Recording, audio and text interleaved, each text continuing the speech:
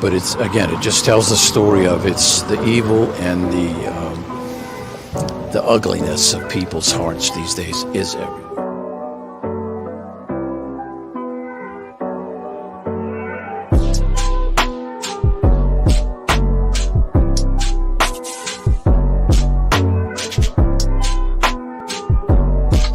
This is Franky Rose's Think Tank.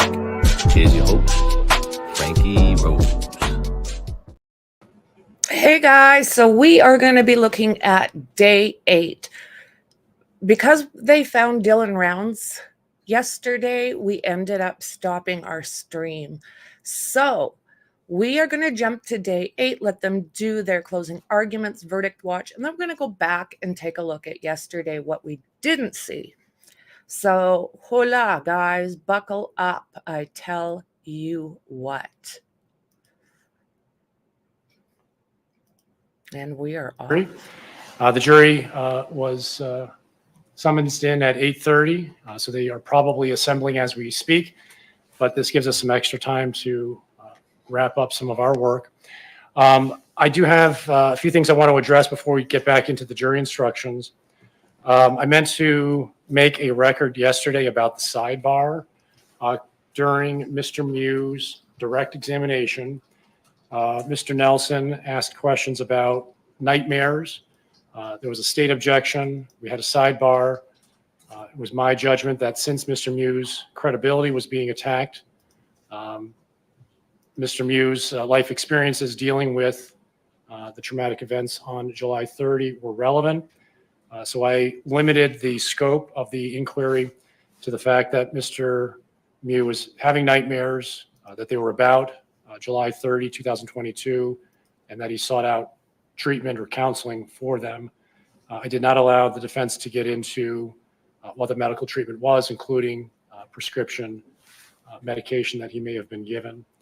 I also instructed the state that given the objection and given my ruling, that the state would not be permitted to make arguments that Mr. Miu's experiences should be discounted because there's no evidence of a medical provider, a psychiatrist, psychologist, or prescription medication because they had objected to that evidence. So that's my summary. If anybody wants to add to it, you may do so. That's my recollection, Judge. Yes, Judge, just to make it clear, I wanted to, as an offer of proof, I wanted to ask Nicolae about how his body responded to those nightmares. That is, when he woke up, what was his body feeling? Was he in chills? Did he have sweat? Was he shaking? If I had asked those questions, I would anticipate that he would have told me all of those things would have existed. I again think that that would further support his claim that the nightmares were real. Secondly, I wanted to ask him about the treatment, and I expected him to testify that yes, he saw a doctor and a nurse, mostly a nurse in the jail, and that he received a prescription for Prazosin, which it's his understanding and confirmed by my research that that is a prescription for PTSD related nightmares. And so again, as your Honor somewhat articulated, it's our position that if the state attacks his credibility on that, I should be able to get that into evidence. It's our position that since they're attacking his credibility in general, anytime I can have his credibility supported on relevant matters, I should be allowed to do so. Your Honor gave the ruling that Your Honor articulated. Right. And the attorneys do have the ability to rehabilitate the credibility of their witnesses. I just put limits on the extent that we were going to go into it. That's largely how I arrived at my ruling. I'll also note too that we've had a number of other sidebars where we didn't make records. Everybody has the opportunity to make a record if they feel one is necessary. It's been my recollection that most of these substantive rulings have had records made in close proximity to the time of the sidebars. Others, I may have made rulings on form questions, foundation questions, given the attorney's direction to move in a different direction or approach a problem from a certain perspective. I don't think they were substantive in nature. It was more technical. I think some of the other sidebars had to do with the attorneys putting me on notice about things that are likely to occur or may happen. But I don't remember any other sidebars that involved the inclusion or exclusion of meaningful substantive evidence over the objection of one of the parties. Anybody remembers something that they want to make a record of, you have an open invitation to do so. I also want to circle back to exhibit number 24. Yesterday, there was a request to seal a trial exhibit. Neither of the attorneys have provided me with any law authorizing it. And unless you do so now, I conclude that you still do not have supporting authority. As a judge, I believe yesterday I articulated, I think exhibit number 24, I would just note chapter 950. I appreciate it's probably not my space to make that argument, but I will nevertheless. And chapter 950 involves the dignity of human beings, in particular victims. And in my opinion, the photos I think we're talking about the photos. Yes. Those photos being made public is contrary to respecting the dignity of those people that have that right. I understand the thought and the sentiment. In a way, as a human being, I agree. However, as a judge, I have to follow the law when it comes to sealing records. And judges are very restricted, at least in Wisconsin, about what records can be sealed from the public. And the authority is defined specifically by statute. Things like juvenile records, trade secrets, social security numbers, pre-sentence investigation reports, psychological studies, things like that are all defined in statute that a judge either is permitted to or is required to seal. Judges do not have broad authority to seal records that the judge thinks would be appropriate or to protect the interests of individuals, unfortunately. So because this is a trial exhibit, it's been received into evidence, because this is a public trial that does not involve a enumerated statutory basis for sealing, I don't have the authority to do so, even though I may prefer to do so. I simply just don't have the authority. So the request for sealing is denied on Exhibit 24. I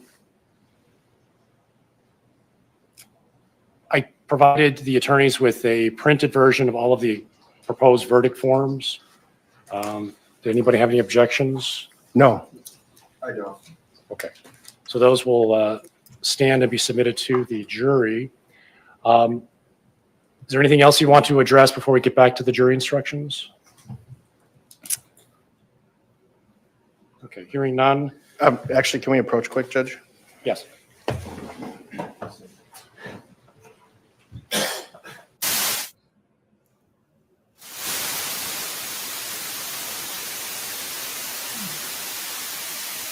Okay, back to the statics. So what I've done is we are looking at day 8 today.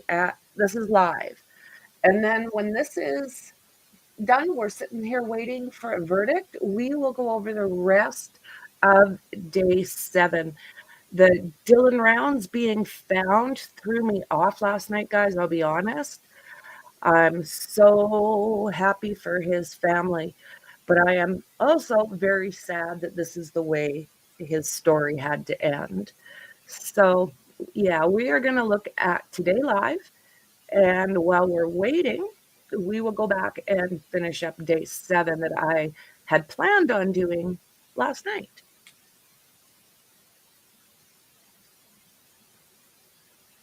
I hope that helped. I know it was a little confusing. I had to change my thumbnail, and I don't think it caught right away either. That doesn't help. YouTube's busy making more changes, and it's always interesting.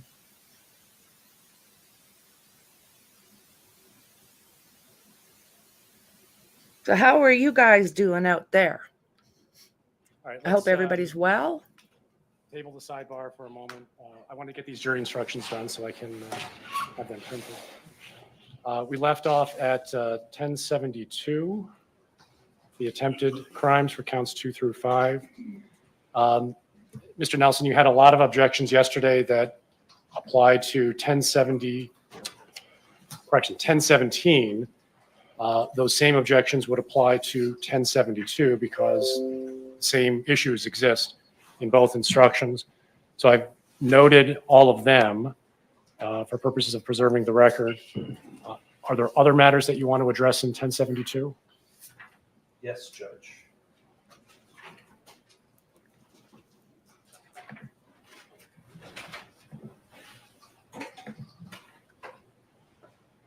In 1017 as well as in 1072 regarding the matter of second-degree reckless homicide on page 10 when you're talking about the homicide, and on page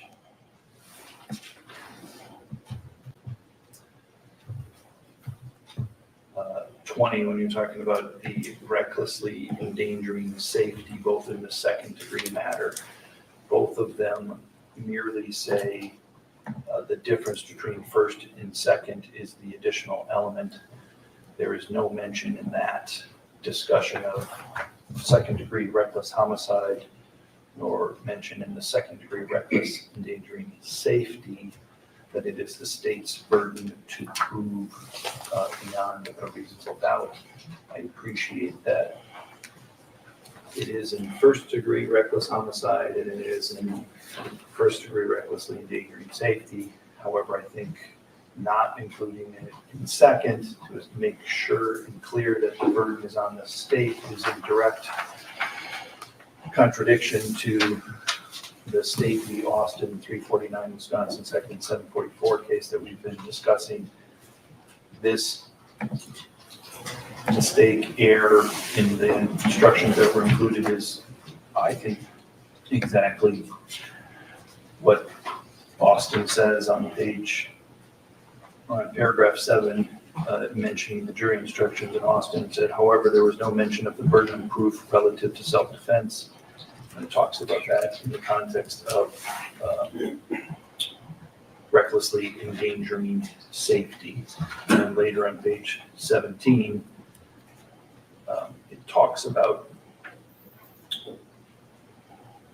the standard instruction implies that the defendant must satisfy the jury that he is acting in self-defense.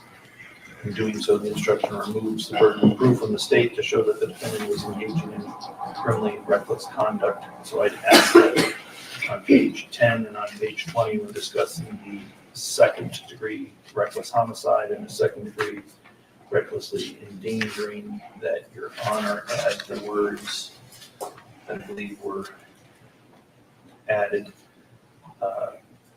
in other aspects, and that Mr. Miu was not acting lawfully in self-defense. All right, the objections noted. I am declining the request for the modification. Again, this comes from the pattern standard language from the jury instruction book, authored by the jury instruction committee, a committee of multiple judges who have studied these issues and have vetted appropriate language. The self-defense language appears in connection with first-degree reckless homicide and first-degree recklessly endangering safety. The jury will be instructed that one is not engaging in criminal reckless conduct if they're acting in self-defense.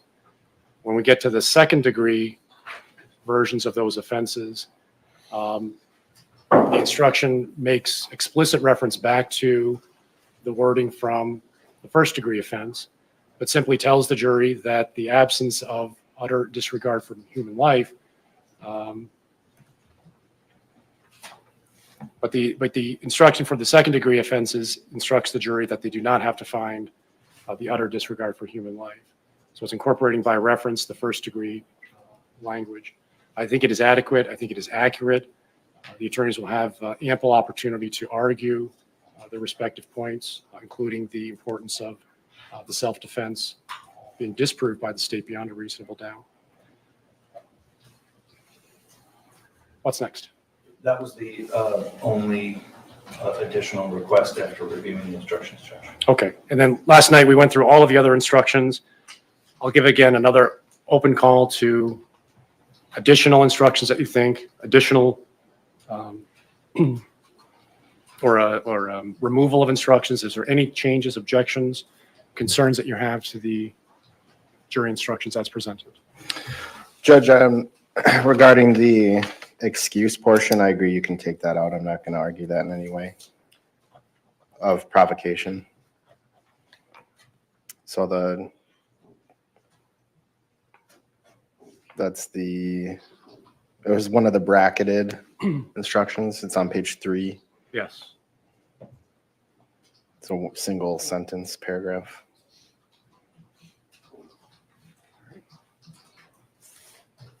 It is removed. Anything else from the state? Not on jury instructions. Mr. Nelson? No, Judge. Okay. So I'll have the instructions finalized. My intent is to read before you argue. I'll also have the instructions displayed on the monitors so the jury can follow along. The jury will be provided with a few copies of the printed instructions in the deliberation room for their reference. Mr. Anderson, at sidebar, you said you had a motion to make? Yes, Judge, I have a motion to strike one of the jurors. It was brought to my attention yesterday that during portions of testimony yesterday, one of the jurors was sleeping for an extended period of time and to the point of nodding off and then jerking awake. Both sides have a right to a fair trial, which includes juries that are attentive. I'm looking at Wisconsin Supreme Court case, State v. Novi, 346, Wisconsin 2nd, 289. It could, if there's a conviction, the defense could also try to argue that it violated defendant's right to fair trial. So obviously we want jurors who are paying attention to the evidence. So it's a two-step inquiry. One, it's a fact determination whether the juror was actually inattentive to the point of potentially undermining the fairness of the trial. And two, whether there's why this is the appellate review standard if there's prejudice as a result. Which juror? 4021.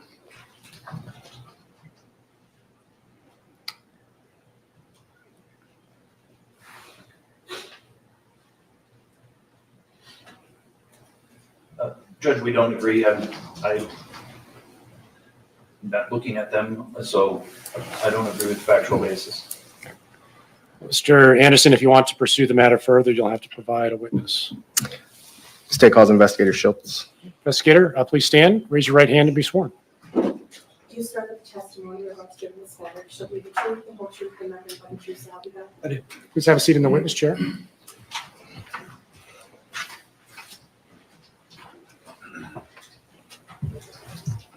Mr. Anderson? You've already testified, but can you state your first and last name? John Schultz. And were you present throughout testimony yesterday? Yes, sir. At portions of the trial, were you watching the jury? I was. Was there a specific point during trial period of time, I should say, where you noticed a concern about whether a juror was paying attention? Yes. What did you notice? I observed one of the jurors with her head down and would startle up with her head on numerous occasions. What kind of time period, if you can recall? Was it like 10-minute time period, half hour, longer? About an hour. And she was dozing off and appearing to startle awake? Yes. Multiple times? Yes.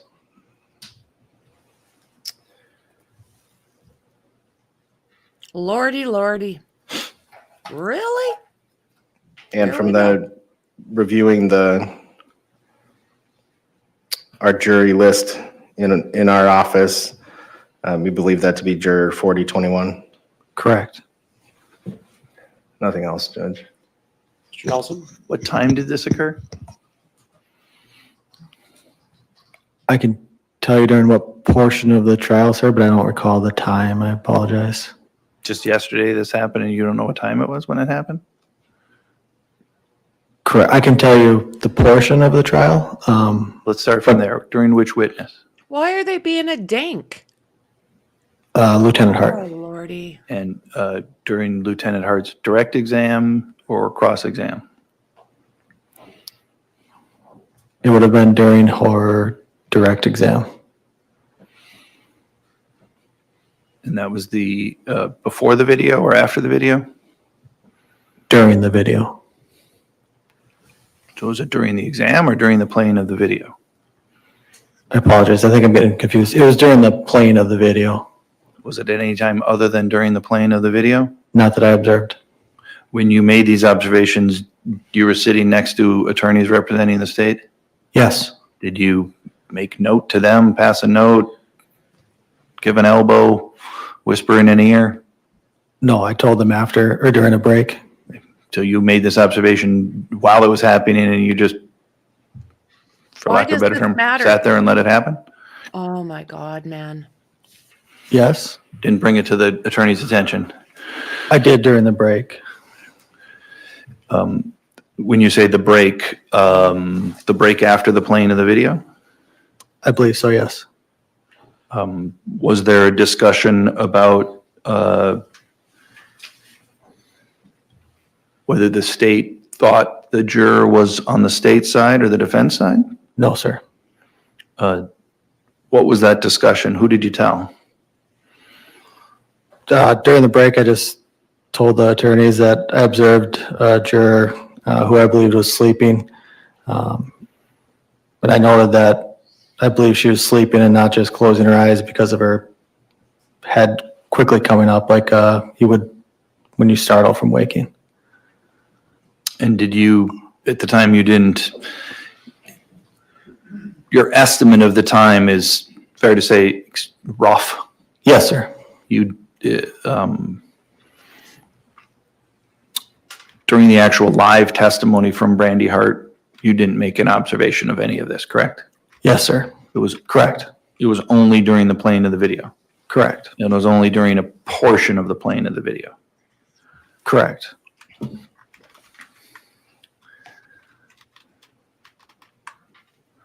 And your observation was just as you said, she had her chin tilted forward towards her chest at a couple of times during the playing of the video.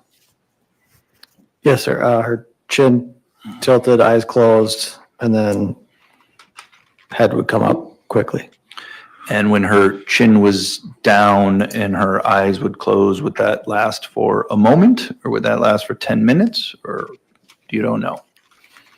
I was not watching her over 10 minutes, so I would say a moment. Okay.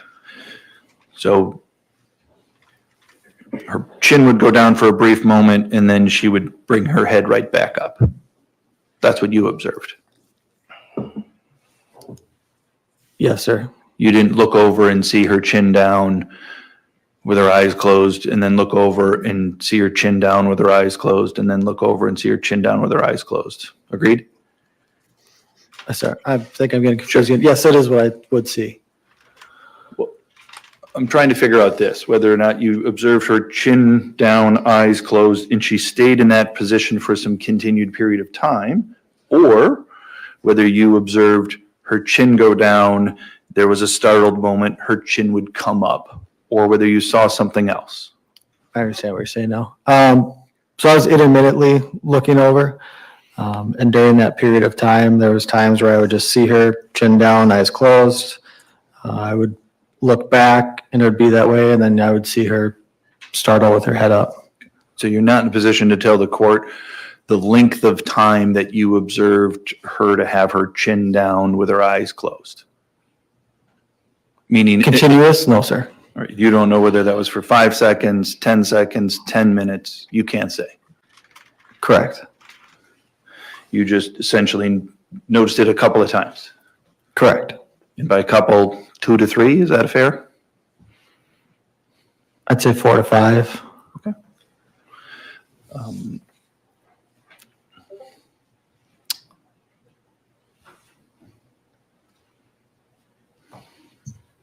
And of those 4 to 5 times, half of them were you saw her with her chin down and she didn't make a response, and half of them were when she had her chin, you saw her make this, what you've called a startled reaction up. Yes, sir. That'd be a fair estimate. That would be fair, yes. And the times that you saw her with her chin down and eyes closed, it was again just a brief glance. You weren't dialed in, focusing on her. Agreed? Yes, You agree with that? I do agree. Nothing else? Jameson? So the Jameson. 4 or 5 times, is that when you saw the head jerk? It was both. At times I would look over and she just chin down, eyes closed. And then I would look over again and I would see that and then see the head jerk. And did you see that for what period of time approximately from when you first noticed that till the end? Was it half-hour period of time, 45 minutes, hour? Approximately over an hour. Were there, when you looked over, if you recall, was it one of those 2 states, or were there several times where you looked over and she did appear to be alert? Those are the only times that I had looked over.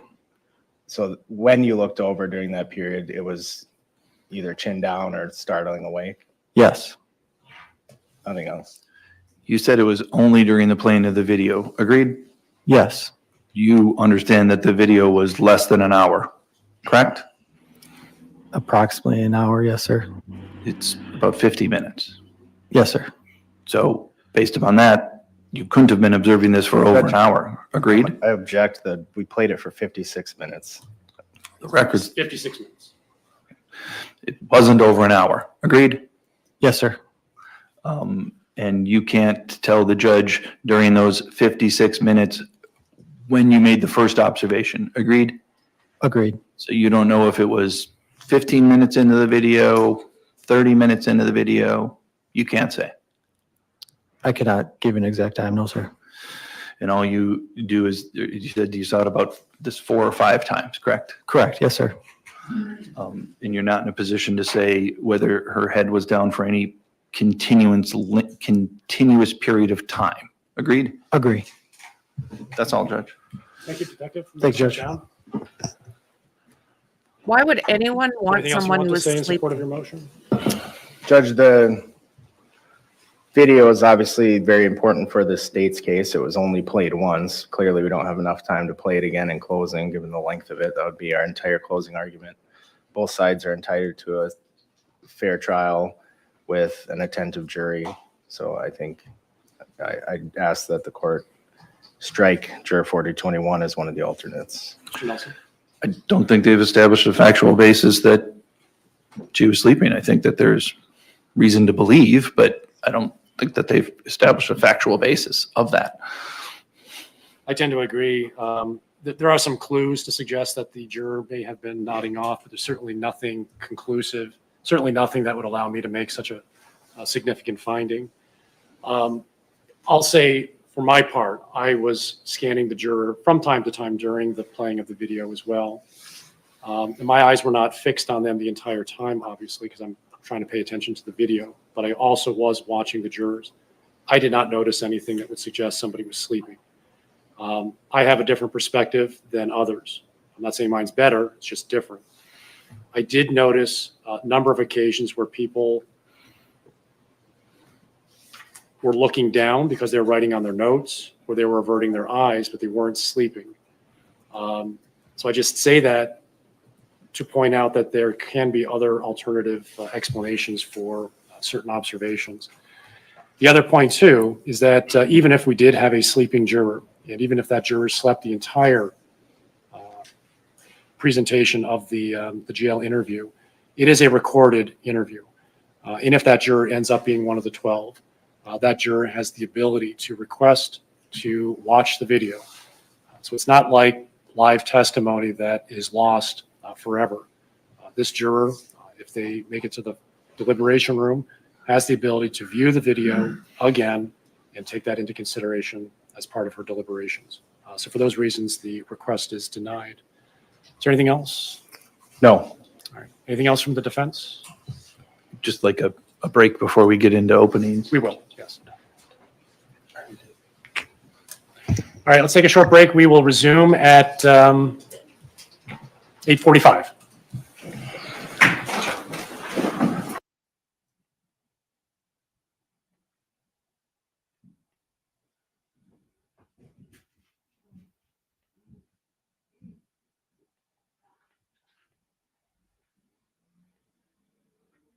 Reckless disregard of human life occurred with that individual. A more superficial wound, the 2-inch cut, for example. So, yeah, the trolls are hungry this morning. Oh, welcome, welcome. Carrie's bored.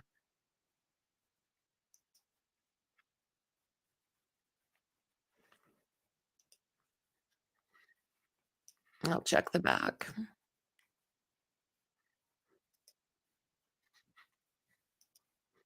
Each time they come in, it's another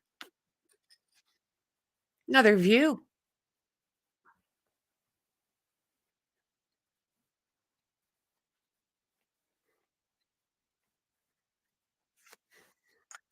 Oh, lordy, lordy, guys. Yesterday was a big day. I had planned on finishing up with 7 yesterday, and then getting that news about Dylan Rounds, that kinda drained me. I'm very happy for that family, but what an ending to a young man's story. So I'm just waiting. They've got, someone chit-chatting on the stream right now, and as soon as they're done, we will be back. Yeah, they have multiple accounts. It's all good.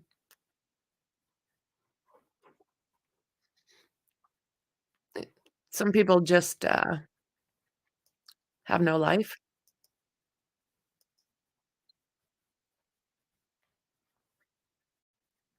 They have no life.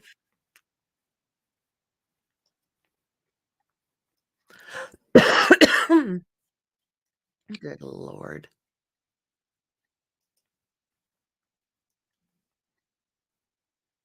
Click, click, click. They're bored today. I imagine, oh, look at them all in the back. I got 1, 2, 3, 4, 5, 6. That's 6 trolls hanging out.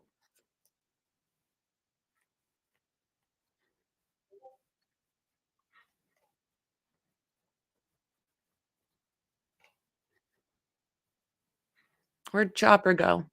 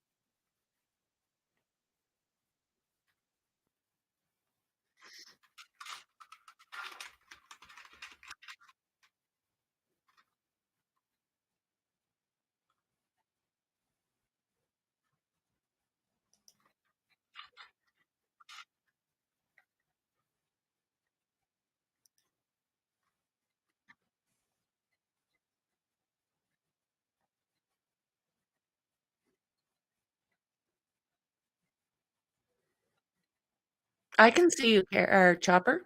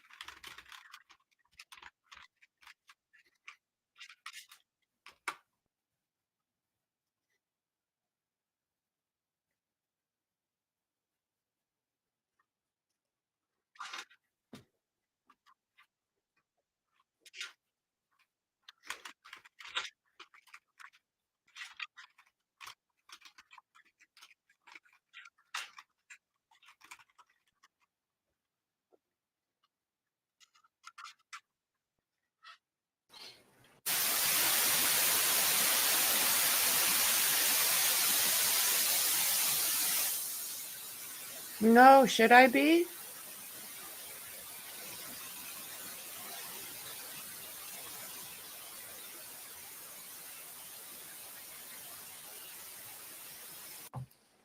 Okay. All right, I see members of the Chopper. jury, good morning. I see Carrie. We are Dingo, ready you all ready? to Are you all right out there? deliver the jury instructions, and then the attorneys will make their closing arguments. Here's how the day will work. I will deliver the jury instructions to you. That'll take some time. I will have them displayed up on the board so you can follow along, but I will read them aloud in case you prefer to listen. After that, Mr. Anderson will deliver the state's closing argument. We'll take about a 15-minute break, and then Mr. Trofsky will deliver Mr. Miu's closing argument, and then the state will have the opportunity for a brief rebuttal. After that, you'll begin your deliberations. I see everyone. You bet. Members of the jury, the court will now instruct you upon the principles of law which you are to follow in considering the evidence and in reaching your verdict. It is your duty to follow all of these instructions. Regardless of any opinion you may have about what the law is or ought to be, you must base your verdict on the law I give you in these instructions. Apply that law to the facts in the case which have been properly proven by the evidence. Consider only the evidence received during this trial and the law as given to you by these instructions, and from these alone, guided by your soundest reason and best judgment, reach your verdict. If any member of the jury has an impression of my opinion as to whether Mr. Miu is guilty or not guilty, disregard that impression entirely and decide the issues of fact solely as you view the evidence. You, the jury, are the sole judges of the facts, and the court is the judge of the law only. The state violation that alleges that Nicolae Miu committed crimes in St. Croix County, Wisconsin, on July 30, 2022. An information is nothing more than a written, formal accusation against a defendant charging the commission of one or more criminal acts. You are not to consider it as evidence against Mr. Miu in any way. It does not raise any inference of guilt. In count one of the information, Nicolae Miu is charged with first-degree intentional homicide, and you must consider whether he is guilty of that offense. If you are not satisfied that Mr. Miu is guilty of first-degree intentional homicide, you must consider whether or not he is guilty of second-degree intentional homicide, or first-degree reckless homicide, or second-degree reckless homicide, which are less serious degrees of criminal homicide. The crimes referred to as first and second-degree intentional homicide and first and second degree reckless homicide are different degrees of homicide. Homicide is the taking of a life of another human being. The degree of homicide defined by law depends on the facts and the circumstances of each particular case. While the law separates homicides into different types and degrees, there are certain elements that are common to each crime. Both intentional and reckless homicide require that Mr. Miu caused the death of the victim. First and second degree intentional homicide require the state to prove the additional fact that Mr. Miu acted with intent to kill. First and second degree reckless homicide require that Mr. Miu acted recklessly. First degree reckless homicide requires proof of one additional element, that the circumstances of Mr. Miu's conduct showed utter disregard for human life. It will also be important for you to consider the privilege of self-defense in deciding which crime, if any, Mr. Miu has committed.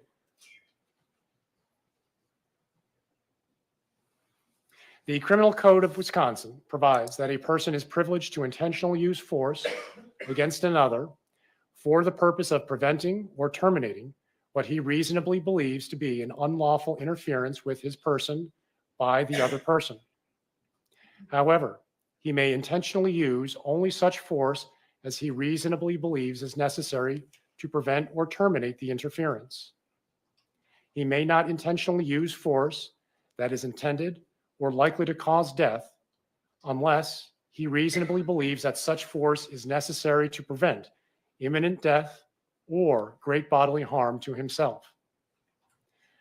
The words great bodily harm means injury which creates a substantial risk of death or which causes serious permanent disfigurement or which causes a permanent or protracted loss or impairment of the function of any bodily member or organ or other serious bodily injury. There is no duty to retreat. However, in determining whether Mr. Miu reasonably believed the amount of force used was necessary to prevent or terminate the interference, you may consider whether Mr. Miu had the opportunity to retreat with safety, whether such retreat was feasible, and whether Mr. Miu knew of the opportunity to retreat. You should also consider whether Mr. Miu provoked the attack.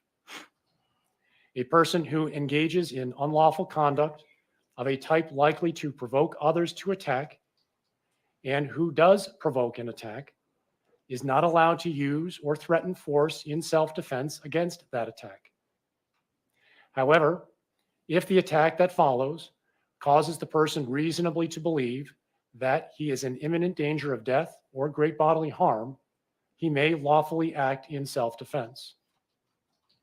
But the person may not use or threaten force intended or likely to cause death unless he reasonably believes he has exhausted every other reasonable means to escape from or otherwise avoid death or great bodily harm.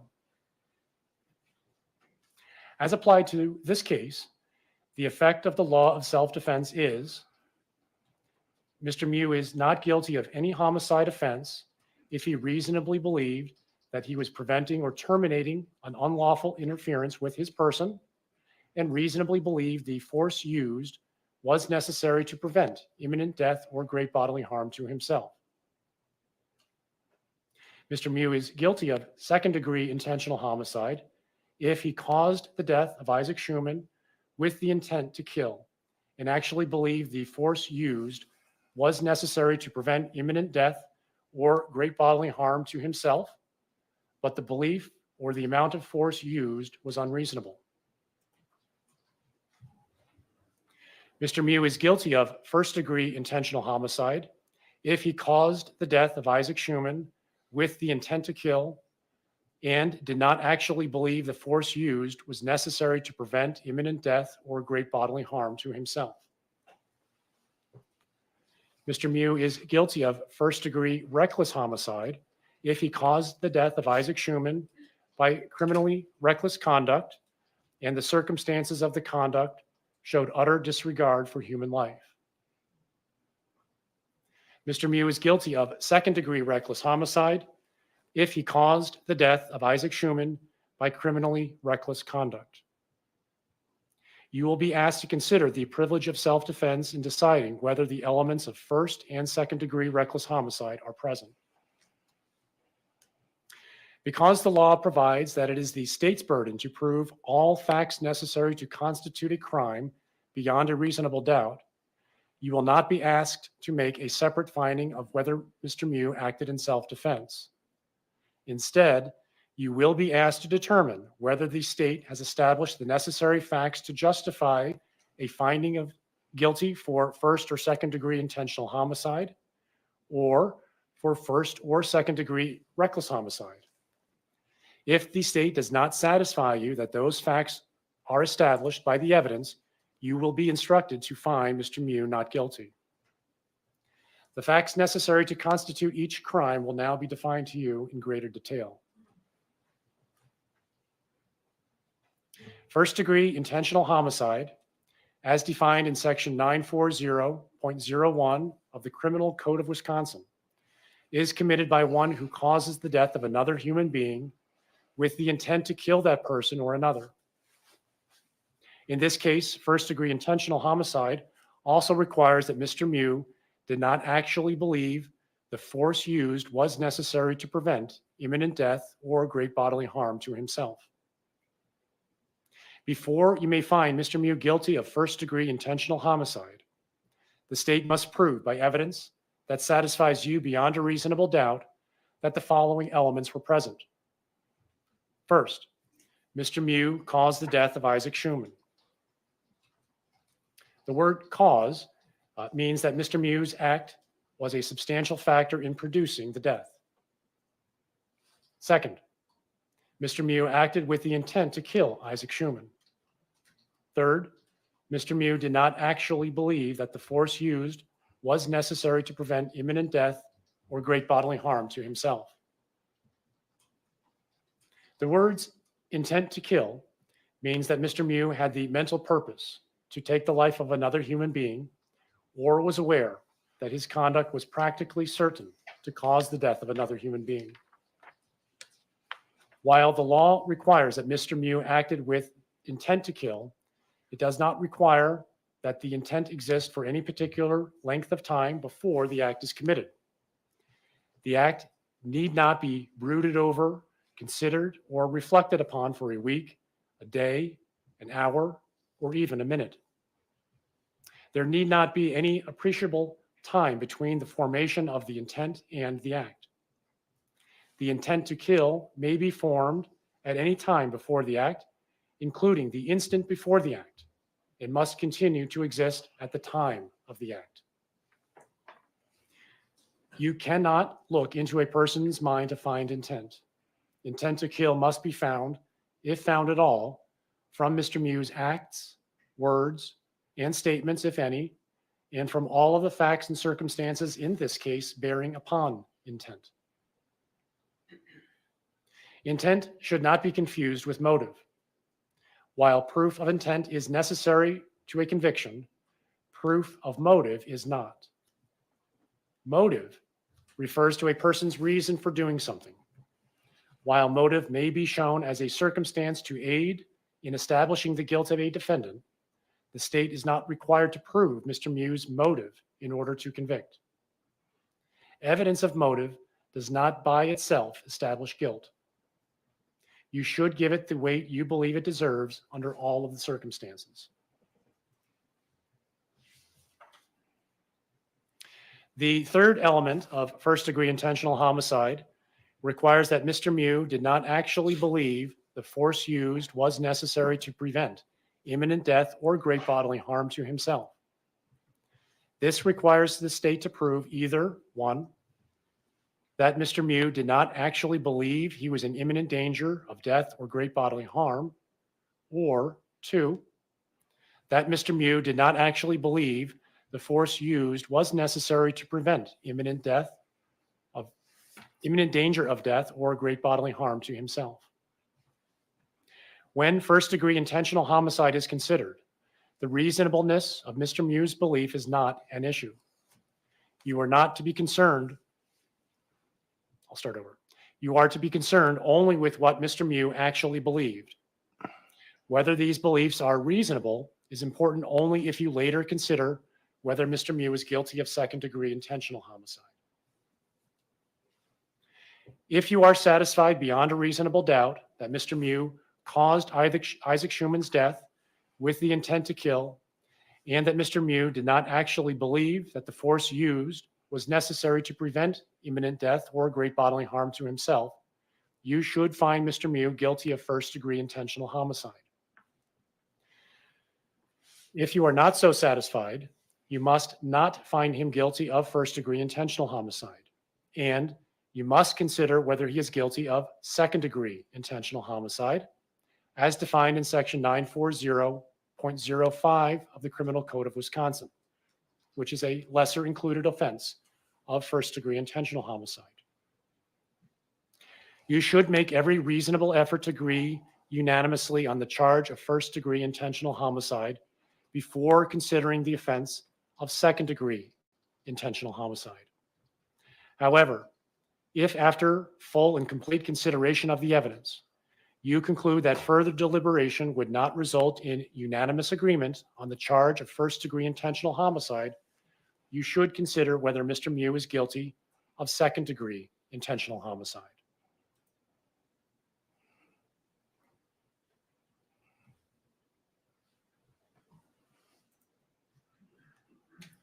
Before you may find Mr. Miu guilty of second-degree intentional homicide, the state must prove by evidence that satisfies you beyond a reasonable doubt that the following three elements were present. First, Mr. Miu caused the death of Isaac Schumann. Second, Mr. Miu acted with the intent to kill Isaac Schumann. Third, Mr. Miu did not reasonably believe that he was preventing or terminating an unlawful interference with his person, or did not reasonably believe that the force used was necessary to prevent imminent death or great bodily harm to himself. You have already been instructed on the definitions of causing death and with intent to kill. The same definitions apply to your consideration of second-degree intentional homicide. The third element of second-degree intentional homicide requires that Mr. Miu did not reasonably believe that he was preventing or terminating an unlawful interference with his person, or did not reasonably believe the force used was necessary to prevent imminent death or great bodily harm to himself. This requires that the state prove any one of the following. 1, that a reasonable person in the circumstances of Mr. Miu would not have believed that he was preventing or terminating an unlawful interference with his person, or 2, that a reasonable person in the circumstances of Mr. Miu would not have believed he was in danger of imminent death or great bodily harm, or 3, that a reasonable person in the circumstances of Mr. Miu would not have believed that the amount of force used was necessary to prevent imminent death or great bodily harm to himself. A belief may be reasonable even though mistaken. In determining whether Mr. Miu's beliefs were reasonable, the standard is what a person of ordinary intelligence and prudence would have believed. In Mr. Miu's position, under the circumstances that existed at the time of the alleged offense, the reasonableness of Mr. Miu's beliefs must be determined from his standpoint at the time of the acts and not from the viewpoint of the jury now. If you are satisfied beyond a reasonable doubt that Mr. Miu caused the death of Isaac Schumann with the intent to kill and did not reasonably believe that he was preventing or terminating an unlawful interference with his person, or did not reasonably believe the force used was necessary to prevent imminent death or great bodily harm to himself, you should find Mr. Miu guilty of second-degree intentional homicide. If you are not so satisfied, you must not find Mr. Miu guilty of second-degree intentional homicide, and you should consider whether he is guilty of first-degree reckless homicide, which is also a lesser included offense of first-degree intentional homicide. You should make every reasonable effort to agree unanimously on the charge of second-degree intentional homicide before considering the offense of first-degree reckless homicide. However, if, after a full and complete consideration of the evidence, you conclude that further deliberation would not result in unanimous agreement on the charge of second-degree intentional homicide, you should consider whether Mr. Miu is guilty of first-degree reckless homicide.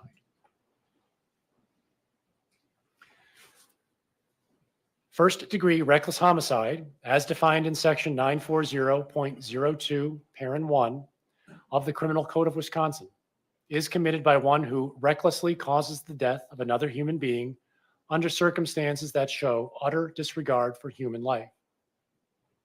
Before you may find Mr. Miu guilty of first-degree reckless homicide, the state must prove by evidence that satisfies you beyond a reasonable doubt that the following three elements were present. First, Mr. Miu caused the death of Isaac Schumann.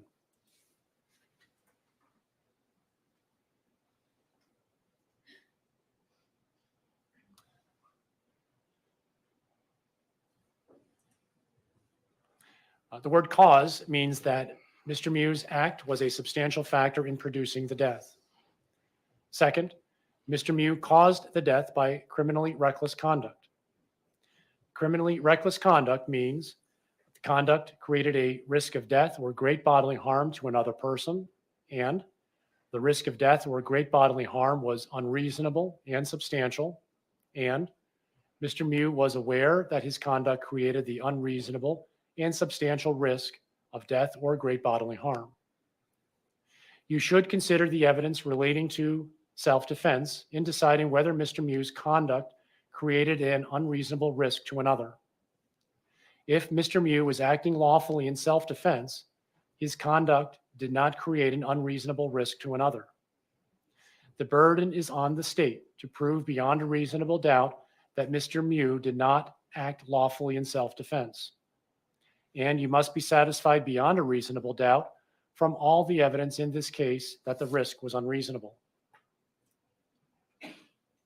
The third element, the circumstances of Mr. Miu's conduct showed utter disregard for human life. In determining whether the circumstances of the conduct showed utter disregard for human life, consider these factors: what Mr. Miu was doing, why he was engaged in that conduct, how dangerous the conduct was, how obvious the danger was, whether the conduct showed any regard for life, and all other facts and circumstances relating to the conduct. You should consider the evidence relating to self-defense in deciding whether the circumstances of Mr. Miu's conduct showed utter disregard for human life. The burden is on the state to prove beyond a reasonable doubt that Mr. Miu did not act lawfully in self-defense. And you must be satisfied beyond a reasonable doubt from all the evidence in the case that the circumstances of Mr. Miu's conduct showed utter disregard for human life. Consider also Mr. Miu's conduct after the death to the extent that it helps you decide whether or not the circumstances showed utter disregard for human life at the time the death occurred.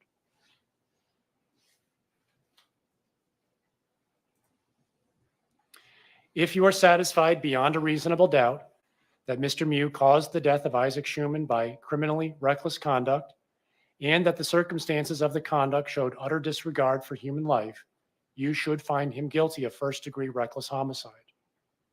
If you are not so satisfied, you must not find him guilty of first-degree reckless homicide, and you should consider whether he is guilty of second-degree reckless homicide, which is a lesser included offense of first-degree reckless homicide. You should make every reasonable effort to agree unanimously on the charge of first-degree reckless homicide before considering the offense of second-degree reckless homicide. However, if after a full and complete consideration of the evidence, you conclude that further deliberation would not result in unanimous agreement on the charge of first-degree reckless homicide, you should consider whether Mr. Miu is guilty of second-degree reckless homicide.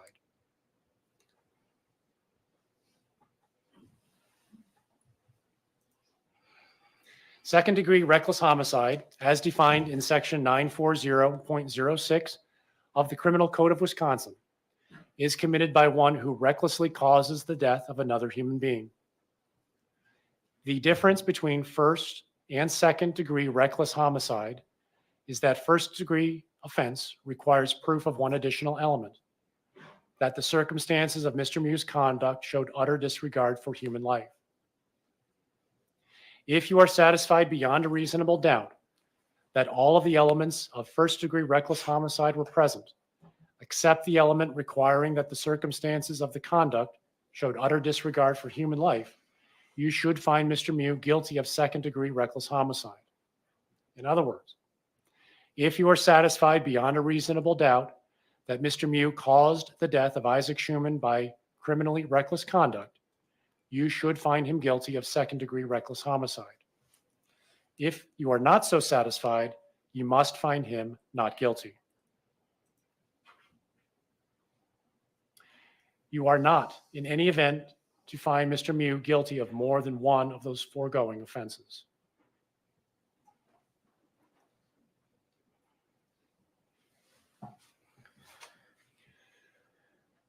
Mr. Miu is charged with attempted first-degree intentional homicide of Alexander Martin in count 2, Dante Carlson in count 3, Anthony Carlson in count 4, and Riley Madison in count 5. For each count, you must first consider whether Mr. Miu is guilty of attempted first-degree intentional homicide. If you are not satisfied that Mr. Miu is guilty of attempted first-degree intentional homicide, you must consider whether or not he is guilty of attempted second-degree intentional homicide or first-degree recklessly endangering safety or second-degree recklessly endangering safety, which are less serious degrees of attempted criminal homicide.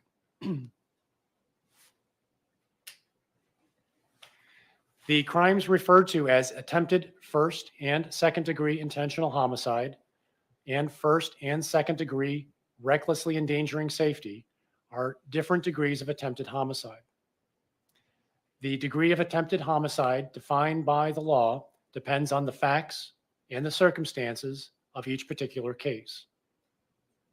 While the law separates attempted intentional homicides into 2 degrees, there are certain elements which are common to each crime.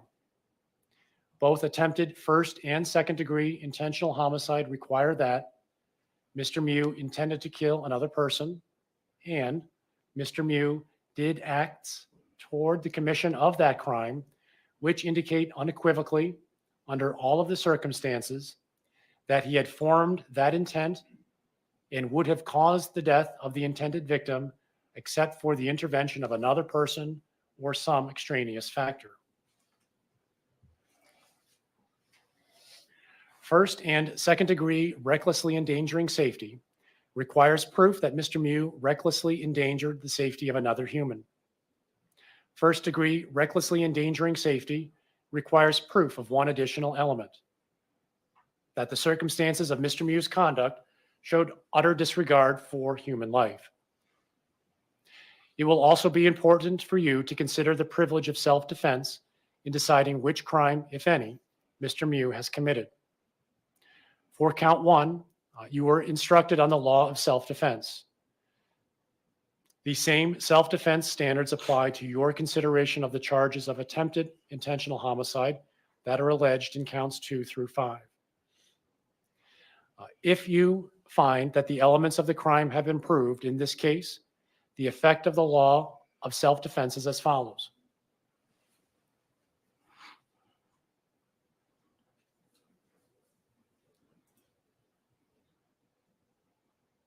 Mr. Miu is not guilty of either attempted first or second degree intentional homicide or first or second degree recklessly endangering safety if he, 1, reasonably believed that he was preventing or terminating an unlawful interference with his person, and 2, reasonably believed the force used was necessary to prevent imminent death or great bodily harm to himself.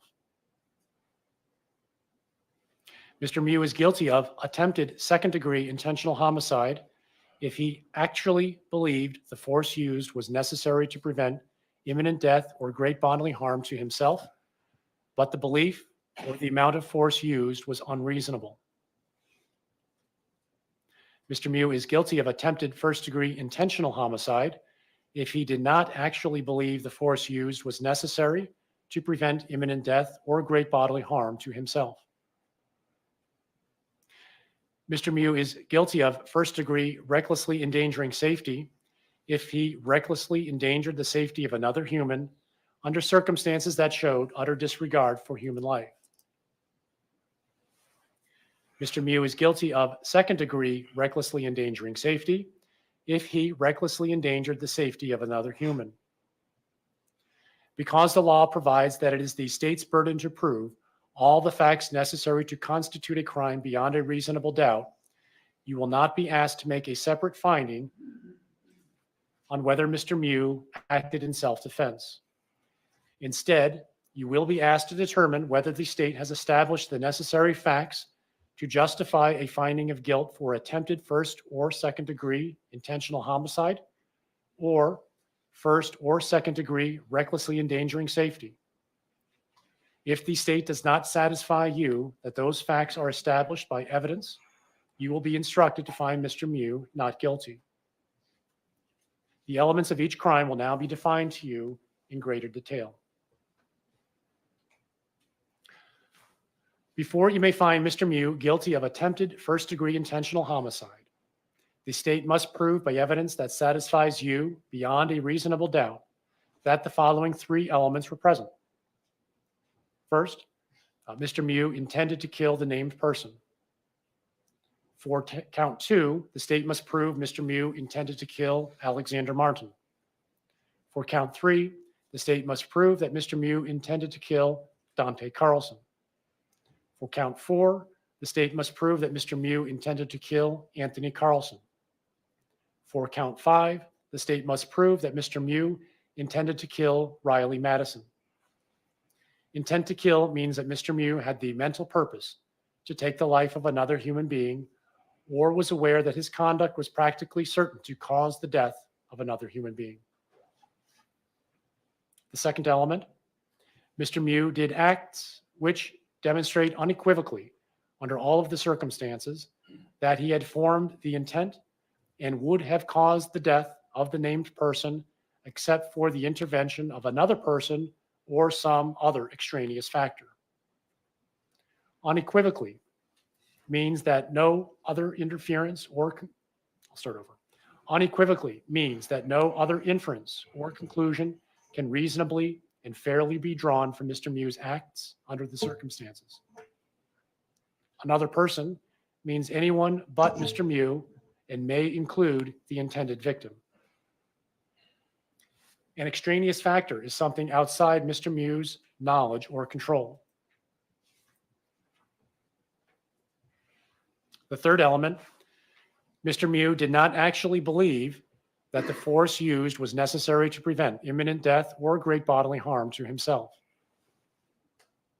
While the law requires that Mr. Miu acted with intent to kill, it does not require that the intent exists for any particular length of time before the act is committed. The act need not be brooded over, considered, or reflected upon for a week, a day, an hour, or even a minute. There need not be any appreciable time between the formation of the intent and the act.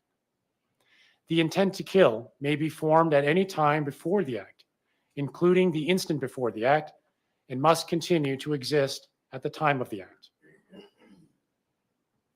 You cannot look into a person's mind to find intent. Intent to kill must be found, if found at all, from Mr. Miu's acts, words, and statements, if any, and from all of the facts and circumstances in this case bearing upon intent. Intent should not be confused with motive. While proof of intent is necessary to a conviction, proof of motive is not. Motive refers to a person's reason for doing something. While motive may be shown as a circumstance to aid in establishing guilt of a defendant, the state is not required to prove Mr. Miu's motive in order to convict. Evidence of motive does not by itself establish guilt. you should give it the weight you believe it deserves under all of the circumstances. The third element of attempted first-degree intentional homicide requires that Mr. Miu did not actually believe that the force used was necessary to prevent imminent death or great bodily harm to himself. This requires that the state prove either, 1, Mr. Miu did not actually believe he was in imminent danger of death or great bodily harm, or 2, that Mr. Miu did not actually believe the force used was necessary to prevent imminent death or 2, that Mr. Miu did not actually believe the force used was necessary to prevent imminent danger of death or great bodily harm to himself. When attempted first-degree intentional homicide is considered, the reasonableness of Mr. Miu's belief is not an issue. You are to be concerned only with what Mr. Miu actually believed. Whether these beliefs are reasonable is important only if you later consider whether Mr. Miu is guilty of attempted second-degree intentional homicide. If you are satisfied beyond a reasonable doubt that Mr. Miu intended to kill the person named in each count, Alexander Martin for count 2, Dante Carlson for count 3, Anthony Carlson for count 4, and Riley Madison for count 5, and that Mr. Miu's acts demonstrated unequivocally that he intended to kill and would have killed the named person except for the intervention of another person or some other extraneous factor, and that Mr. Miu did not actually believe that the force used was necessary to prevent imminent death or great bodily harm to himself, you should find Mr. Miu guilty of attempted first-degree intentional homicide. If you are not so satisfied, you must not find him guilty of attempted first-degree intentional homicide, and you must consider whether Mr. Miu is guilty of attempted second-degree intentional homicide, as defined in Section 940.05 of the Criminal Code of Wisconsin, which is a lesser included offense of attempted first-degree intentional homicide. You should make every reasonable effort to agree unanimously on the charge of attempted first-degree intentional homicide before considering the offense of attempted second-degree intentional homicide. However, if after a full and complete consideration of the evidence, you conclude that further deliberation would not result in a unanimous agreement on the charge of attempted first-degree intentional homicide, you should consider whether Mr. Miu is guilty of attempted second-degree intentional homicide. Before you may find Mr. Miu guilty of attempted second-degree intentional homicide, the state must prove by evidence which satisfies you beyond a reasonable doubt that the following 3 elements were present.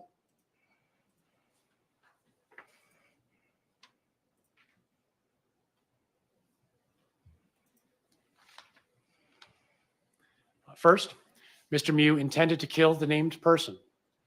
Second, Mr. Miu did acts which demonstrate unequivocally, under all of the circumstances, that he had formed the intent and would have caused the death of the named person, except for the intervention of another person or some extraneous factor. Third, Mr. Miu did not reasonably believe that he was preventing or terminating an unlawful interference with his person, or did not reasonably believe that the force used was necessary to prevent imminent death or great bodily harm to himself. You have already been instructed on the definitions of intent to kill, unequivocally, another person, and extraneous factor. The same definitions apply to your consideration of attempted second-degree intentional homicide.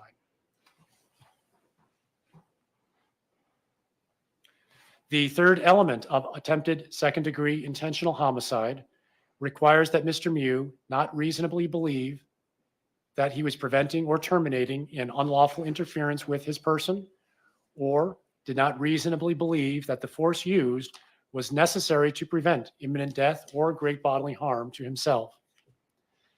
This requires that the state prove any one of the following.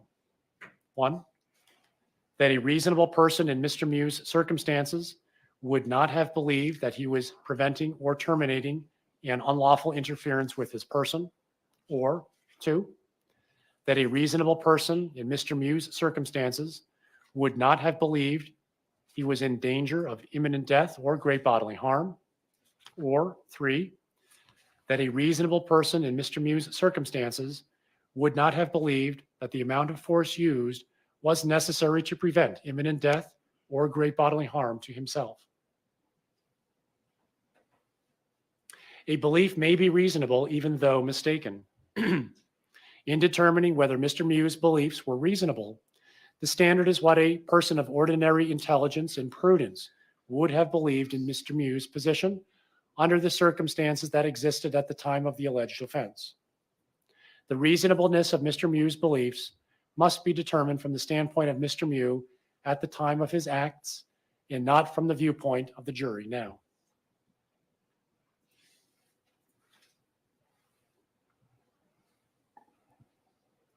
If you are satisfied beyond a reasonable doubt that Mr. Miu intended to kill the person named in each count, Alexander Martin for count 2, Dante Carlson count 3, Anthony Carlson count 4, Riley Madison for count 5, and that Mr. Miu's acts demonstrated unequivocally that he intended to kill and would have killed the named person except for the intervention of another person or some extraneous factor, and that Mr. Miu did not reasonably believe that he was preventing or terminating an unlawful interference with his person, or did not reasonably believe the force used was necessary to prevent imminent death or great bodily harm to himself, you should find Mr. Miu guilty of attempted second-degree intentional homicide.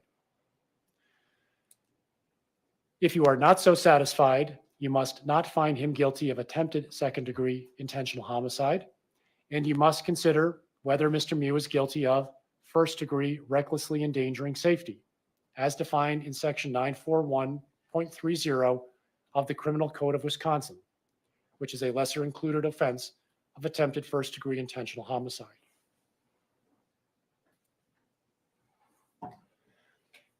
You should make every reasonable effort to agree unanimously on the charge of attempted second-degree intentional homicide before considering the offense of first-degree recklessly endangering safety. However, if after full and complete consideration of the evidence, you conclude that further deliberations would not result in unanimous agreement on the charge of attempted second-degree intentional homicide, you should consider whether Mr. Miu is guilty of first-degree recklessly endangering safety.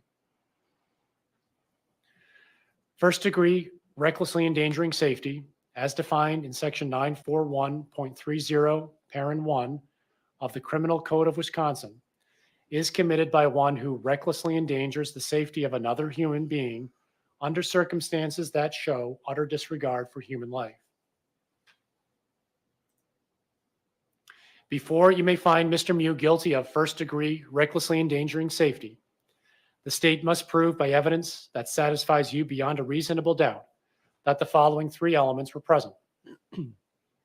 First, Mr. Miu endangered the safety of another human being. Second, Mr. Miu endangered the safety of another by Mr. Miu endangered the safety of another by criminally reckless conduct. Criminally reckless conduct means the conduct created a risk of death or great bodily harm to another person, and the risk of death or great bodily harm was unreasonable and substantial, and Mr. Miu was aware that his conduct created the unreasonable and substantial risk of death or great bodily harm. You should also consider the evidence relating to self-defense in deciding whether Mr. Miu's conduct created an unreasonable risk to another. If Mr. Miu was acting lawfully in self-defense, his conduct did not create an unreasonable risk to another. The burden is on the state to prove beyond a reasonable doubt that Mr. Miu did not act lawfully in self-defense. And you must be satisfied beyond a reasonable doubt from all the evidence in the case that the risk was unreasonable. The third element, the circumstances of Mr. Miu's conduct showed utter disregard for human life. In determining whether the circumstances of the conduct showed utter disregard for human life, consider these factors. what Mr. Miu was doing, why he was engaged in that conduct, how dangerous the conduct was, how obvious the danger was, whether the conduct showed any regard for life, and all other facts and circumstances relating to the conduct. We should also consider the evidence relating to self-defense in deciding whether the circumstances of Mr. Miu's conduct showed utter disregard for human life. The burden is on the state to prove beyond a reasonable doubt that Mr. Miu did not act lawfully in self-defense. And you must be satisfied beyond a reasonable doubt from all of the evidence in this case that the circumstances of Mr. Miu's conduct showed utter disregard for human life.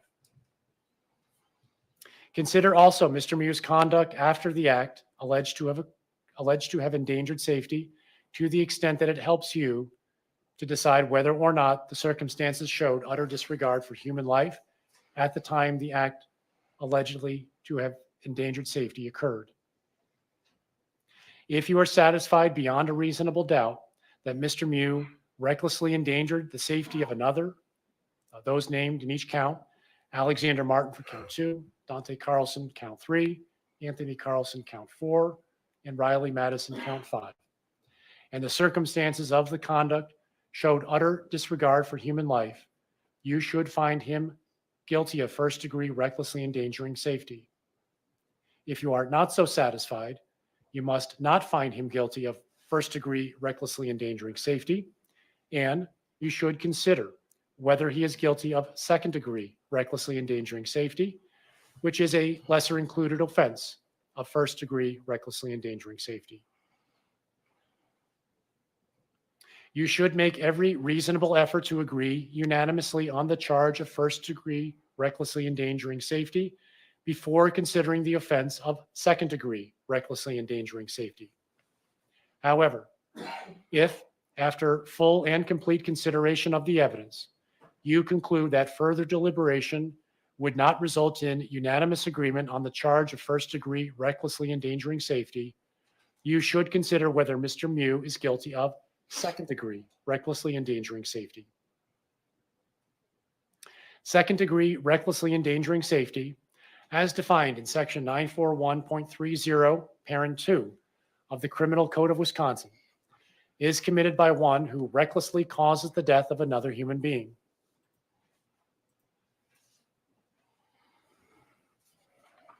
The differences between first and second-degree recklessly endangering safety is that the first-degree offense requires proof of one additional element, that the circumstances of Mr. Miu's conduct showed utter disregard for human life. If you are satisfied beyond a reasonable doubt that all of the elements of first-degree recklessly endangering safety were present, except the element requiring that the circumstances of the conduct showed utter disregard for human life, you should find Mr. Miu guilty of second-degree recklessly endangering safety. In other words, if you are satisfied beyond a reasonable doubt that Mr. Miu endangered the safety of Alexander Martin, Dante Carlson, Anthony Carlson, or Riley Madison by criminally reckless conduct, you should find him guilty of second-degree recklessly endangering safety. If you are not so satisfied, you must find him not guilty. You are not, in any event, to find Mr. Miu guilty of more than one of the foregoing offenses for each count. Sorry, Judge, could we take a brief break, please? Yes, please take the jury out. All rise for the jury.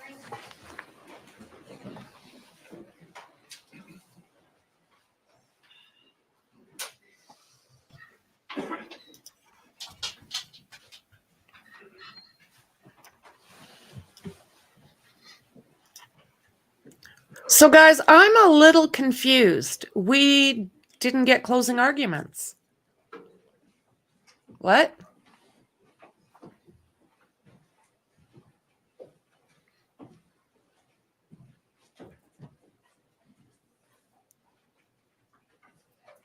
Let's return in 5 minutes, 9:40. What's that? No, I just wait.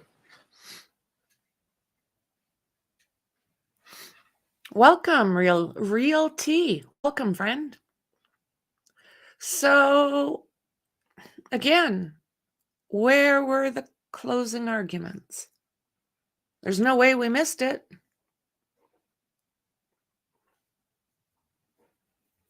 What the hell?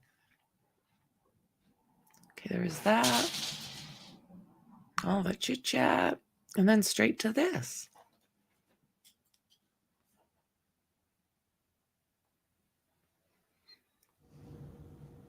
I'm very And good morning again confused. from our Fox 9 streaming studios. Today, as you...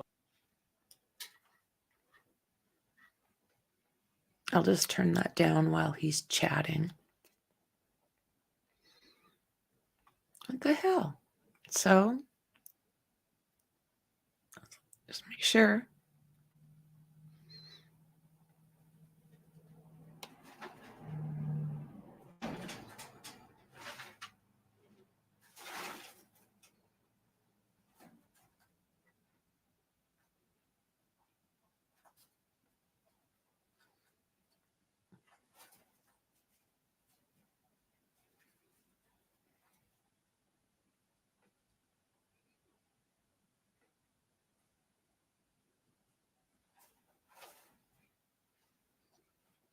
I didn't see any closing arguments.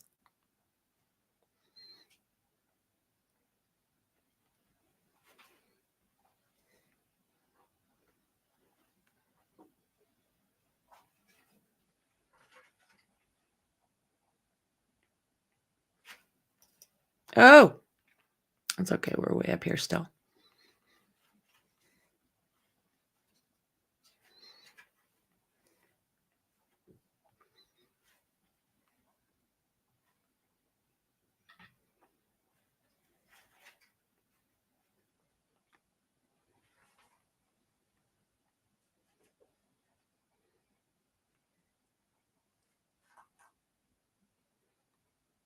What the hell?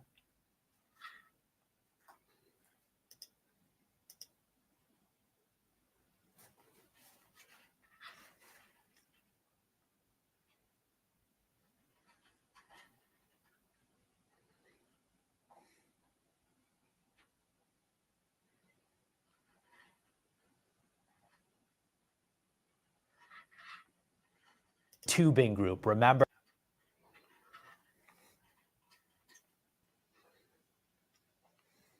Not trying to make you guys dizzy, but I'm pretty confused here.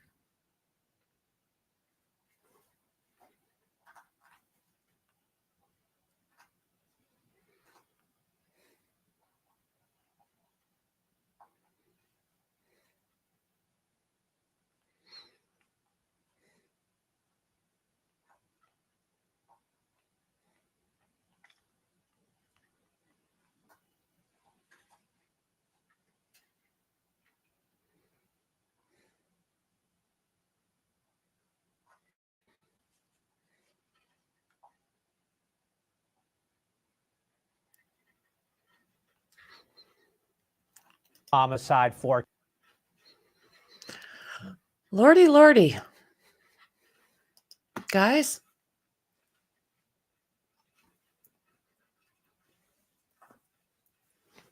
Lordy, lordy.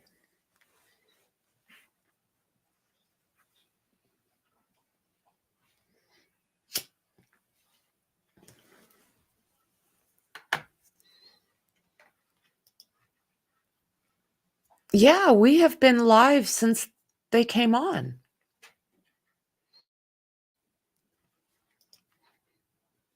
Welcome, welcome.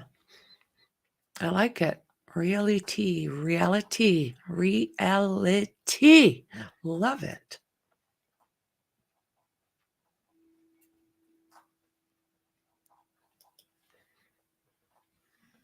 I just have him on mute because I don't want to get in trouble. I shouldn't. I mean, it's live, right? And we promise you we'll get you into the court just as soon as the parties are ready to go. But let's go back. One last chance. Nicolae Miu testifying yesterday on the witness stand. We'll play that now. We'll come back. I'm just watching the camera move a little bit.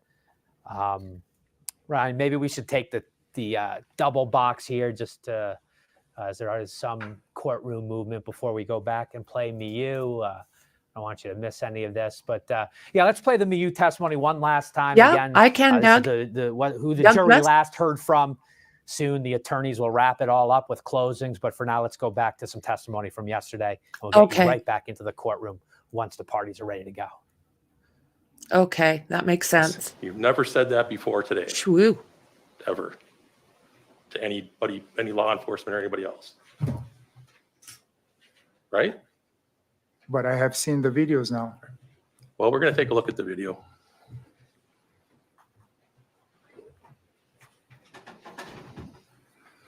We're going to finish up with day 7 once they go to deliberate. And we'll just keep going on this stream here. And since you reviewed the video, you know that before you ran up on them, you were touching your knife in your pocket to make sure it was there, right? I don't remember that. All right, well, let's take a look. Let's take a look.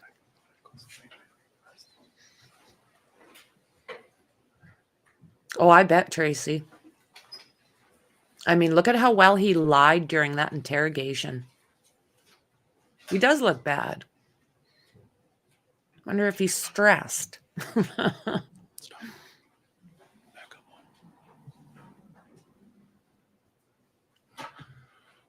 That's you with your right hand touching your pocket where your knife was clipped in, right? It appears so. Yep, he is too. Look at that. What is he on? Whoa! Whoa! And we'll cut out of that for you for obvious reasons. Judge Waterman is standing, as are all the parties. That is the defendant right in front of you with his attorney, Aaron Nelson, right next to him on his left. We are nearing 9:43 Central Time, closing arguments about to begin. The state goes first. The defense will follow. The state gets a shorter rebuttal on the back end of that, and then the jury will be sent out. We still do have to get rid of 2 alternates. 12 will ultimately deliberate Nicolae Miu's fate. To the courtroom now. For everyone in the courtroom, that was a well-timed break. All right, is everyone ready to listen to the judge talk some more? All right. I'm picking up on page 20. Hey, Tony. In count 6 of the information, the judge alleged that Mr. Miu committed battery. Battery, as defined in section 940.19, parent 1 of the Criminal Code of Wisconsin, is committed by one who causes bodily harm to another by an act done with the intent to cause bodily harm to that person or another without the consent of the person so harmed. Before you may find Mr. Miu guilty of this offense, the state must prove by evidence that satisfies you beyond a reasonable doubt that the following 4 elements were present. Judge, can we approach quick? Yes.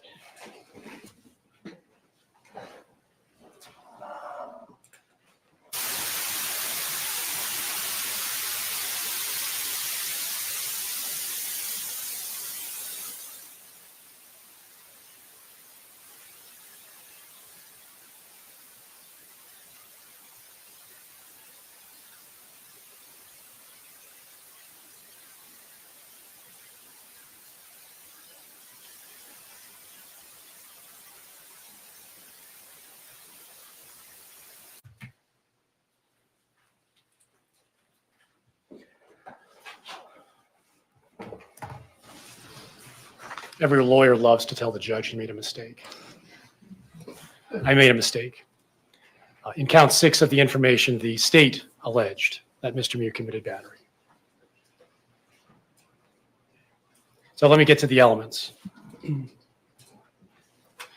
First, Mr. Miu caused bodily harm to Madison Cohen. The word cause means that Mr. Miu's act was a substantial factor in producing the bodily harm. Bodily harm means physical pain or injury, illness, or any impairment of physical condition. Second element, Mr. Miu intended to cause bodily harm to Ms. Cohen. Intent to cause bodily harm means that Mr. Miu had the mental purpose to cause bodily harm to another human being, or was aware that his conduct was practically certain to cause bodily harm to another human being. The third element, Mr. Miu caused bodily harm without the consent of Ms. Cohen. The fourth element, Mr. Miu knew that Ms. Cohen did not consent. You cannot look into a person's mind to find intent and knowledge. Intent and knowledge must be found, if found at all, from Mr. Miu's acts, words, and statements, if any, and from all of the facts and circumstances in this case bearing upon intent and knowledge. The state must prove by evidence that satisfies you beyond a reasonable doubt that Mr. Miu did not act lawfully in self-defense. You were instructed on the law of self-defense in count 1. The same self-defense standards apply to your consideration of the charge of battery alleged in count 6. If you are satisfied beyond a reasonable doubt that all 4 elements of battery have been proved and that Mr. Miu did not act lawfully in self-defense, you should find him guilty. If you are not so satisfied, you must find him not guilty.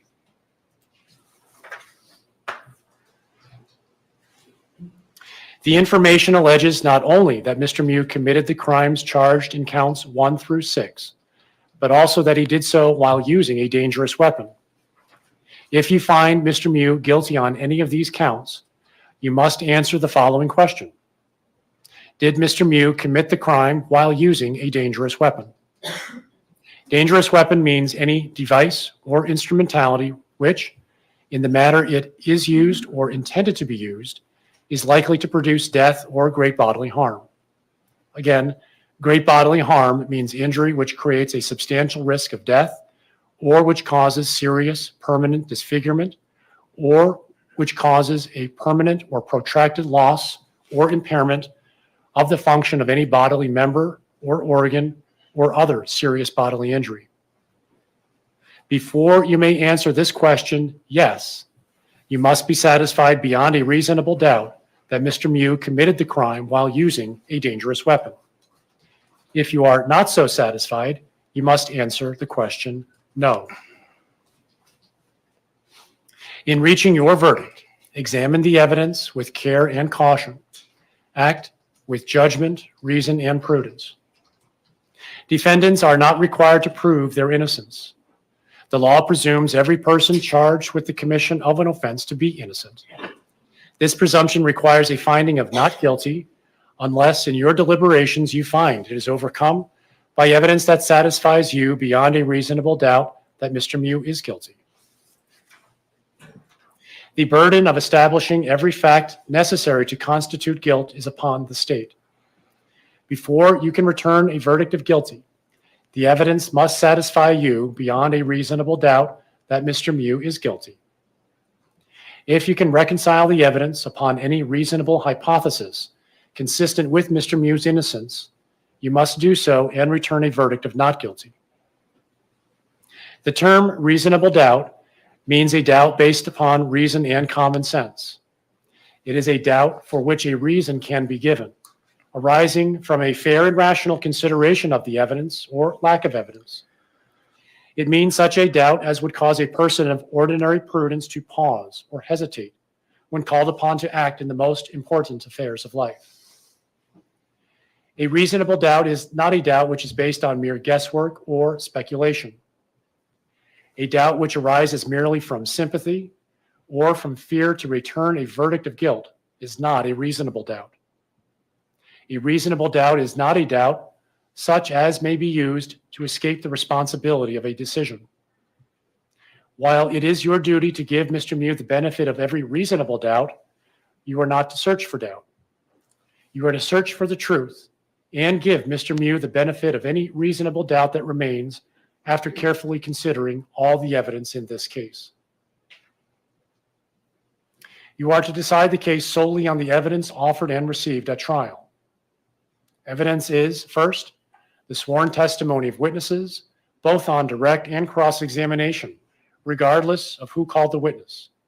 Second, the exhibits the court has received, whether or not an exhibit goes to the jury room. Third, any facts to which the lawyers have agreed or stipulated, or which the court has directed you to find. Anything you may have seen or heard outside the courtroom is not evidence. It is not necessary that every fact be proved directly by a witness or an exhibit. A fact may be proved indirectly by circumstantial evidence. Circumstantial evidence is evidence from which a jury may logically find other facts according to common knowledge and experience. Circumstantial evidence is not necessarily better or worse than direct evidence. Either type of evidence can prove a fact. Whether evidence is direct or circumstantial, it must satisfy you beyond a reasonable doubt that Mr. Miu committed the offense before you may find him guilty. Evidence has been presented relating to Mr. Miu's conduct after the alleged crime was committed. Whether the evidence shows a consciousness of guilt and whether consciousness of guilt shows actual guilt are matters exclusively for you to decide. Remarks of the attorneys are not evidence. If their remarks suggested certain facts not in evidence, disregard the suggestion. An exhibit becomes evidence only when received by the court. An exhibit marked for identification and not received is not evidence. An exhibit received is evidence whether or not it goes to the jury room. Attorneys for each side have the right and the duty to object to what they consider are improper questions asked of witnesses and to the admission of other evidence which they believe is not properly admissible. You should not draw any conclusions from the fact an objection was made. By allowing testimony or other evidence to be received over the objection of counsel, the court is not indicating any opinion about the evidence. You, the jurors, are the judges of the credibility of the witnesses and the weight of the evidence. Disregard entirely any question that the court did not allow to be answered. Do not guess at what the witness's answer might have been. If the question itself suggested that certain information might be true, ignore the suggestion and do not consider it as evidence. The weight of the evidence does not depend on the number of witnesses on each side. You may find that the testimony of one witness is entitled to the greater weight than that of another witness or even of several other witnesses. In weighing the evidence, you may take into account matters of your common knowledge and your observation. Start over. In weighing the evidence, you may take into account matters of your common knowledge and your observations and experience in the affairs of life.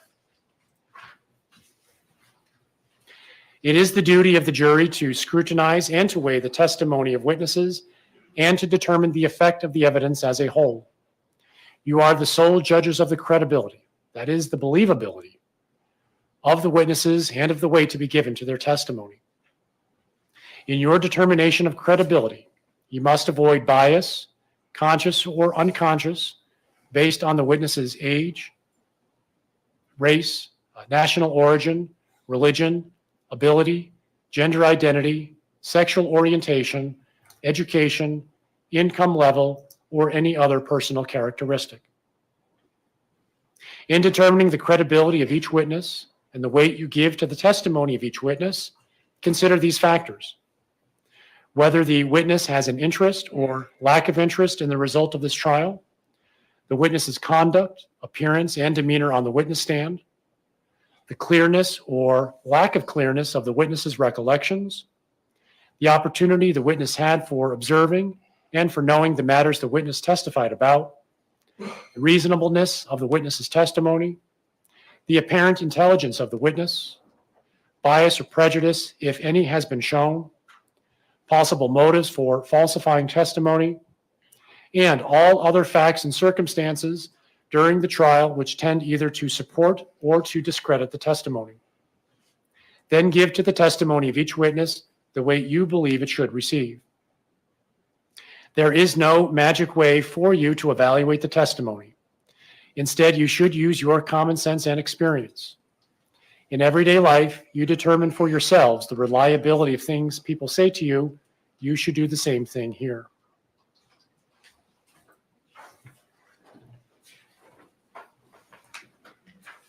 We've now reached the stage where the attorneys will deliver their closing arguments. Consider carefully the closing arguments of the attorneys, but their arguments and conclusions and opinions are not evidence. Draw your own conclusions from the evidence and decide upon your verdict according to the evidence under the instructions given to you by the court. First, we'll hear from Mr. Anderson. When he's done, we'll take a short break. After that, we'll hear from Mr. Sharafazi, and then Mr. Anderson will be permitted to give a short rebuttal. Mr. Anderson. Thank you, Judge.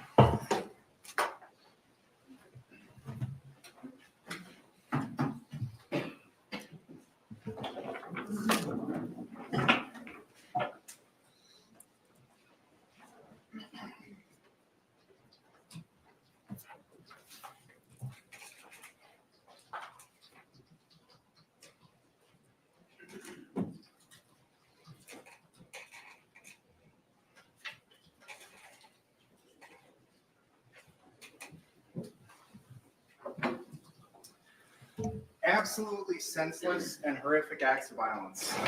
And all Nicolae Miu had to do was walk away. All he had to do was walk away. That's what you've seen in this case.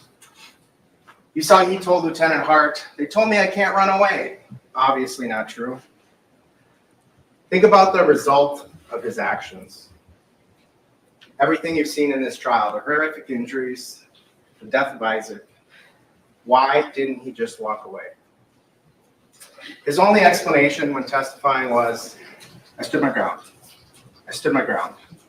First of all, Wisconsin is not a stand your ground state. Objection. Overruled. I'll talk about that specifically from your jury instructions.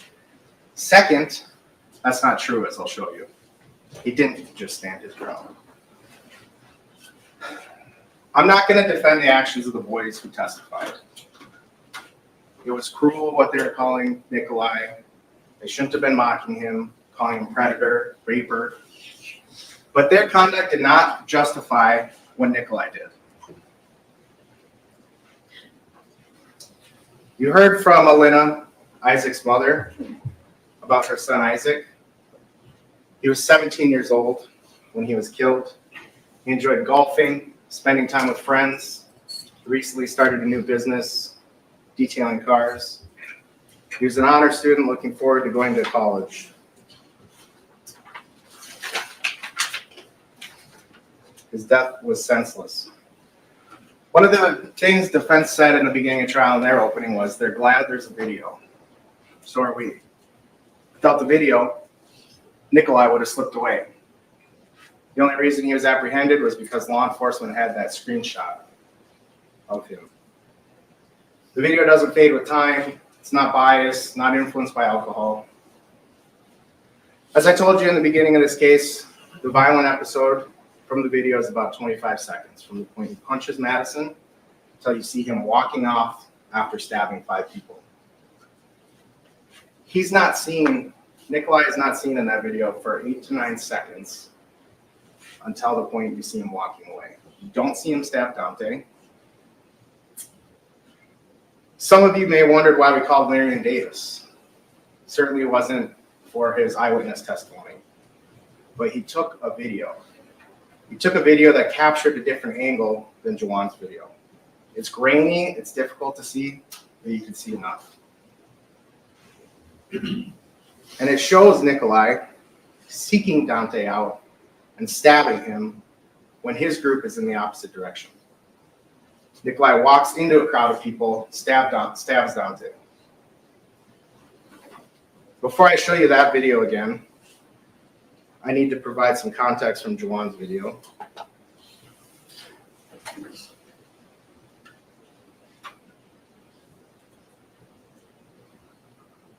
Take it off.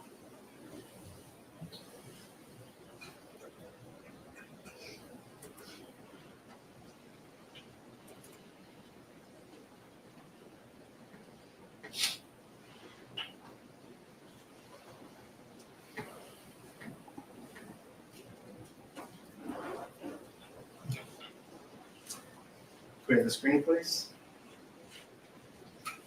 So here at 2 minutes and 6 seconds, this is after Nicolae has stabbed the 4 people that you do see parts of on the video. He's standing next to Ariel. Ariel's there. Nicolae's not by himself.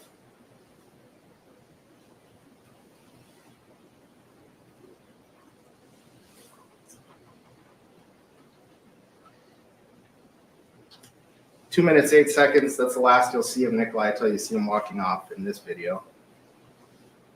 You see Dante or AJ, the boys running back to their tubes, and you see Larian filming in the background. Larian captured what Nicolae was doing at this point, even though this video didn't.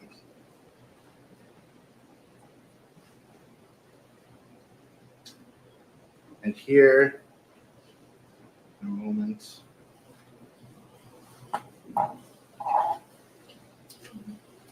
you can see the edge of Dante's swim trunks on the right. You can see the light on top, the dark on bottom. At this point in Larian's video, Dante's just been stabbed.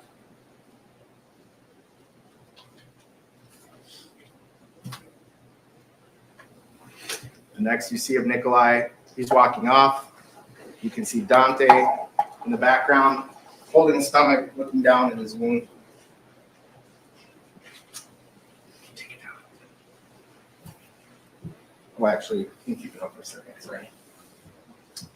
And then for further context, you see Alex Bang running to Isaac.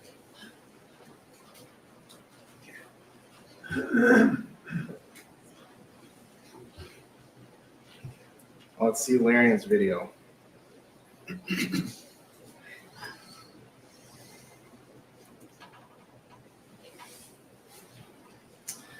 Okay, I have the screen. Remember, Nicolae admitted he walked up to Larian. He walked up to Dante and stabbed him. He admitted Dante was the last person he stabbed. Here you can see Nicolae, dark swim trunks, bigger build. On the right, you can see Dante. Swim trunks, lighter on top, darker on bottom.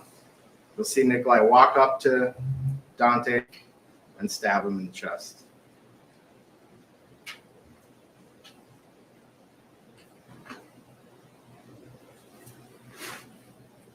You'll see Dante recoil from the stab. You see the boys on the right running to their tubes. And in the second here, you'll see Alex Bang. You'll zoom in on him as he runs to Isaac. I'm going to show that again. So, a few things to note. There's nothing between Nicolae and Larian. He's not surrounded. His friend Ariel is there at this point. There's nothing to the left and behind Nicolae, except his group in the distance that you can't see on video. He walks away from those directions towards a group of people and stabs Dante in the chest, not standing his ground. He's seeking out Dante. That's retribution, not self-defense.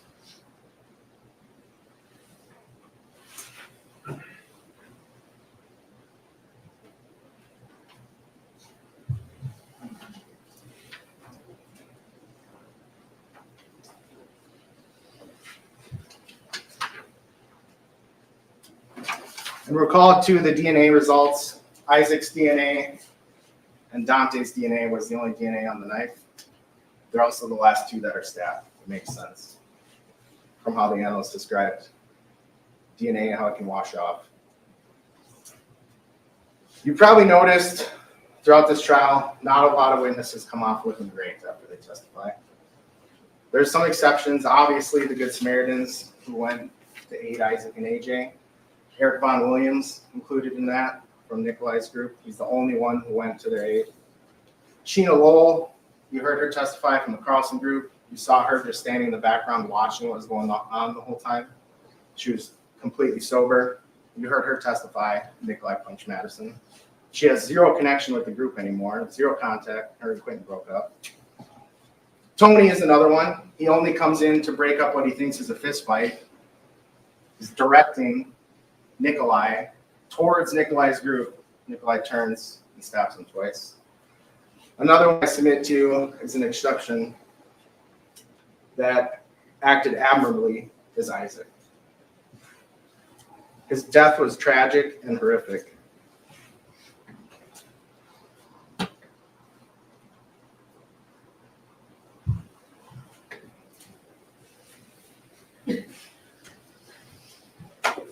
This is what you see of Isaac in the video.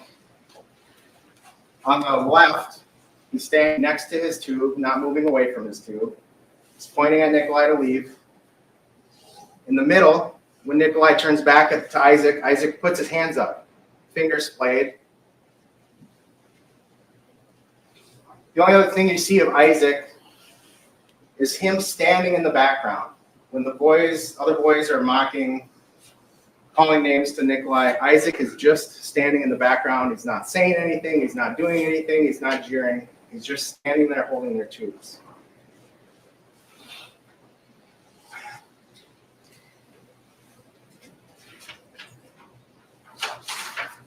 There's been a pretty serious mischaracterization of Isaac's actions with regard to when he gets stabbed. Defense has tried to classify it as a strangulation. Defense accused the state in openings of being selective in the photos we used, the frames, to try to show a certain narrative about Nicolae smiling. As you've seen, he's smiling a lot in the video. But defense is actually doing that when it comes to Isaac. Nicolae never said anything about being choked, never said anything about pain on his neck, even when specifically asked by the start nurse, never mentions anything. And the video doesn't lie. So on the left, Nicolae has just stabbed Riley. We heard from multiple witnesses who are just standing there. Tony comes to try to break it up. Nicolae stabs him twice. Isaac, just off frame, I submit to you, he just saw Nicolae stab those two people completely unprovoked. Although he was in the background the whole time, not doing anything, he came to their aid. And he pushes Nicolae. You can clearly see it's a push. He has one hand on the arm, other hand on the chest. It's Nicolae's own action of thrusting the knife into Isaac's heart that moves Isaac's hands.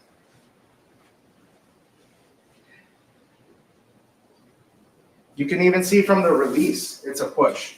He's not sitting there left holding his hands out in a choking motion. Let me take the screen down. Yes. I'm going to show you the video so you can see it's obviously a push.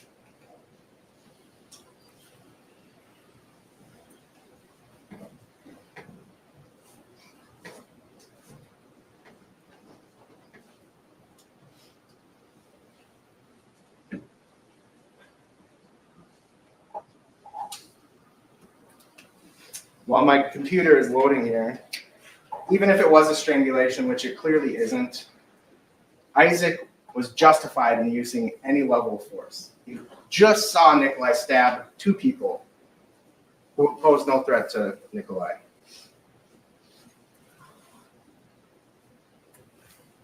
Tony was breaking up the fight. He had actually ignored Nicolae at first, walked past him, pushed Dante out of the way. Riley was just standing there. I'm at 2 minutes and 3 seconds. Can we have the screen?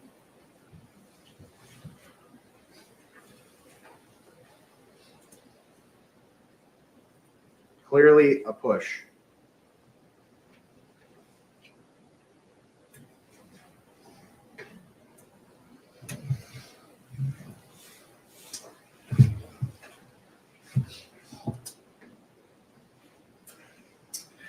Defense has mischaracterized the entire situation as 13 on 1, implying it's some sort of mob beating up Nicolae. It's not even 13 people yelling at Nicolae.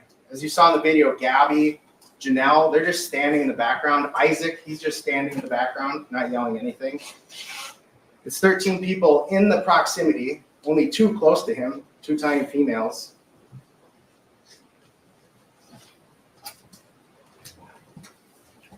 Nicolae's clearly not afraid of the boys. He ran up on the boys, turns his back on them and others multiple times. Even at worst, this is a 2-on-1 with AJ and Dante. But even then, as you saw in the video, Ariel's right there. So it's more like a 2-on-2. Ariel's right there. Plus, Tony comes in as a neutral party to separate things. It's not 13-on-1. As soon as AJ gets disemboweled, you see people start to move away. So there's not even 13 people immediately around. You saw Owen way in the background because he saw the knife. So why try to mischaracterize the situation?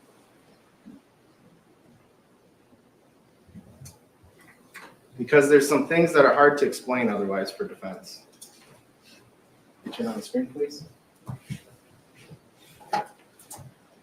This is the second time you saw in the video that Nicolae turns his back on the boys and people from the Carlson group. You don't turn your back on somebody. It's common sense. You don't check your common sense at the door when you serve as a jury. You don't turn your back on somebody if you're afraid of them, especially if you're so afraid you got to reach for your knife.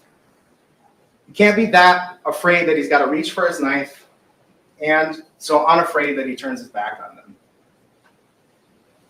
He was angry, not afraid.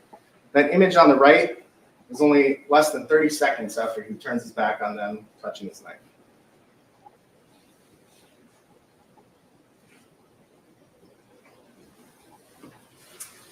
The defense tried to explain that change from in that 30-second window by saying he was getting pushed by Madison and Riley. He was getting pushed.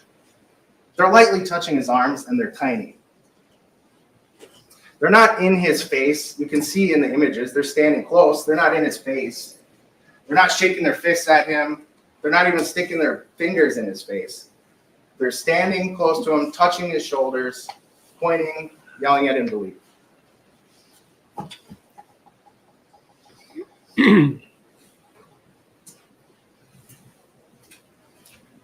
I'm going to back up a little bit and talk about Nicolae looking for the phone.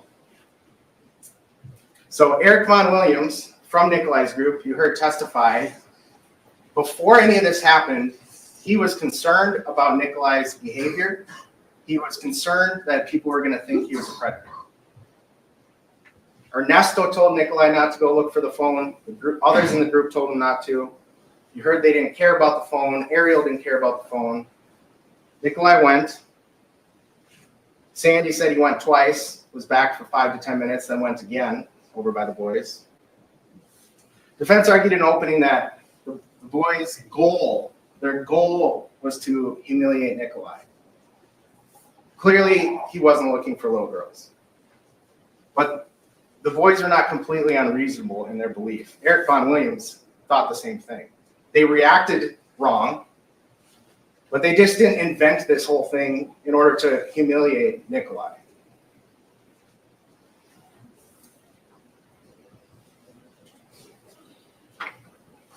What about Nicolae? 52 years old, apparently sober, according to, I think, what defense will argue. He didn't have any signs of intoxication when law enforcement made contact with him, but he certainly made a point of telling Lieutenant Hart multiple times how much he was boozing and drinking on the river. He can't let it go that he was insulted. So much so that as the boys are tubing away from him, all Nicolae has to do is stand there. He doesn't even have to take a step back. He just has to stand there, let the boys continue tubing. They're down in their tubes. He starts walking up to them, touches his knife, and then runs up to them. You heard Nicolae's ridiculous description or explanation for why he ran up on the boys. Because one was holding a phone, he thought it was Ariel's phone. You also heard Nicolae had to concede, had to admit that pretty much everyone on the river had those phone cases.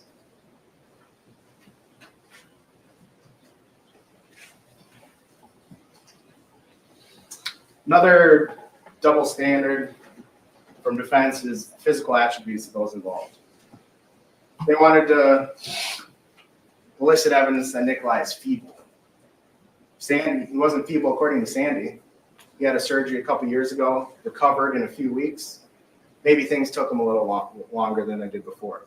He wasn't feeble according to Ernesto. You heard Ernesto, when he was being asked about the stabbing, said, he's a big guy, he was in the Army, he doesn't need a knife to defend himself. He didn't say, oh, he's this fragile old guy. He's clearly not feeble, as you see in the video. He runs up on these boys in the water. He leaves behind devastating, devastating injuries. Slices clean through 2 of Isaac's ribs. He comes out of the whole event essentially uninjured. While defense tries to argue that Nicolae is this feeble old man, they ignore that the only 2 people actually standing close to Nicolae are these 2 females that are barely over 100 pounds. If the boys are a threat, why does Nicolae run up on them? And clearly he knows they're not a threat to him. When he ran up on them, grabbed their tubes, standing over them, they did nothing. They didn't kick up at him, they didn't punch at him, they jumped out of their tubes and moved away from him. He knows they're not a threat to him. They're mocking, saying cruel things, but not violent.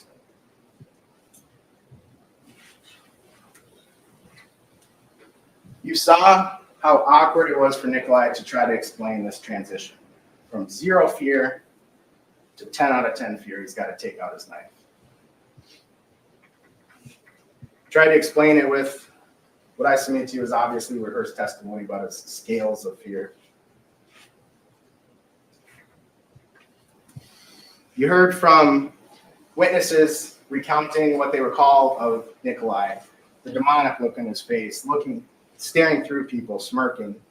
Defense argued in opening, it's a slide to or here there. You know, after seeing the video so many times, that's not the case. When he's not glaring, he's smirking in the video. Recall, I asked Ernesto, his best friend, when he was trying to describe the shock of Nicolae, I asked, was he smiling? He didn't say, yeah, he smiles when he's scared. He smiles when he's nervous. He said, who's going to smile in a situation where they're in shock or in fear?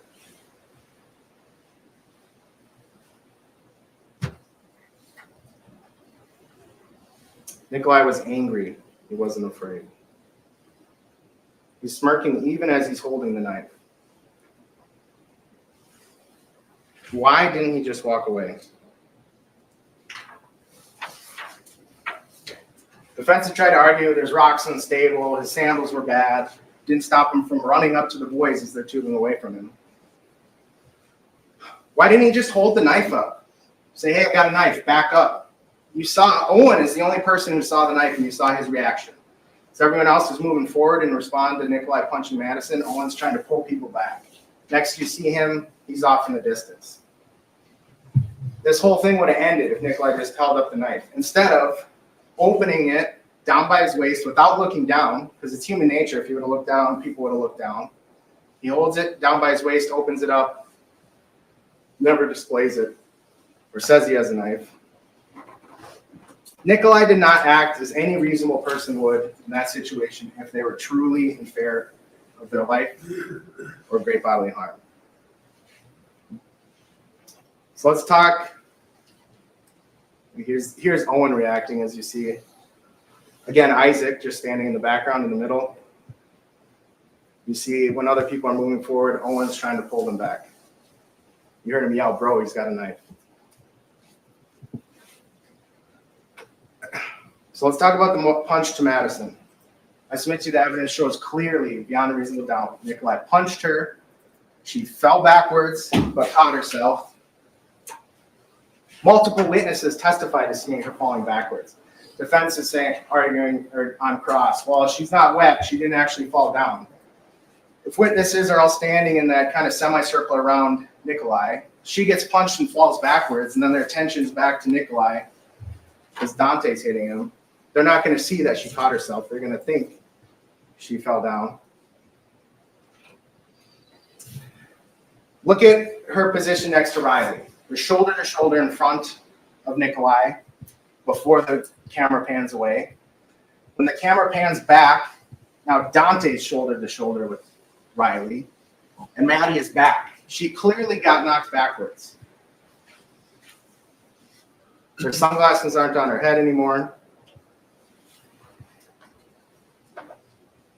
Defense has a double standard about that too. If there's not a photo of it, it didn't happen. If there's not a photo of an injury, it didn't happen. We know Nicolae got punched. He didn't have any injury.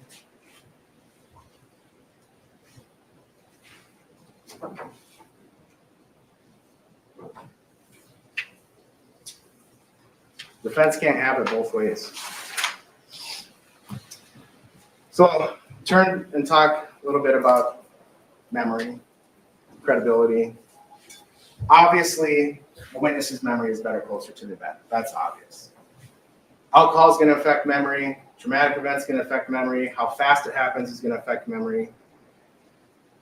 But crucially, and absolutely crucially, there's a huge difference between getting some details wrong, right hand, left hand, sequence of events, and making up an entire story like Nicolae did.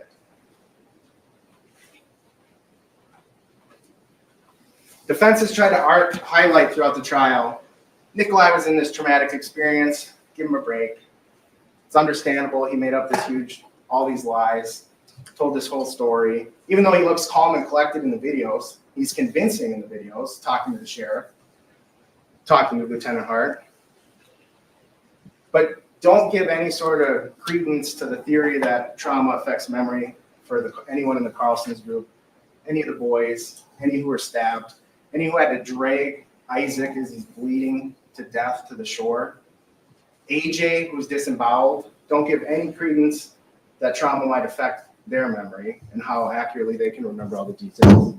But Nicolae, who invented an entire story, tried to skip through the crowd. Give him credence for that.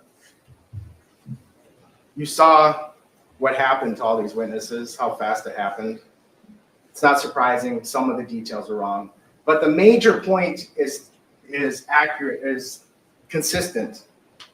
This all started when Nicolae punched Madison, whether it was the right hand or left hand.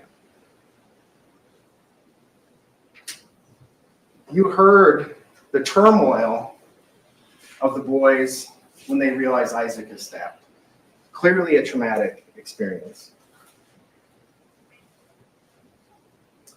There's a big difference between details and invention. Think about the most basic example. You and say your partner go to the grocery store. Park your car, you're leaving the grocery store. You think your car's parked over there, they think it's parked over here. You still know the car is parked in the parking lot, even if you can't remember where it's parked. The same is true for the punch to Madison.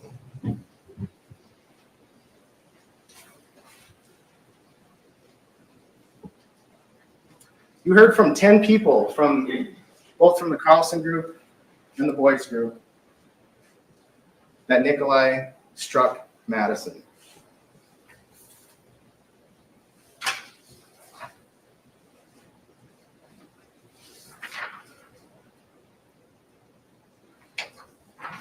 So let's talk a little bit about witnesses from Nicolae's group. Ariel, what did he say?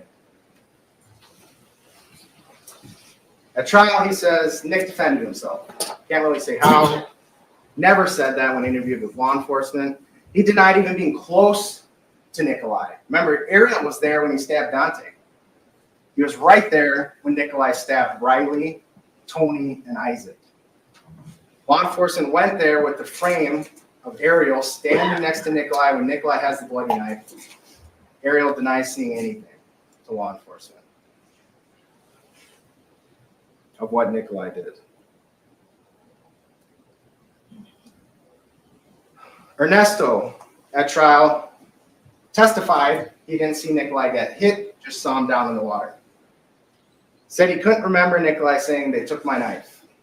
You saw on the body cam, he said that repeatedly. He testified that somebody was walking towards him, he pointed at him, "Get back." Never said that to law enforcement, although he did describe to law enforcement, as you saw, him saying, "Nicolae, get out," Nicolae walking out, and then he said, "And that's it." Never said anything about anyone pointing at him and walking towards him. When I asked, he said, "I wasn't asked that question." But he described that event. He also wasn't asked more than 10 times if Nicolae said, "They took my knife."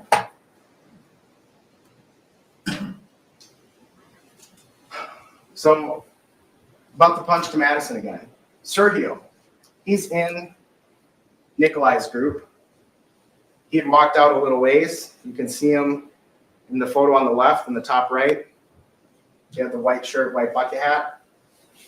He testified he saw the blonde girl in the black leotard walk over to Nicolae and say, "Go, go, go." He said it repeatedly to law enforcement. And he said Nicolae pushed her.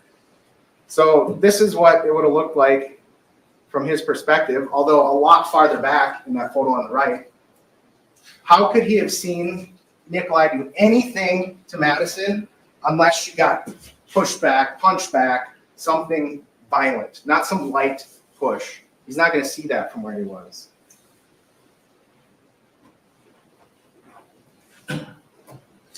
Madison testified, and you saw in the video, after she was hit, she goes back to her group. Why would she walk away back to her group if Nicolae just lightly maybe touched her, maybe didn't?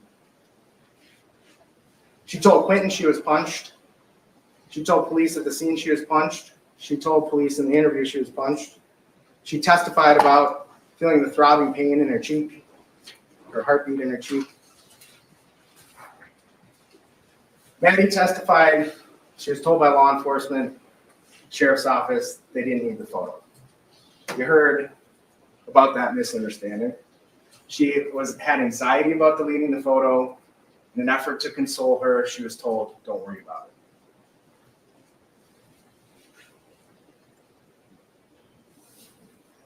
This is an important jury instruction in your jury instructions. Although we're not a stand your ground state, there's also not a duty to retreat. But in determining whether Nicolae's actions, whether his use of force was reasonable to prevent or terminate the interference, you may consider whether he had the opportunity to retreat with safety, whether such retreat was feasible, and whether he knew of the opportunity. He turned his back on them multiple times facing open water. People were yelling at him to leave, to walk away, to go. And he didn't. Instead, he took out his knife. That is not reasonable.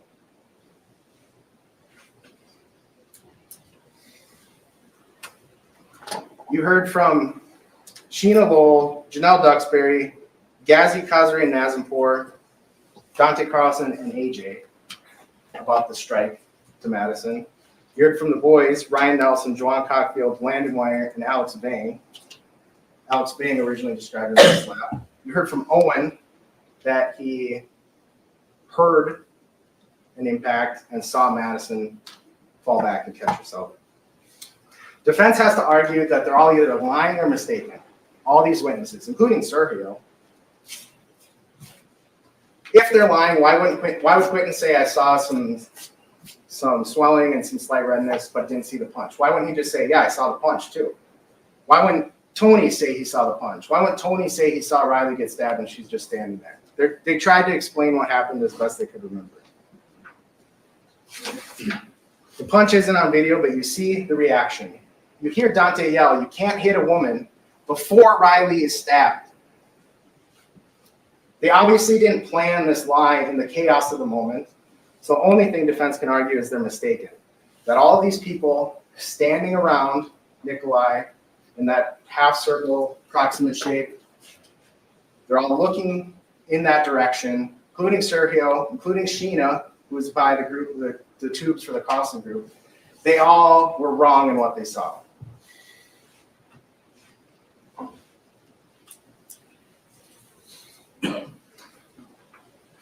Another defense double standard, it's relatively minor, but I submit to you it shows that they're grasping at straws.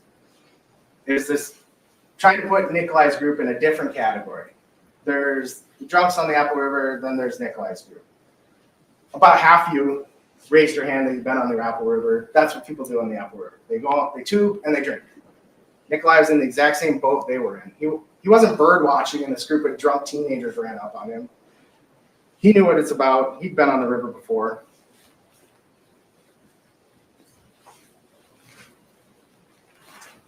Another thing about the punch to Madison, you heard that they didn't get to see the video before giving their statements. Even Jawan, who took the video, said he got far enough to get the screenshot of Nicolae, and then law enforcement took his phone. He didn't get to see the video. You saw what happens in this case if somebody lies about something that happened on video, because Nicolae got burned by that. He made up complete and total lies. Video showed he wasn't telling the truth. The video happens to not show the punch, but it still corroborates what all those witnesses said.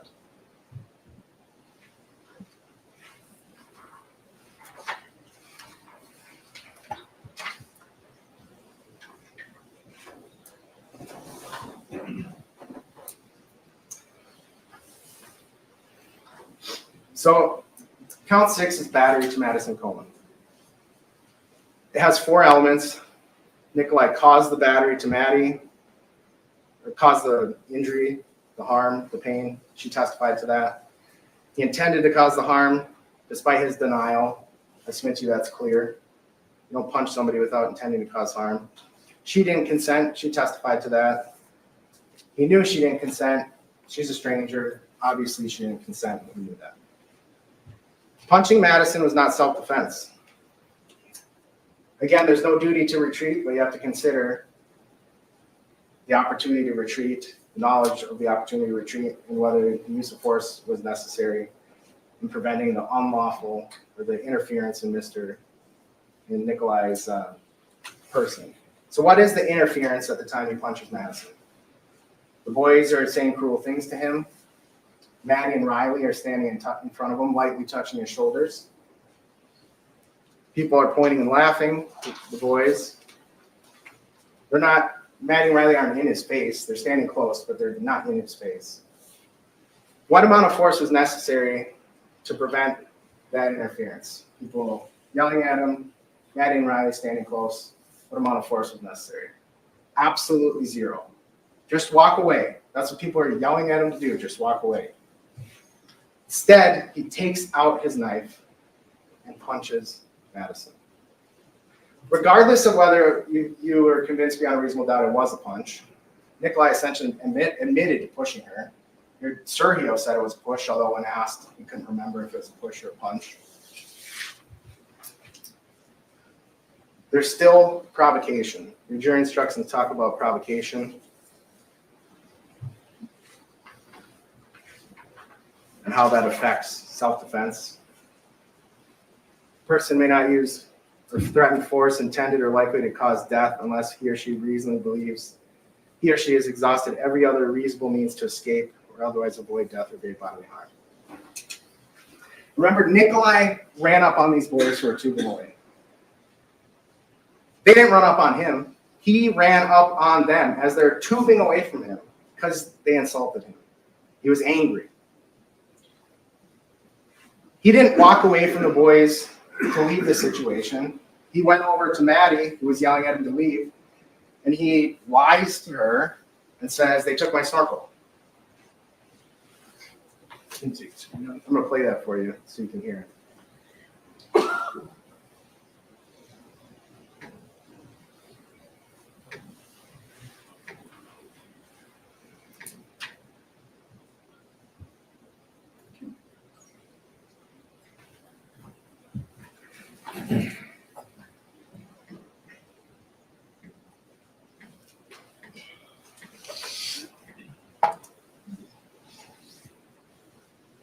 All right, this is at 105 in the video. I'm ready.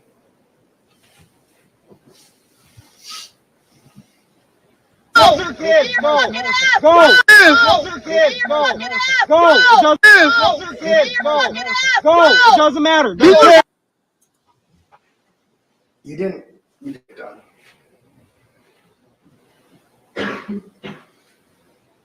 He didn't go over there to extricate himself from the situation. He went over there and accused the boys of taking a snorkel, which was a lie.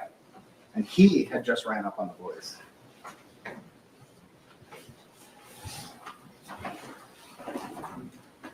So after he runs up on the boys as they're tubing away, he goes and tells Maddie they took my snorkel.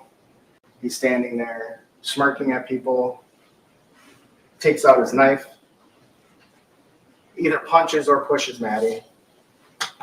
That's provocation.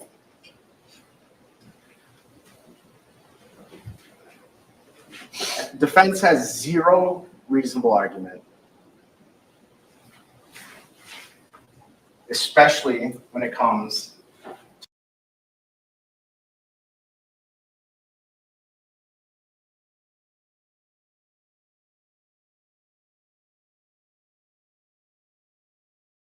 and Dante. Nicolae gets punched. He gets struck with an open hand twice. He gets ineffectually pushed by AJ. It doesn't do anything. Nicolae pops right up and disembowels AJ. After Nicolae goes down in the water, nobody approaches him. Nobody. Nobody goes to kick him. Nobody goes to punch him. Nobody goes to push him again. Tony, with Nicolae down on the ground, Tony walks by Nicolae with his back to Nicolae, yelling, "Get back to Dante." He turns around to tell Nicolae to get away, and Nicolae turns around and stabs him. Nicolae was facing his group with an open path of escape after provoking a reaction. He just stabbed Riley before stabbing Tony. After stabbing those two, he stabs Isaac. After that, after Ariel's there, he walks over to Dante, stabs Dante in the chest, right below his ribs, right below his heart.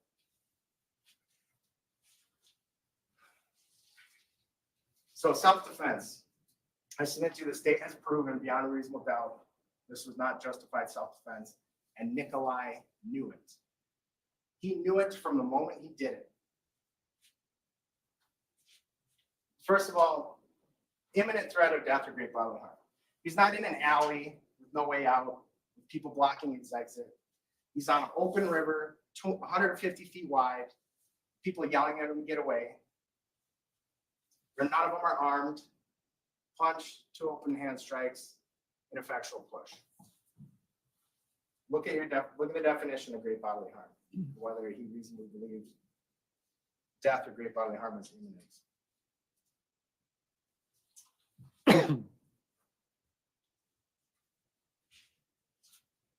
For attempted first-degree homicide for Dante, AJ, Tony, and Riley,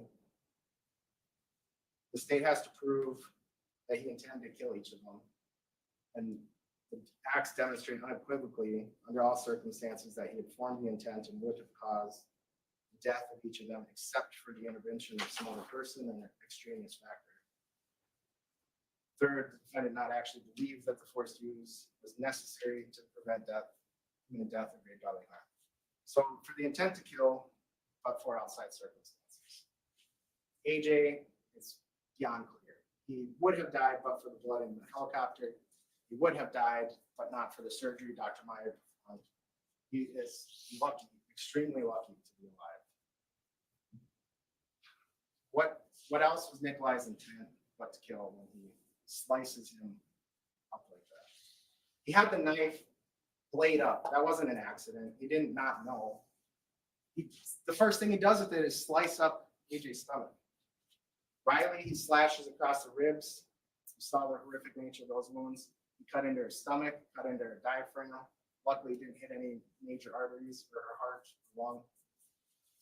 Tony blocked one stab, so Nicolae stabbed him again. When he blocked, he saw the injury. It was very close to where AJ's artery was severed. Dante was stabbed again, just below his heart. But for Nicolae missing vital organs, but for medical intervention.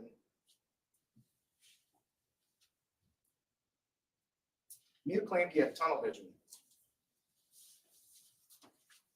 Oh, sorry, back up. So Dr. Miu also testified, you heard about anytime there's a puncture wound in the torso, stomach, they have to go in because there's so many major veins, arteries, organs, they have to go in and make sure something major isn't done. Nicolae killed Isaac, almost killed AJ. Riley needed emergency surgery.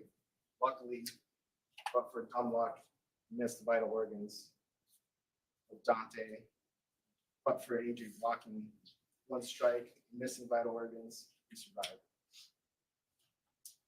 Nicolae said he had tunnel vision.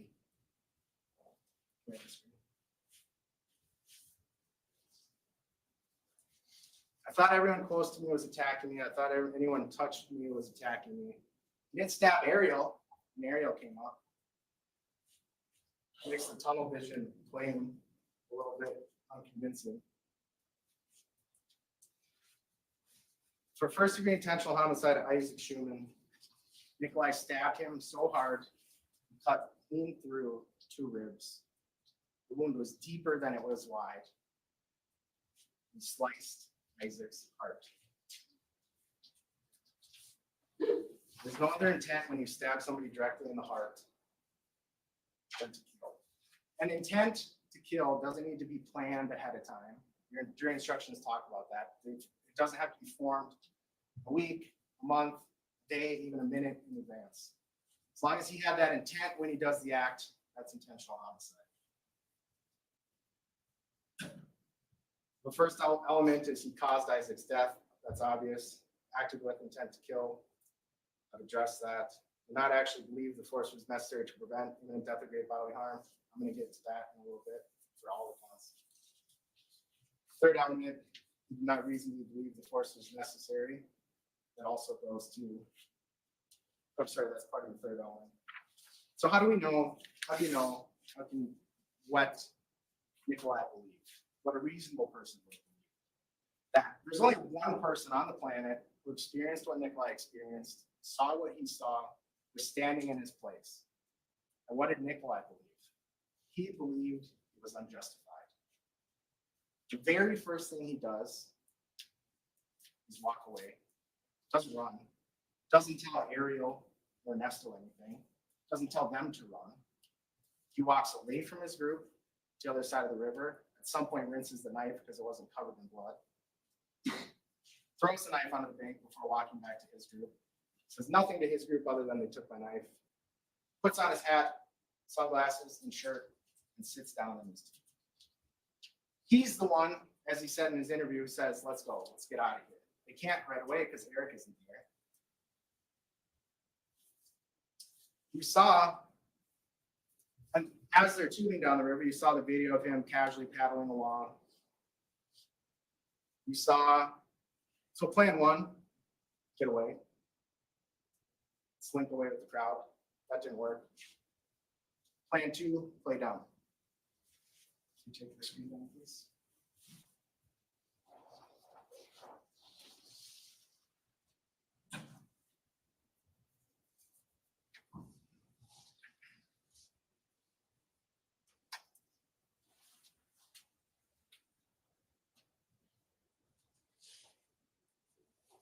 Okay.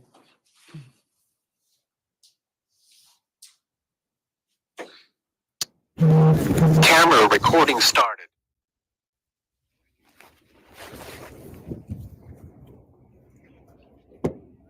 Still doing all right? Yeah. Okay. What's going Temperature? Temperature's okay in here? Yeah. Okay. Somebody, All right. I hear somebody got stabbed, and I fit the description. Yes, you do. All right. Yep. So we're working through that now. Did you see that fight on the river? I heard about it. You heard about it? Yeah, and I seen people gather around it. Okay. All right. And I went over to talk to see if somebody saw anything, but that's about it. Okay. Our whole group was pretty interested in finding out what happened. Okay. And that's your whole group over there? Yeah, yeah. Okay. All So right. I don't know. Okay, well, Did you see anybody injured? no. You didn't see anybody injured? No. Did you see anybody fighting? I heard people screaming at each other, yes. Okay. Yeah. Screaming in anger or screaming in pain? Do you know? Everybody's drunk, so I don't know. I can't tell the difference, but I would say, I don't know, just screaming. Okay. You know, yeah, calling each other names, but, you know, that's, seen that all day. And we've all been drinking a lot. I'm sure they're drunk. I'm sure they're doing, I don't know, Okay. kids All right. being kids. Kids being kids. Where are you? Where's your group from? Where did you drive from today? Sure, they're drunk, kids being kids. That's what he told Sheriff Keene, and he's acting like he has no idea what's going on.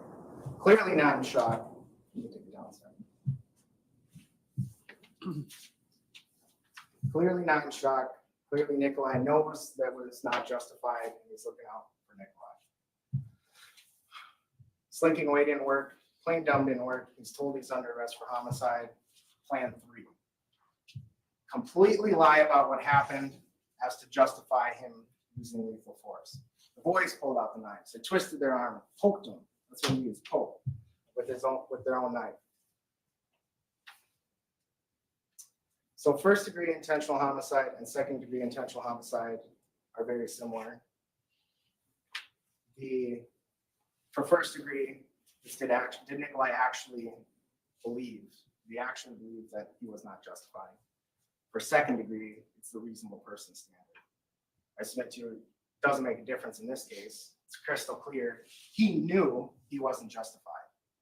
He knew he wasn't justified. It's crystal clear from his actions after the fact. Can't be explained away by shock. He's clearly not in shock.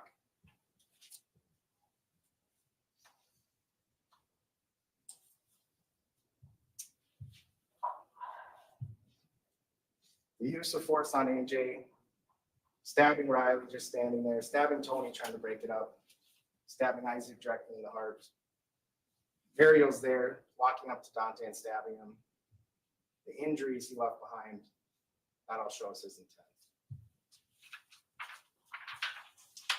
Again, you have to consider whether he knew he could retreat, whether there was a safe escape.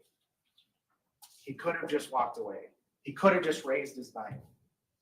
He didn't do any of that. He just stood there with the knife until he punched Madison. He touched his knife when before running up on the boys. He takes out the knife, opens the blade up, never says anything, never walks away, never takes a step back, never raises the knife, never yells for help. He's smirking with the knife in his hand. Finally, after stabbing 5 people, then he walks away. Doesn't run, walks. It's shocking to see what Nicolae did in this case, to see the injuries, and then see his calm, cool demeanor after the fact, tubing down the river, sitting in his tube at the scene of chaos, casually talking to Sheriff Knudsen, making up this huge lie to Lieutenant Hart.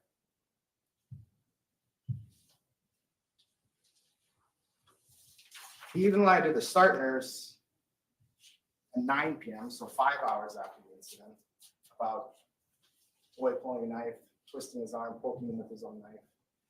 He even lied to Sandy after the arrest. Nick recognizes that what happened is not justified self-defense. Just standing there with the knife, not walking away when he clearly can. So even to Sandy, after he's charged, he casts blame on her and the group for not hearing him yelling. He never yelled. Normally, it'd be difficult to know what a defendant believed in a self-defense case, not in this case.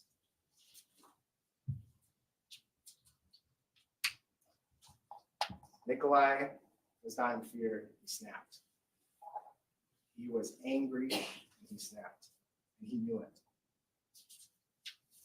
His actions show he knew he did not reasonably believe the amount of force was necessary. He was not actually in fear. If he was actually in fear, he would have left. How else? What other clues? Think about his testimony.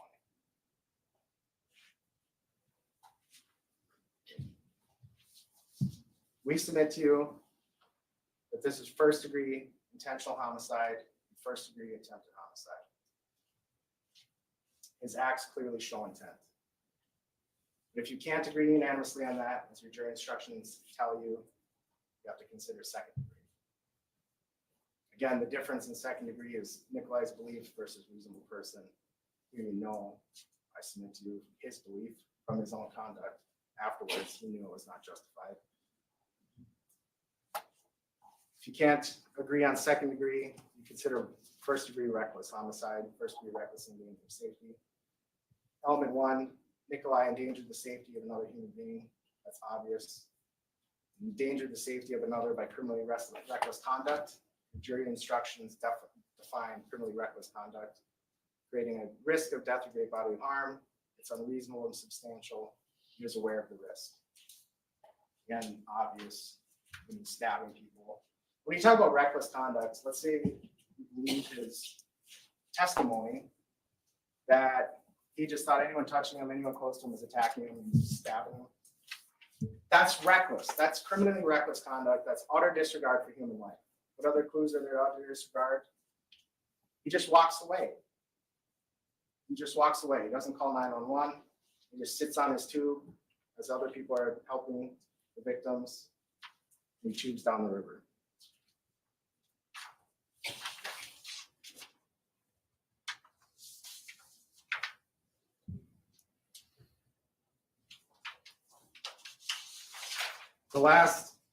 Your jury instructions talk about the question, the special question, yes or no. Did he commit these crimes while possessing a dangerous weapon, the pocket knife? There's nothing inherently wrong with carrying a pocket knife. A lot of people carry pocket knives. Totally fine to carry it as a tool, totally fine to carry it for self-defense, totally fine to carry any legal weapon, firearm, knife, if it's used legally. Nicolae he was not justified in self-defense when he attacked these people. So we asked that you answer yes on that question. In the end, what is beyond clear, Nicolae knew this was not self-defense. All of his actions, from the minute the stabbings are done, from the second the stabbings are done, he knew it. It's obvious. His actions were horrific. They were senseless. He killed Isaac Schumann, stabbed him directly in the heart, disemboweled AJ, stabbed Tony who's trying to break up a fight, Riley who's just standing there, and then walks up to Dante. That walking up to Dante, stabbing him when he's got clear paths to retreat, that destroys any argument that this was self-defense. He was angry. There's no rational reason Nicolae, his group's over here, would walk this way towards the group of people to stab Dante. Senseless and horrific acts. The state has to find Nicolae Miu guilty of all charges. Thank you.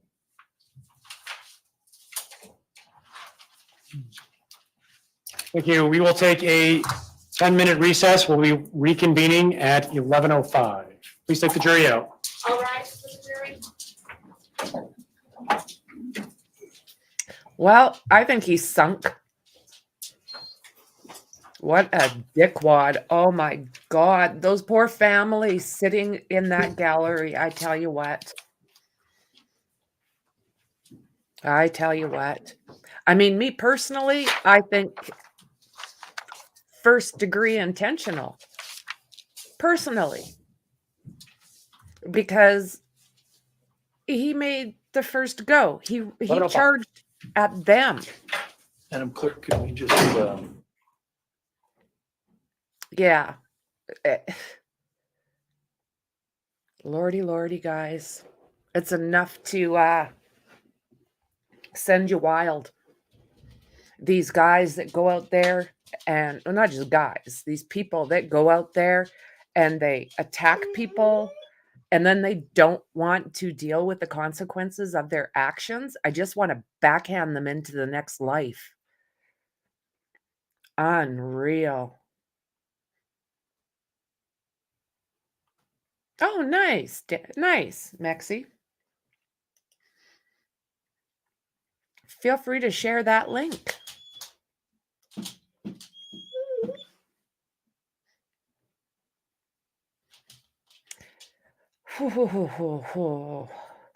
Right, Christy? It's just like, come on, give me a break. The guy started lying immediately. Allegedly, he went back to the tube and just kind of hung out. Yeah, my dogs. I've got 2 of them, and they're regular members here. Yeah, they need to send him back to a Romanian frickin' prison. Don't keep him on our dime or your dime. Unreal. I mean, he approached them. Yeah, they were teasing him and they were acting like little shites, but You got a bunch of 17-year-old boys that have been drinking on a river. Ah, thank you. You guys are awesome. Check out Reality with Krista Marie, guys. That's a good question. Nothing that I have seen, but honestly, do we want this? Do you guys want them in your jails, feeding and watering him until he kicks over? Come on. Like, send him home, man. Oh, man.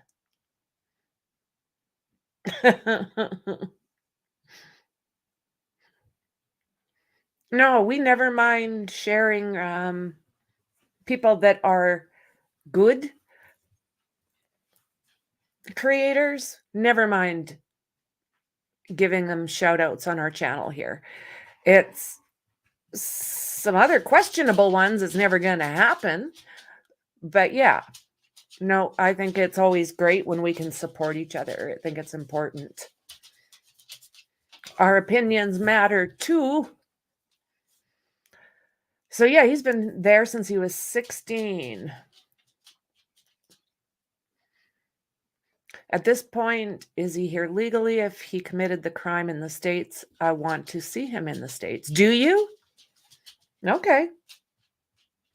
That's what I'm thinking. I'm with you, Christy. Yeah, much worse. Send him back. Come on. And then he's got a twin, right? I'd love to know what his attitude is like. Maybe there's like the good twin and the bad twin. Right. Revoke his citizenship.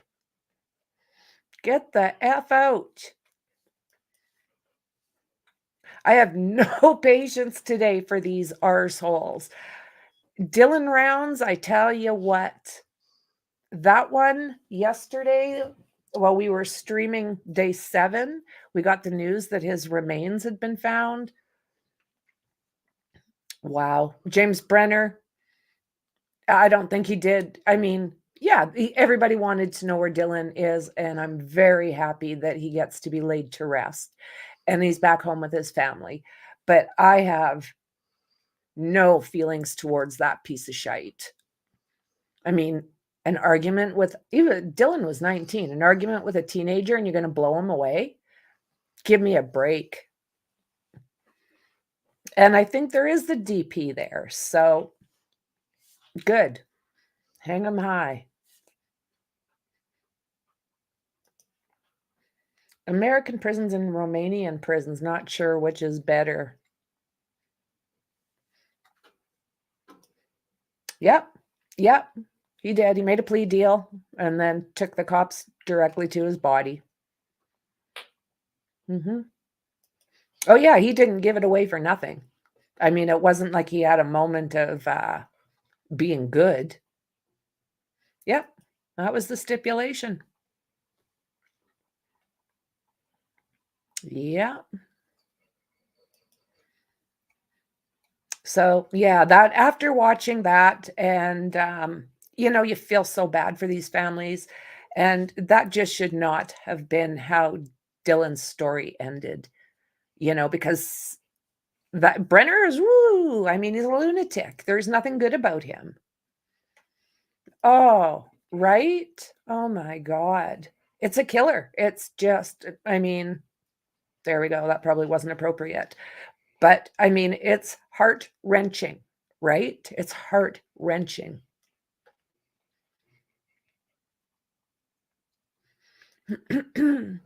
Thought it was all self-defense, though. Why take the cops to the body and expect a deal?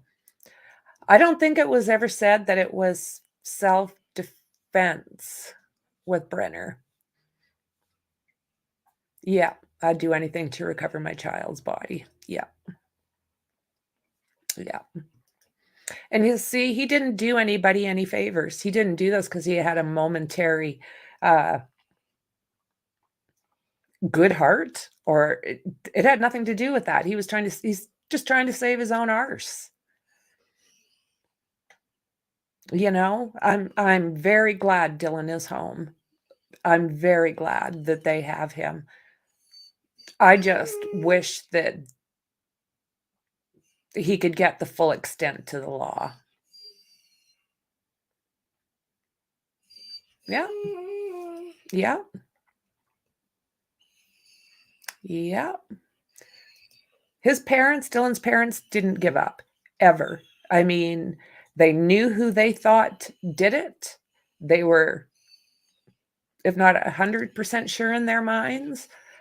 So, yeah, they're not worried about him. They want him gone. Not that I'm grateful that he thought it out for himself in return for the family has him back. Mm-hmm.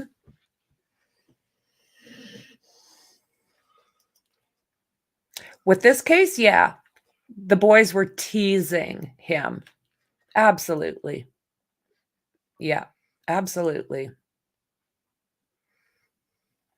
Oh, no, he won't get bail. No, he's got too many charges. And I don't think anyone would actually give him the money. He's been sitting in the hoosegow for quite a while now on some pretty hefty charges. They're not going to let him go. And yep, exactly. Exactly. Yeah, now he can rest, you know, and the family, they don't show their emotion, never really did on open platforms, whether it be mainstream or social media. The family didn't show their emotion. They just were focused on finding Dylan. And they had a lot of help, you know, they had an awful lot of help. That's a big, big, bare, vast nothingness where Dylan was. And he wasn't that far from Lucin. And Lucin is just like that little tiny pin drop on the map. There's nothing. You know, there's nothing there. So I guess they're lucky that Brenner didn't drop him down one of those mine shafts, because that's what I figured. To me, I mean, why would you bury somebody when you've got all those mine shafts that go off to God only knows where? Yep, absolutely. One hell of a woman. Absolutely. Yep. Now get Brenner locked up until the end of eternity, and they can maybe start building back some positive when it comes to Dylan. Like, I imagine you'd be so focused on bringing your child home that it might be hard. Some of the memories, I don't know. I never want to be in that position.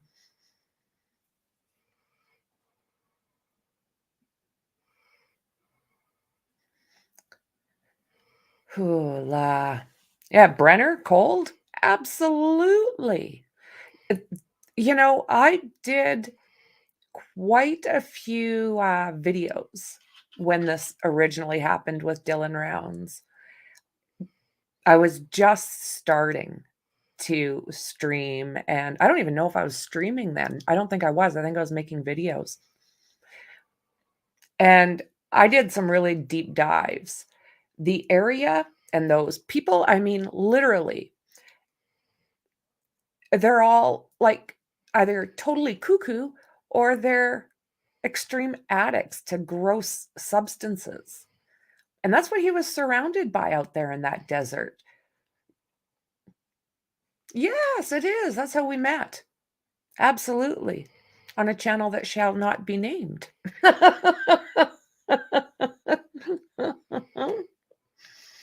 Yeah, so it's been a couple of years now, Mexi. And I met we became really good friends. I met an awesome, awesome woman through there. So yeah, let's just hope that the family has some peace now. And with this guy, I mean, he's another ish stick, you know. Oh yeah, gotta love Mexi, Tracy. Just got you. Yeah. And yeah, this guy, lock him up and throw away the key. If possible, take his citizenship away and send him gone.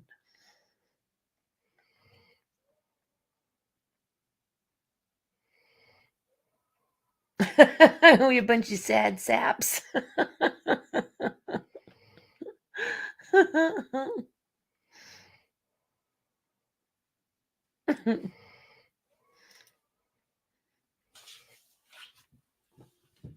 Ah, the Hellcat in Texas.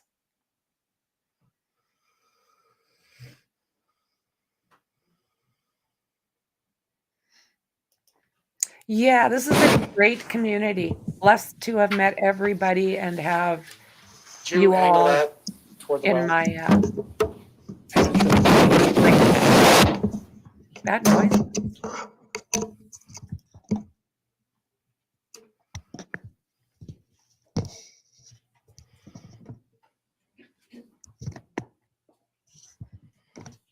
I think we're going to have the defense now do their closing. All right, we are back in the presence of the jury with the attorneys and Mr. Miu. Mr. Truffison.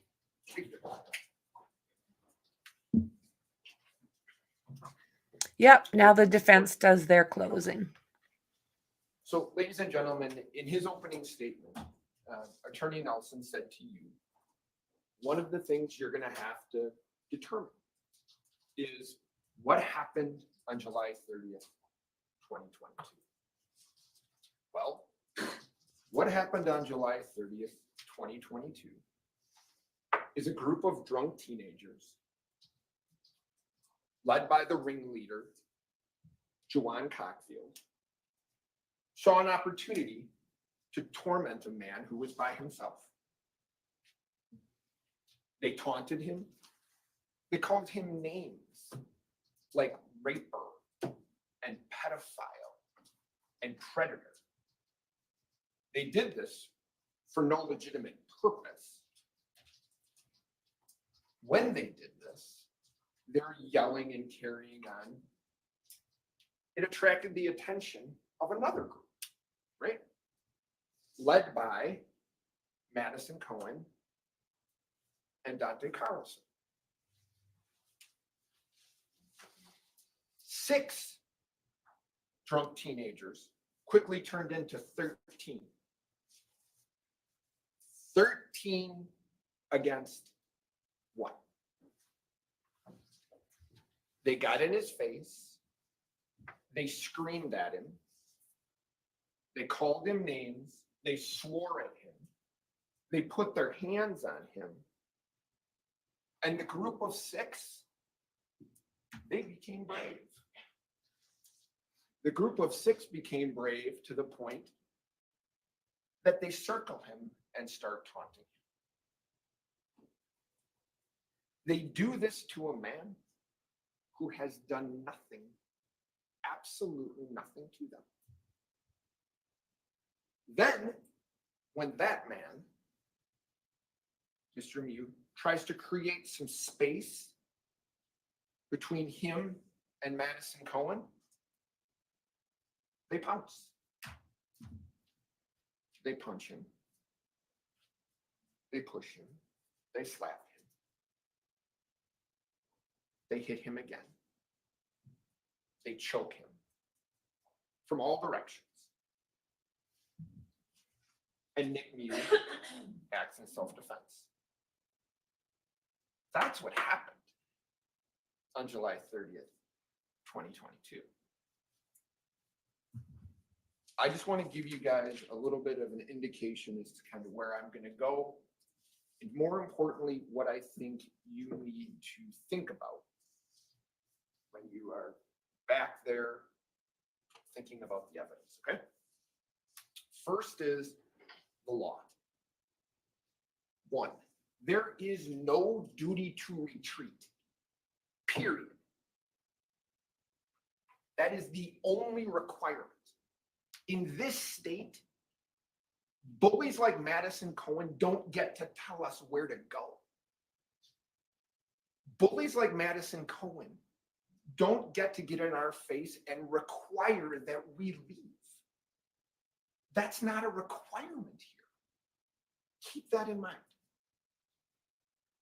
2, subjective beliefs, okay?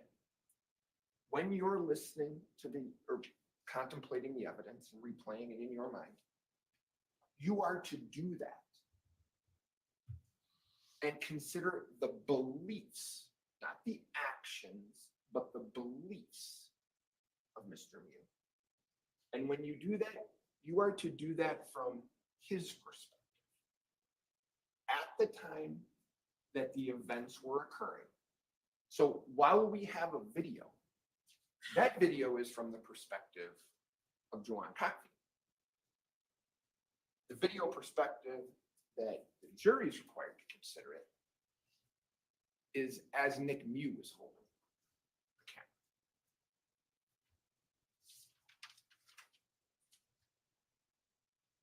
I'm going to address this a little bit later, but the idea of provocation.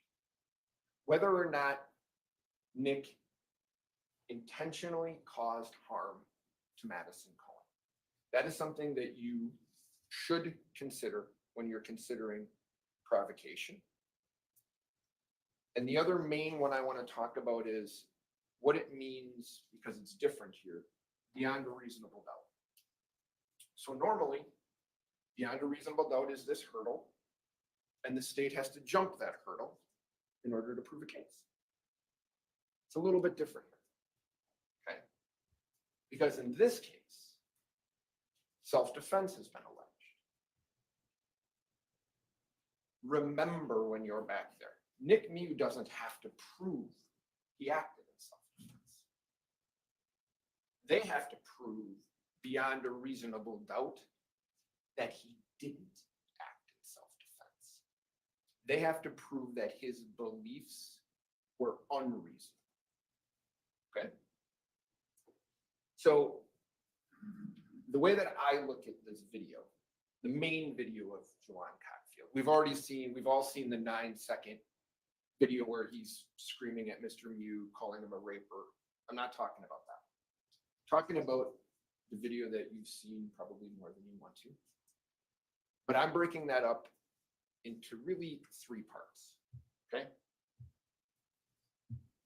0 to 149 is the first part, all right? Before anything actually happens in terms of the attack.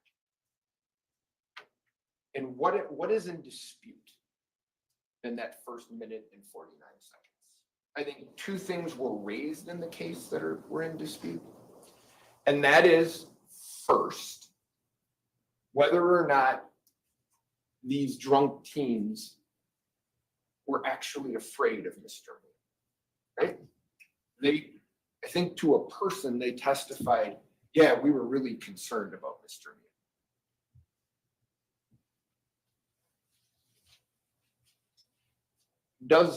And you get to use your everyday experiences in life when you decide what to believe.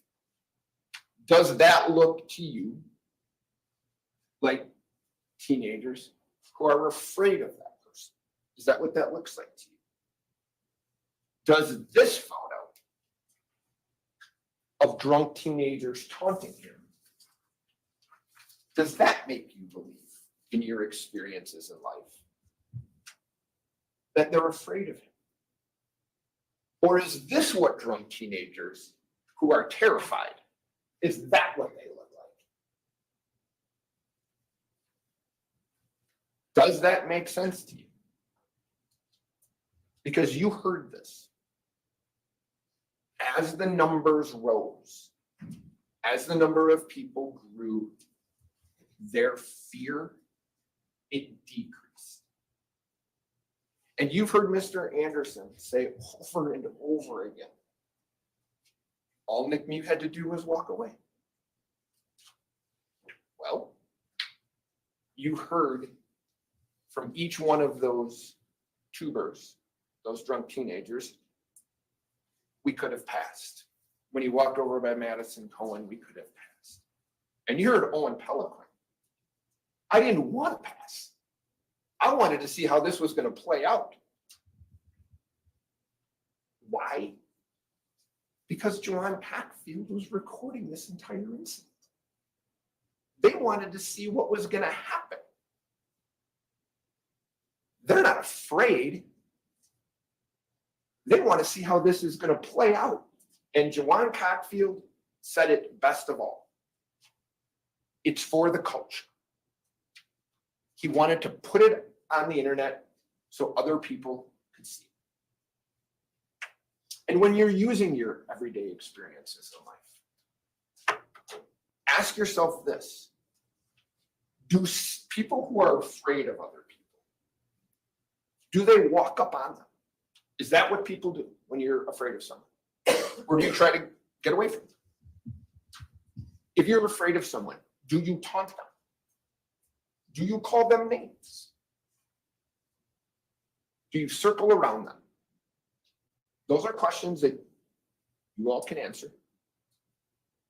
Or an alternative hypothesis to them being terrified is, do they do those things because they're drunk teenagers and what they want to do is make a video and put it on the air? Which one of those two things, based on the evidence that you've seen, which one of those things makes more sense to you? The second thing that I think is in dispute, or was at least raised in the first minute and 49 seconds of that video, is whether or not Nick Miu's looking for little girls. Now, Mr. Anderson gets up here and says, no, he wasn't looking for little girls. But he also says, the boys didn't invent that. No, they pretty much invented that. And why do we, or how do we know that? So that's not on video anywhere, right? They don't mention it. They don't say anything about Nick Miu telling them that, right? Every one of them who speaks to the police provides a statement about what happened. Zero mention to the police that he said he was looking for little girls. This gentleman over here, Investigator Schultz, I think he said that he was a sensitive crimes investigator. He saw some of this stuff come across his desk, and that would have interested him. Investigator didn't testify. Said he would have mentioned, if any of these kids would have mentioned little girls, I would have taken note of that. So,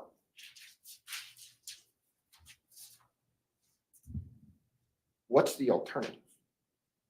Why did they say that?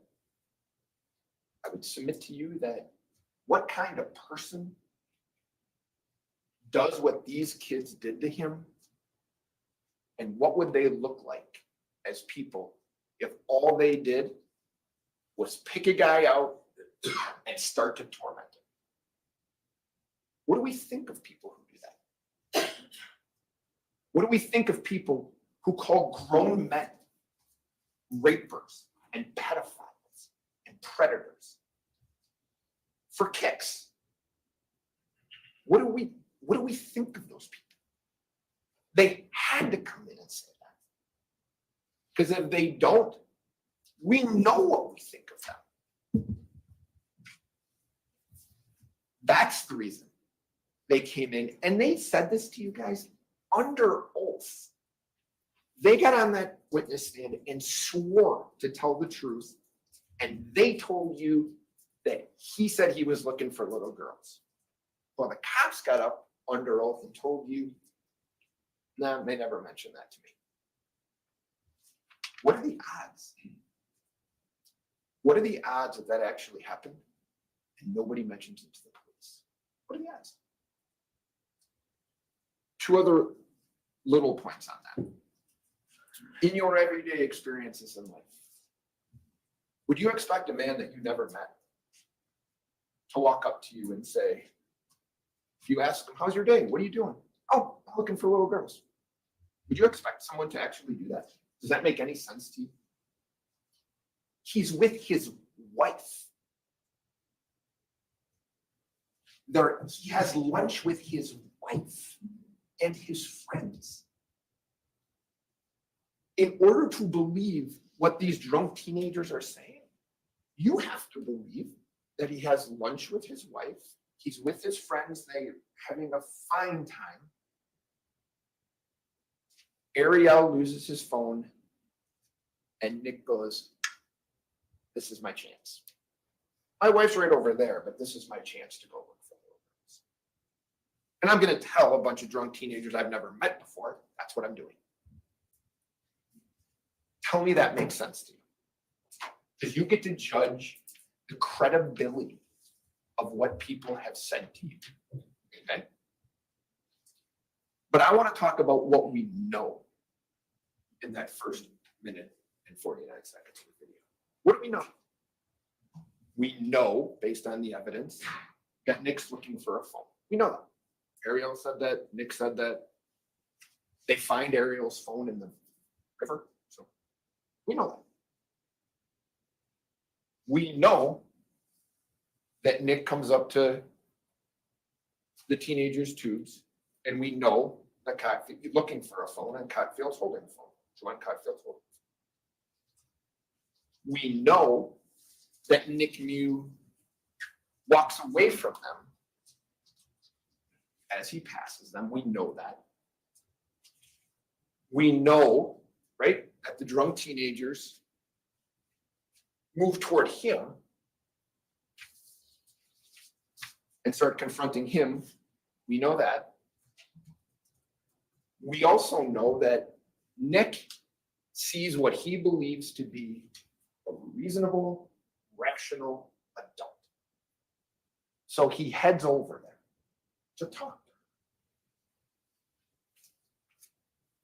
And what we know is you can see his thumb. He's motioning back, trying to explain what happened.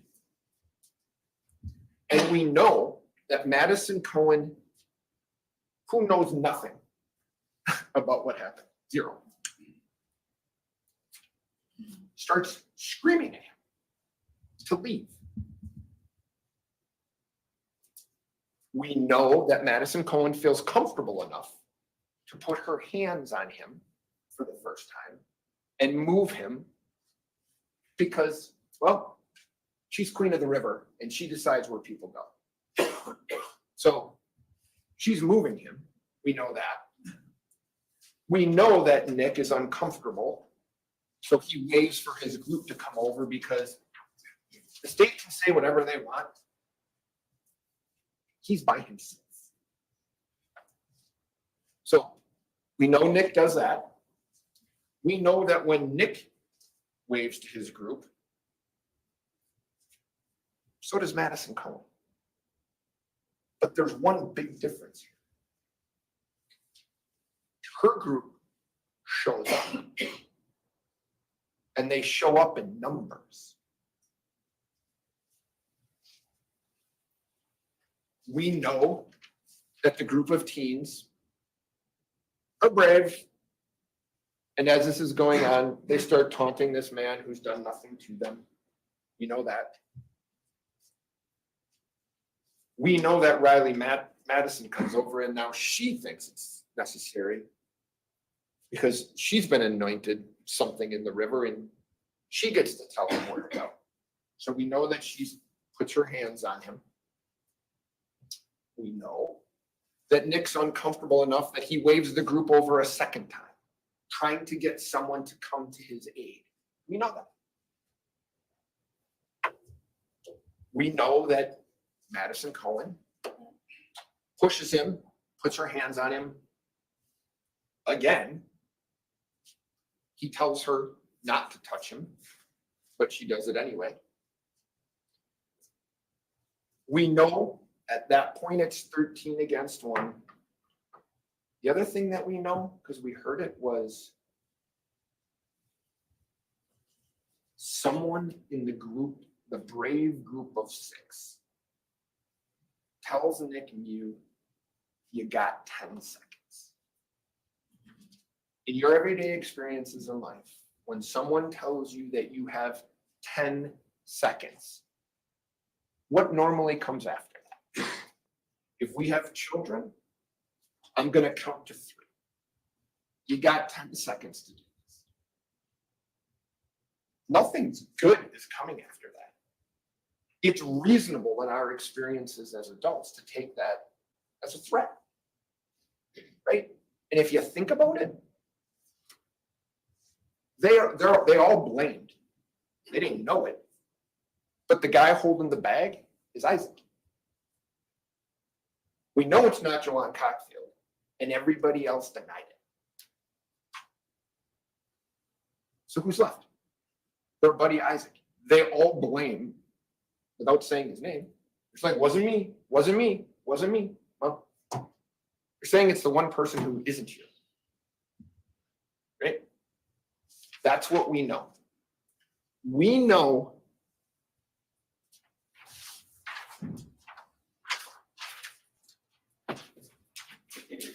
everything here I just told you is what we know in the first minute and 49 seconds. And why does that matter? What does... I can't see the exhibits. And step up and go over to the side.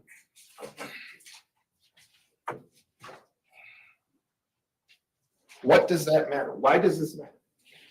Because one of the things you have to consider when you consider self-defense is Nick Miu's reasonable belief that there is going to be an imminent interference with his person. And when you add all of these things together, he has to subjectively believe that. As a jury, as you sit here today, we don't get to look at it and say, what would an objective, reasonable person do? Does Nick feel that way? Does Nick feel, with all of these things listed here, that there is an imminent unlawful interference with his person? And I would submit to you, he does. He told you he did, right? We're going to see the video one time, promise, broken up into those parts.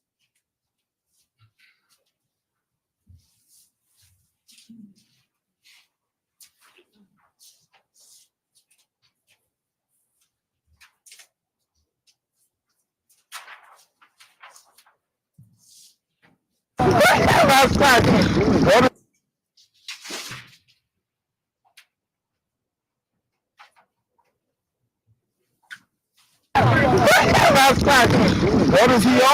Whoa! Whoa! Whoa! Whoa! What's the way? Oh God! He up! He up! Oh God! What are you talking about? What the hell are you talking about? What? Get away from us! What? What are you doing? What's going on with your homie? He's on camera. Scripted. He's on scripted. Yo, the new iPhone got that good quality. What do you say? Yeah,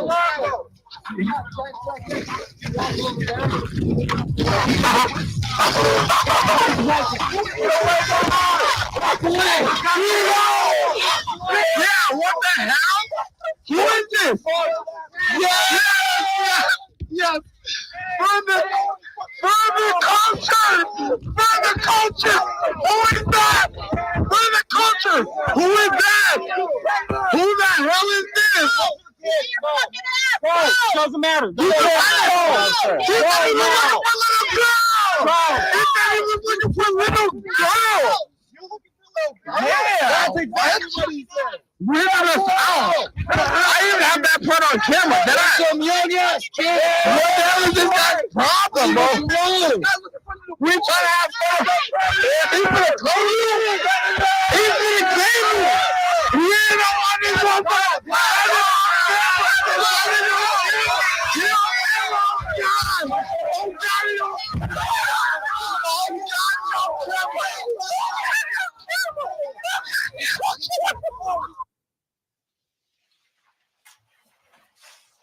The second part of the video that I think is important, and Attorney Anderson's talked a little bit about it, is really the 1 second that we don't get to see, right?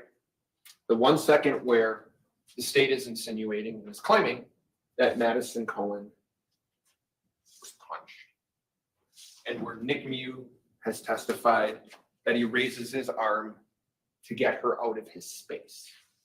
So those are the two possibilities as to what happened in the video that you don't see. And I am, once again, asking that you use your everyday experiences in life when you make this determination, okay? And I understand that people in stressful situations don't get everything perfect. I get that. I'm not holding anybody to this exact standard. But what have we heard in order to prove beyond a reasonable doubt that this happened? Well, you heard AJ Martin say that he grabbed her by the back of the hair and was slugging her from behind. Okay, no one else says that. You hear Alex Vang say he slapped her with a right hand in the face. Then I say, Mr. Vang, how can that happen? He's got a knife in his hand. And he says, you're right, that can't happen. He punched her. You hear Joanne Cockfield, who's not looking at it, he's holding his camera in another direction, says he threw a hook at her. I saw that. Right? Madison Cohen says, she said on direct examination, he hit me with a left hand to the left side of my face. And it sat there. Then when I asked her questions and I said, can you explain how that's humanly possible? And her response was, you're right. I get lefts and rights wrong.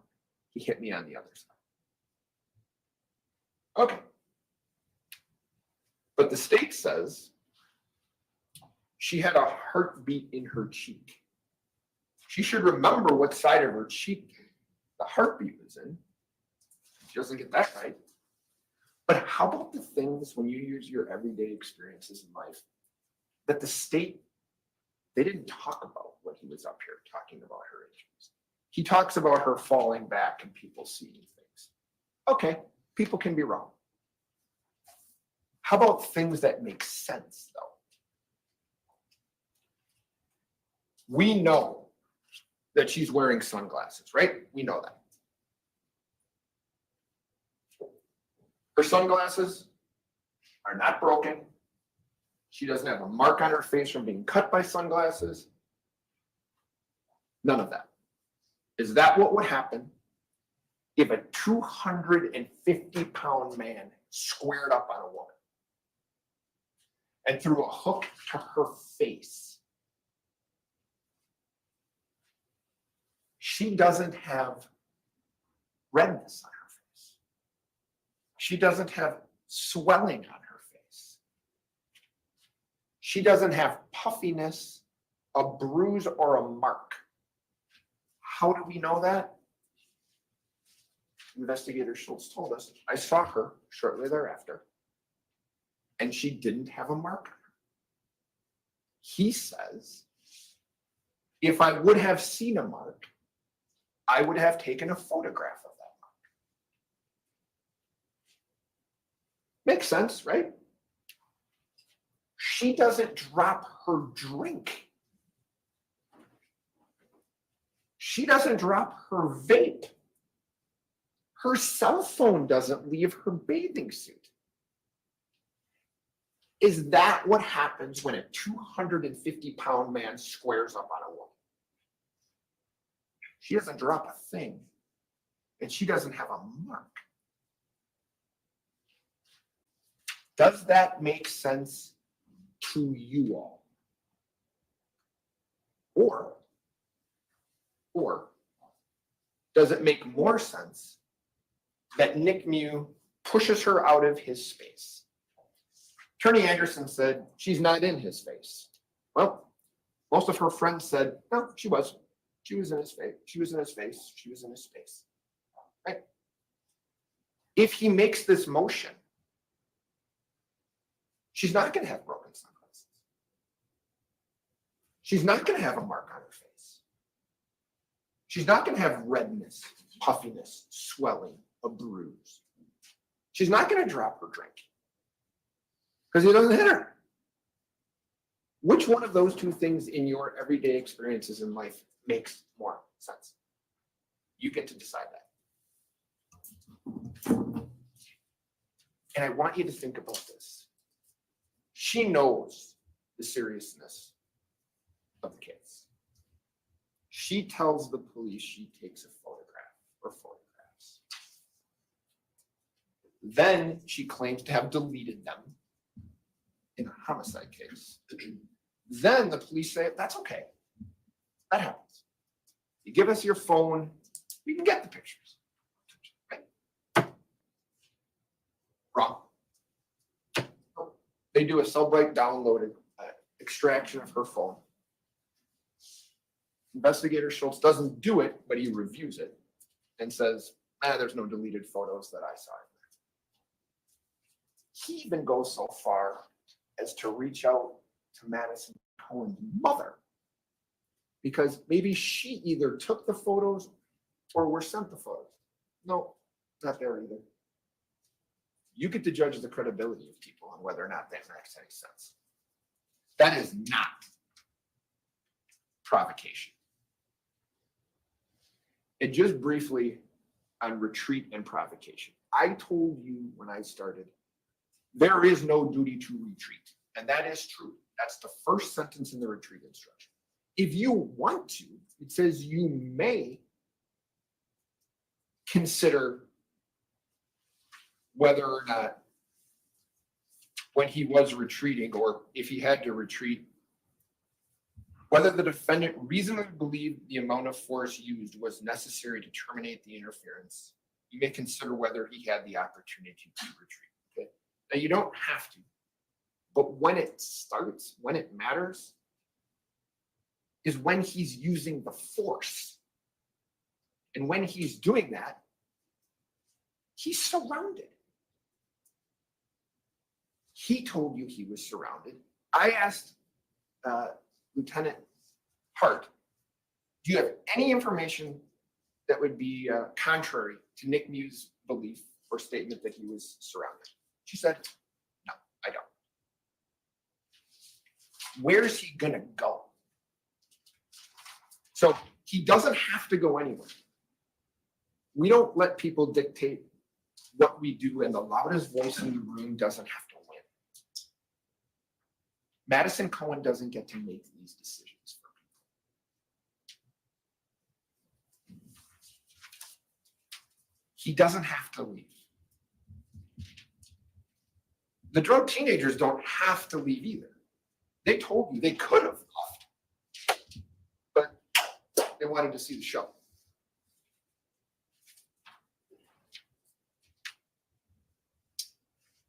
He doesn't have to go, and there's nowhere to go. That should be the beginning, middle, and end of that evaluation on retreat. Same analysis, same result on provocation. Okay? You have to find that Nick Miu committed an unlawful conduct against Madison Cohen to provoke this attack. He wanted her to get out of his personal space. The bully in the room doesn't get to yell at you and tell you to leave. And then when you don't leave, doesn't get to get in your personal space because you are not leaving. That's not how this works.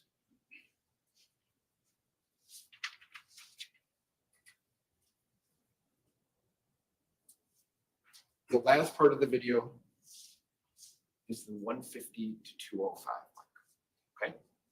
Now, you heard yesterday, the state wants to break this video, this last 15 seconds or so, down into stills. 1/24th of a second. No one lives their life in 1/24th. And you're not supposed to in this case, because you're supposed to look at this case through the eyes of Nick Miu. And if you've watched that video, the first time I saw it, I didn't see what happened. I didn't see him pull a knife. I didn't see some of these people get injured because it's moving like this. When you break it down to 1/24th of a second, it's just not how we live our lives. You have to look at those 14 seconds through Nick Miu's eyes as he was standing there in the river. And remember, he told you yesterday that he believed that he was going to die, but he doesn't have to believe that. He just has to believe that he's going to suffer serious bodily injury. That's what he has to believe, okay? And before I start this video, I'm going to ask you this again. What do we know in those last 15 seconds? We know that Anthony and Dante Carlson were asked by their dad to go over there. Why? To help him. Quentin Carlson testified that he was concerned that Nick Miu was going to get the brakes beat off of him. So Quentin Carlson wanted his boys to go assist. I would submit to you that Quentin Carlson was concerned that Nick Miu was going to suffer serious bodily injury if someone didn't help him. Alex Vang told you Miu's getting his butt kicked when this is going on. And Owen Peliquin said those guys got on his ass. Right? Anthony Carlson is yelling, stop, stop, stop. He's not yelling it to Nick Miu. Nick Miu's tail down in the water. Presumably, he's telling it to the people who are beating him. Right? That's what we know.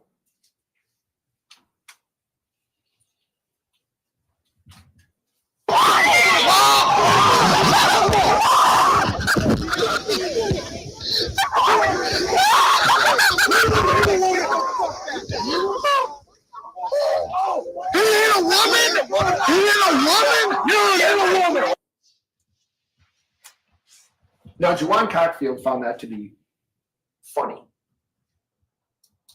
for quite some time. You can hear him cackling on how he thinks it's funny that Miu's getting punched in the face and knocked in the face, slapped, okay? But what we know from that video is a 250-pound man, 250-pound man, has been knocked clean off his feet backwards into the water by getting punched in the jaw. That's what we know.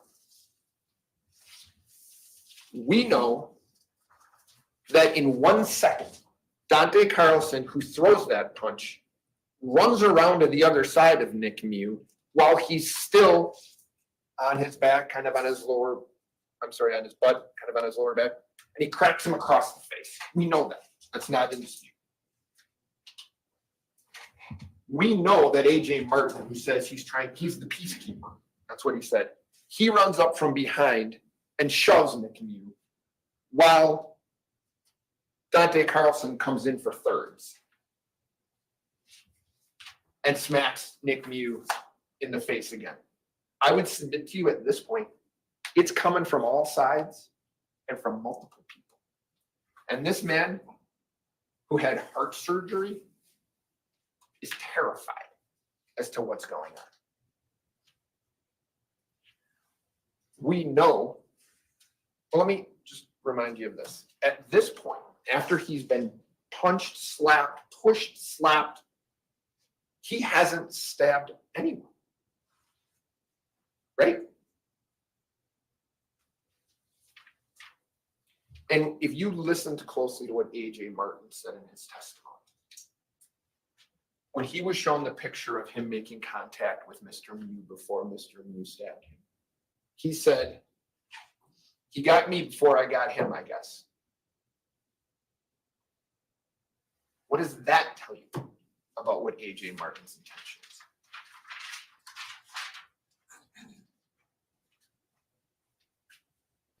He's back in the water now for a third time after getting pushed down by AJ Martin. And what do we see next? That's Anthony Carlson. He walks right by Miu. Miu doesn't do a thing to him. Mr. Miu doesn't do a thing to Anthony Carlson as he walks by. You will then see, and what we know is Anthony Carlson comes up from behind him, appears to be yelling at him and putting his hands on him. So now Miu has been touched at that point, punched, pushed from behind and slapped. And now Anthony Carlson comes up to him. We know that. And then we know 1 second later that Isaac Schumann comes up to him. You guys get to make the decision on whether or not he's choking him around the neck. You get to make that decision. I'm not telling you what that is. You get to decide if that looks like a choke to you or not. So at that point, 4 people have attacked Nick Miu. And why does it matter? Why does any of that matter? Because if you find the following, Nick Miu is not guilty of all the charges, okay? If you find that Nick Miu believed that there was an imminent unlawful interference with his person, if you believe that he believed that was coming, the 19 or 18 reasons that I put up there supports that, and he told you that. And that's his subjective beliefs, okay? If he believed the amount of force that he used was necessary to terminate that interference, okay? So if he believed that he did what he had to do, right? I would submit to you there's only 2 answers to that. Only 2 possible answers. He either did what he had to do to survive, or this man who you watch the video, who's never got a speeding ticket, who decides to go out with his wife that day, who's floating down the river and having lunch, decides, you know what? Today's the day I'm going to start stabbing people. I'm going to leave my group. I'm going to go over and I'm going to start stabbing people. Mr. Anderson says he snapped. If he was in fear, he would have left. I think anybody would dispute that he was in fear.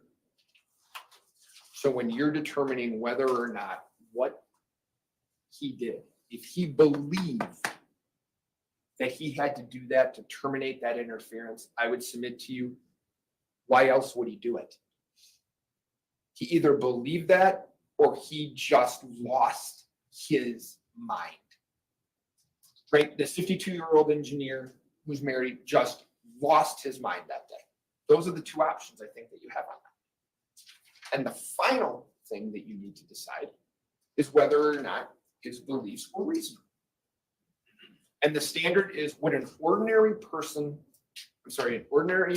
of ordinary intelligence and prudence would have believed standing in his shoes at that moment. Okay? Quentin Carlson is about his age. And Quentin Carlson is concerned enough for his safety that he sends his boys over. Quentin Carlson tells the police that after his boys have been injured. He tells the police, I get it, they're injured. I sent them over there because I was concerned for the old guy.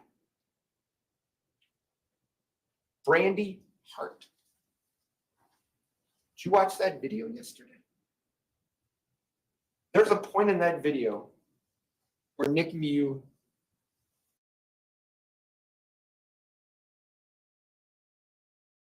puts his hand in his head and says something like, "My life is over." And Brandy Hart says, "I don't know about that. There's self-defense." She says, "I don't know what I would have done. But I can tell you I would have been scared shitless." She's been a police officer for 25 years. And that is her response. State never followed up with her on anything after that. That was her statement to the police. Or that was her statement on the tape. And as I mentioned, Alex Vang and Owen Peliquin say he's getting his butt kicked. They're all over him. Are those reasonable people? You get to decide what a reasonable person would do in that situation. But I would submit to you, you've got something to work with. You've got something to work with. Briefly on the charges, okay? Before you even get to self-defense, you get to intent. You have to find intent on the homicide charges initially for Isaac Schumann, and you have to find them for the others involved, okay? And the question on intent is mental purpose. Can you watch that video and say that Nick Miu's mental purpose is to kill Isaac Schumann? Or is his mental purpose to get another person off of him? You get to decide that. Okay. Under those circumstances, you heard everybody say, anybody who never touched him, he never touched. Right? People were like, I didn't want to get near him. They didn't touch him. He didn't touch them. He didn't say anything. You get to consider all the facts and circumstances. He didn't say anything to Isaac. Right? Isaac grabs him by the throat and he stabs him one time. Is that an intent? Is that his intention to kill Isaac Schumann? And when you started this case, you heard that was the charge. Well, those charges have changed. Now you get to consider all other kinds of charges with all other kinds of mental states too, right? Maybe it was intentional. Well, maybe not. Maybe it was reckless. Pick a theory. Don't let them just throw things against the wall and hope that you guys let something stick. They're telling you they thought it was intentional. Now it might not be. Now it might be reckless. They don't have it. Nick Miu wanted to get Isaac Schumann away from him. He didn't chase Isaac Schumann down. He didn't move toward Isaac Schumann. Isaac Schumann moved toward him. And on the attempted homicides, read the instruction on attempt, you guys. In order to convict someone of an attempted homicide, the state must prove to you beyond a reasonable doubt that demonstrates unequivocally that Nick wanted to kill these people and would have, except for the intervention of another person or some other extraneous factor, okay? And unequivocally means there can be no other inference which can reasonably be drawn. No other inference. And an extraneous factor is something outside the control of Nick. You heard DA Anderson say, but for medical intervention, some of these people would have died. Well, AJ Martin would have. Dante Carlson had a hernia. He repaired a hernia. Sorry, medical intervention doesn't prevent him. He's not going to die from that. Anthony Carlson gets 2 stitches. He's certainly not going to die from it. And Riley Madison could have got an infection, they said. I understand that. But if he wanted to kill them, why didn't he?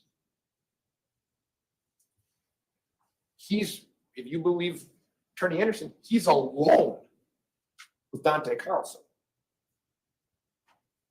Why does he stab him 1 time? He wants to kill him. Why doesn't he smash him up? He wants what he wanted all along, to get away from these people. He's leaving, and Dante Carlson, who has beaten him up, has hit him in the face repeatedly, confronts him again. What does he think? What does Nick Miu believe is about to happen? You don't have to let somebody beat you before you respond. Doesn't that make sense? And because they don't have the attempts here, because there was nothing, no outside extraneous factor, they also say might not be attempts. Take a chance on reckless. How about that? Again, not really a theory, but you get to make that decision.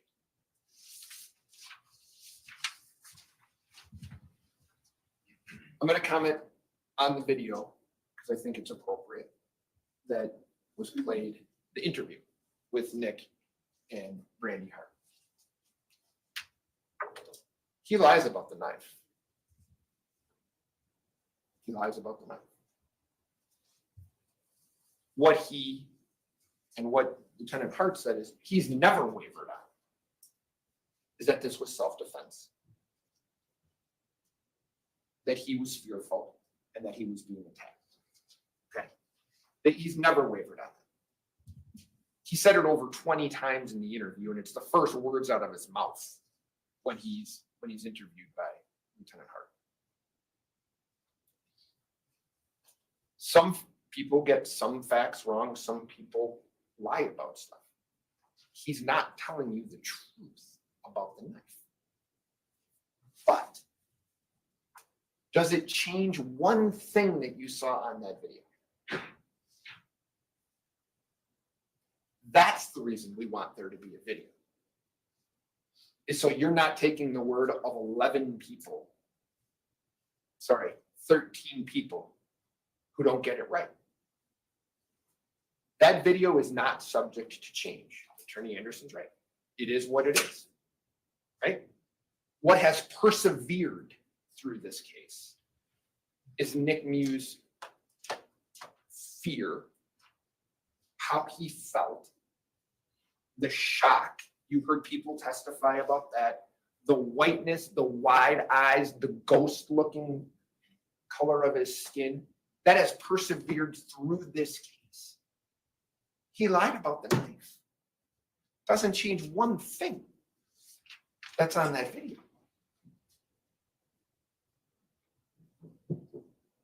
You should feel sympathy for Isaac Schuman's family. I have a 19-year-old son. He would be in Isaac Schuman's grave right now. Everyone feels sympathy for Isaac Schuman's family.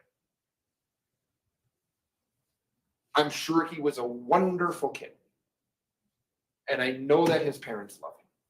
But you don't get to decide this case based on sympathy. The judge tells you that. You decide this case based on facts and evidence. That's what you are required to do. And put most succinctly in terms of the burden of proof and what the state has to do is they have to prove to you beyond a reasonable doubt it's not self-defense. And what does reasonable doubt mean? Well, the judge read it to you. You'll get to hear about it again. But it's a doubt that would cause a person of ordinary prudence to pause or hesitate when deciding the most important affairs of life. And I would submit to you the most important affairs of your collective lives are your health, your family's health, loved one's health. When you're thinking about that and you have to make hard decisions on those things, if there is a pause or hesitation about what you need to do because you're getting information from various places, you say, I need a break, I need to figure this out. That's reasonable. Okay. It is a doubt for which a reason can be given. That reason is self-defense. And I just want you guys to know this.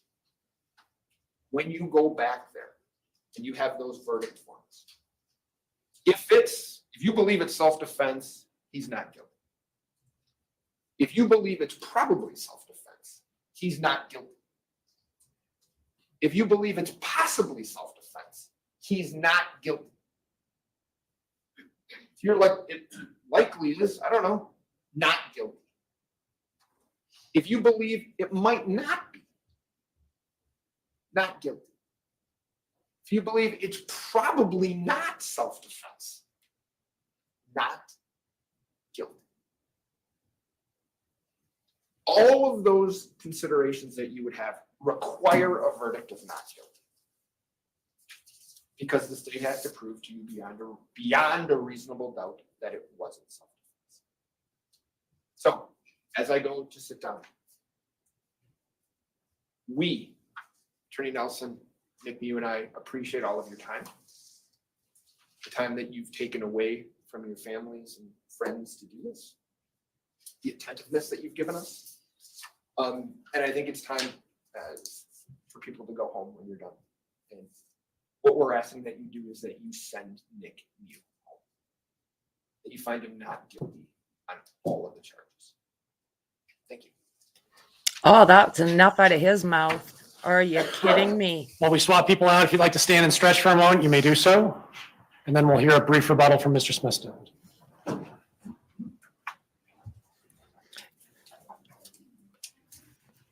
No, I can't stand this guy either. I mean, everything as far as I am concerned that just came out of that guy's mouth is wah, wah, wah, wah, wah, wah. Good God, man. I had to step away a couple times because, I mean, you put yourself in those parents' position and you want to backhand this guy into next bloody year. It's unreal.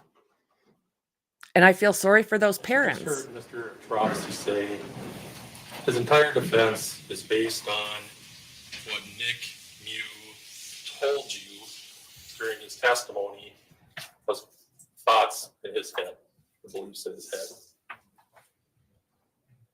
What do we know about Nick Miu? We know he's smart, speaks multiple languages, has a couple of degrees, one's in math. He's a calculating person. He's a cunning person. He's a skilled and prolific liar. We know that because every word that came out of his mouth, practically since he started walking away from this group, was a lie, including to his best friend, who he said they took my knife while the knife is still on him. The things he said to Sheriff Knudsen, where he pretended to not know what was going on. And then everything he said to Investigator Hart, Lieutenant Hart. He is skillful at crafting a story that matches what he needs to say to avoid the consequences for his actions. We all know that. It's undisputed. He told you himself he's a liar. All right? He did not just not lie about the knife. He lied about all kinds of crazy things, bizarre things. Why would he say that these boys pulled his pants down? What a bizarre lie to make up, right? Why would he say that two boys pulled knives on him? He's got to say that because he knows what he did wasn't justified. He thinks to himself, if I say one boy pulled the knife, that would be good, but if it's two, that would be better. So he crafts this elaborate story. His entire defense rests on you believing what he said on the stand yesterday. His testimony was a disaster. He got caught in several lies on the stand. He changed his answers a couple of times when he realized that what he said wasn't helpful to his defense, right? He consistently remembered details from July 30th, 2022 that benefits his defense, but doesn't remember anything about what he did, any of the facts, any of the stories that he told Lieutenant Hart. How is that possible? That he can only remember the facts, the beliefs he had that assist his defense, and nothing else. How many times did he say on the stand, I don't remember, I don't remember, I don't remember? He repeated it over and over and over again because he doesn't want to answer questions about what he did because he knows dang well it wasn't justified.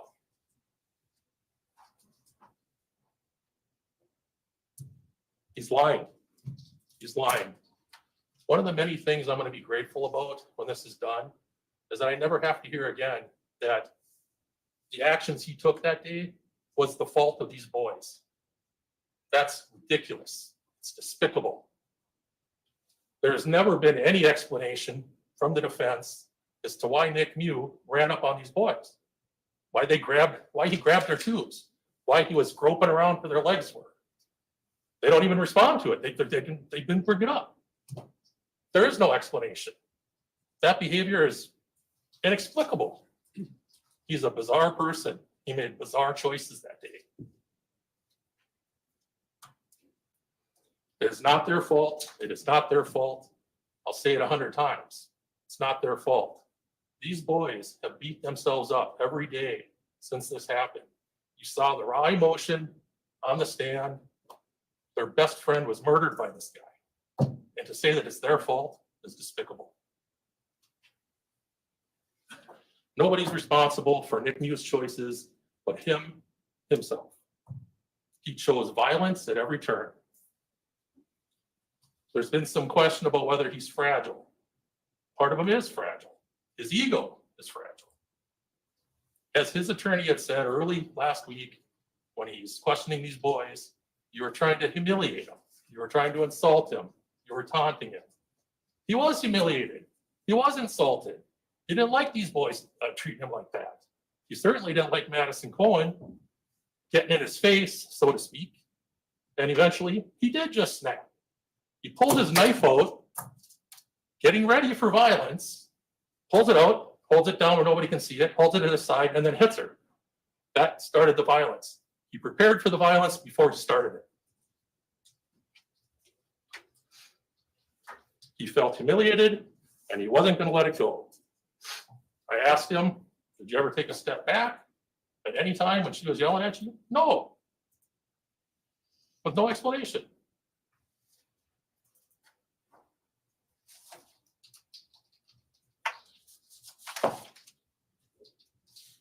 We're dealing with what we call false narratives in this case.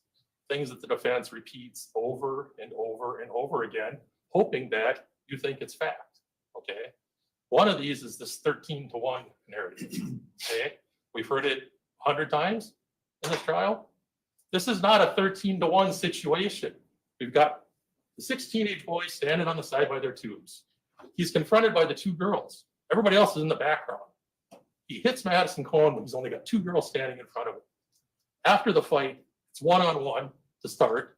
It's Dante hitting him, and then arguably 2-on-1 when AJ comes up and pushes him in the back. Tony breaks it up. The fight's done.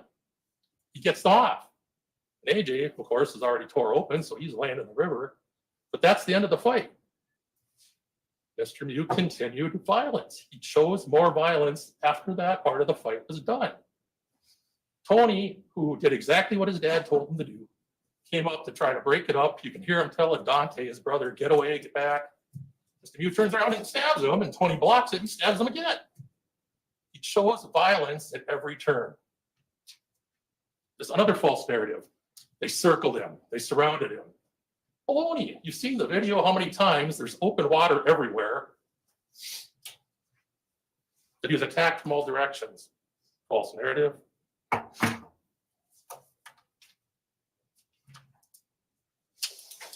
He said that Owen Peliquin testified that they stuck around because they wanted to see how it played out.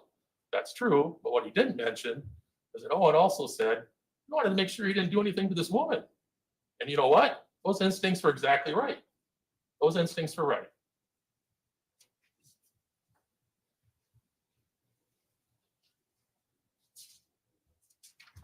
He keeps talking about how these boys wanted to make a video. Well, they were making a video. But what does that matter? They didn't start the violence.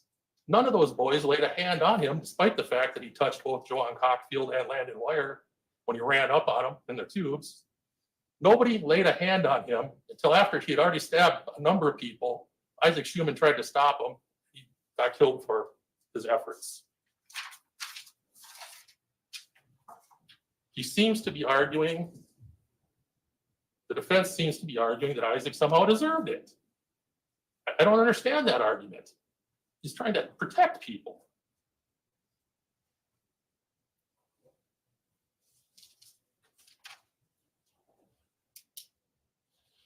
He calls Maddie Cohen the queen of the river. And he calls her a bully, calls her a number of other unkind things. Her testimony was, and it's clear from the video, she was trying to protect these boys. She saw that he was over there doing something, that it was freaking them out. She tried to protect them. You know, maybe if we had more people on the river trying to protect people, the world would be a better place.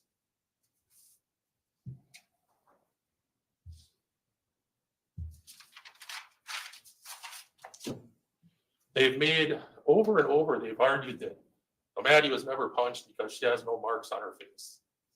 Nick Miu, who, as Mr. Trosty said, was lifted off of his feet by the punch from Dante and punched in the jaw and fell in the river, gets up and there's no marks on his face. We have pictures from him. We have the video.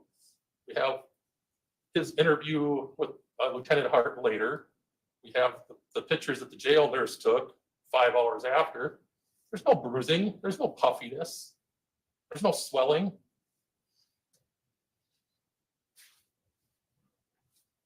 The fact that they're arguing that Maddie had no mark doesn't matter because he didn't either. It happens. They're trying to say that he was terrified. His face tells a different story. He has expressions of anger. He has expressions of, I guess, humor. He's smiling. He's smirking. Well, after he has his knife out, he clearly feels comfortable. There's no look of terror in his face at any time.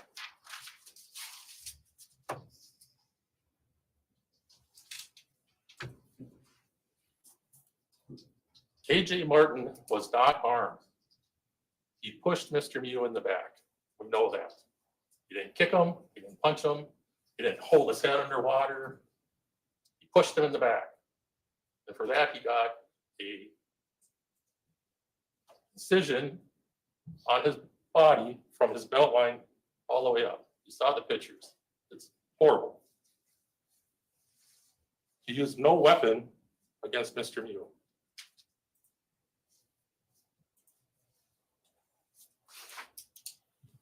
They made a big deal about Lieutenant Hart telling Mr. Miu in the interview that she would have been scared too. Well, she made that response after he'd been feeding her a load of BS about all this stuff that supposedly happened. About having 2 kids pulling knives on him and pulling his pants down and all the baloney that he fed her. Based on that, she said, yeah, I would have been scared too. They're arguing that he had no intent to kill Isaac. Isaac weighed 134 pounds at the time. He's 250. He rams his knife up, not down, up, severing 2 of Isaac's ribs right into his heart. All right. If he didn't intend to kill him, why not stab him in the belly? Right into his heart.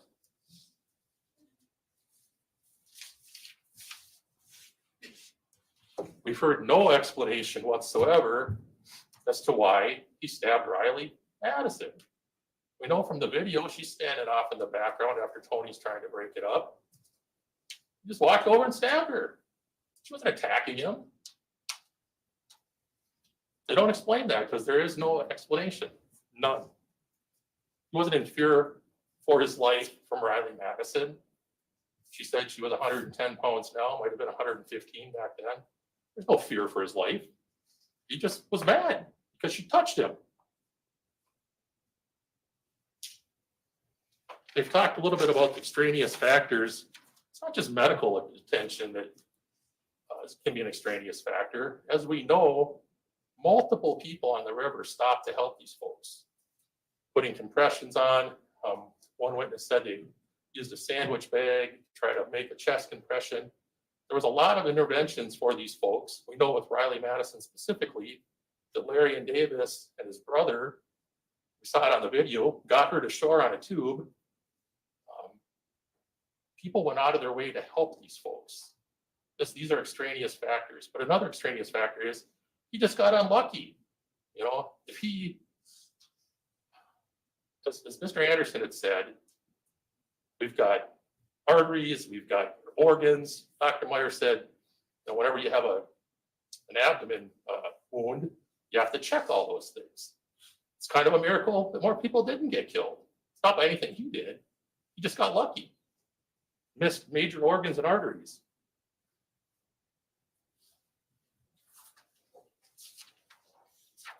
The bottom line is he had 4 hours from the time that he was arrested to the time that he concocted this ridiculous story about the boys pulling knives on him and pulling his pants down and all this other bizarre baloney. He used his intellect, because we know he's smart, to craft this story.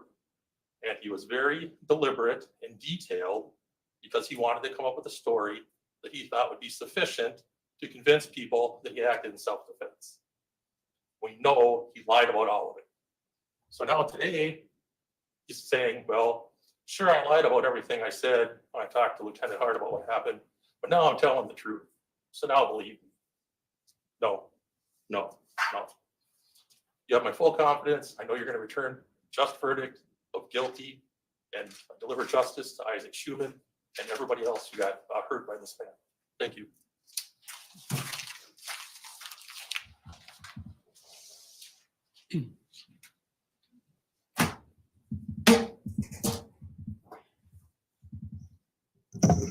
Now, members of the jury, the duties of counsel in the court have been performed. The case has been argued by counsel. The court has instructed you regarding the rules of law that should govern you in your deliberations.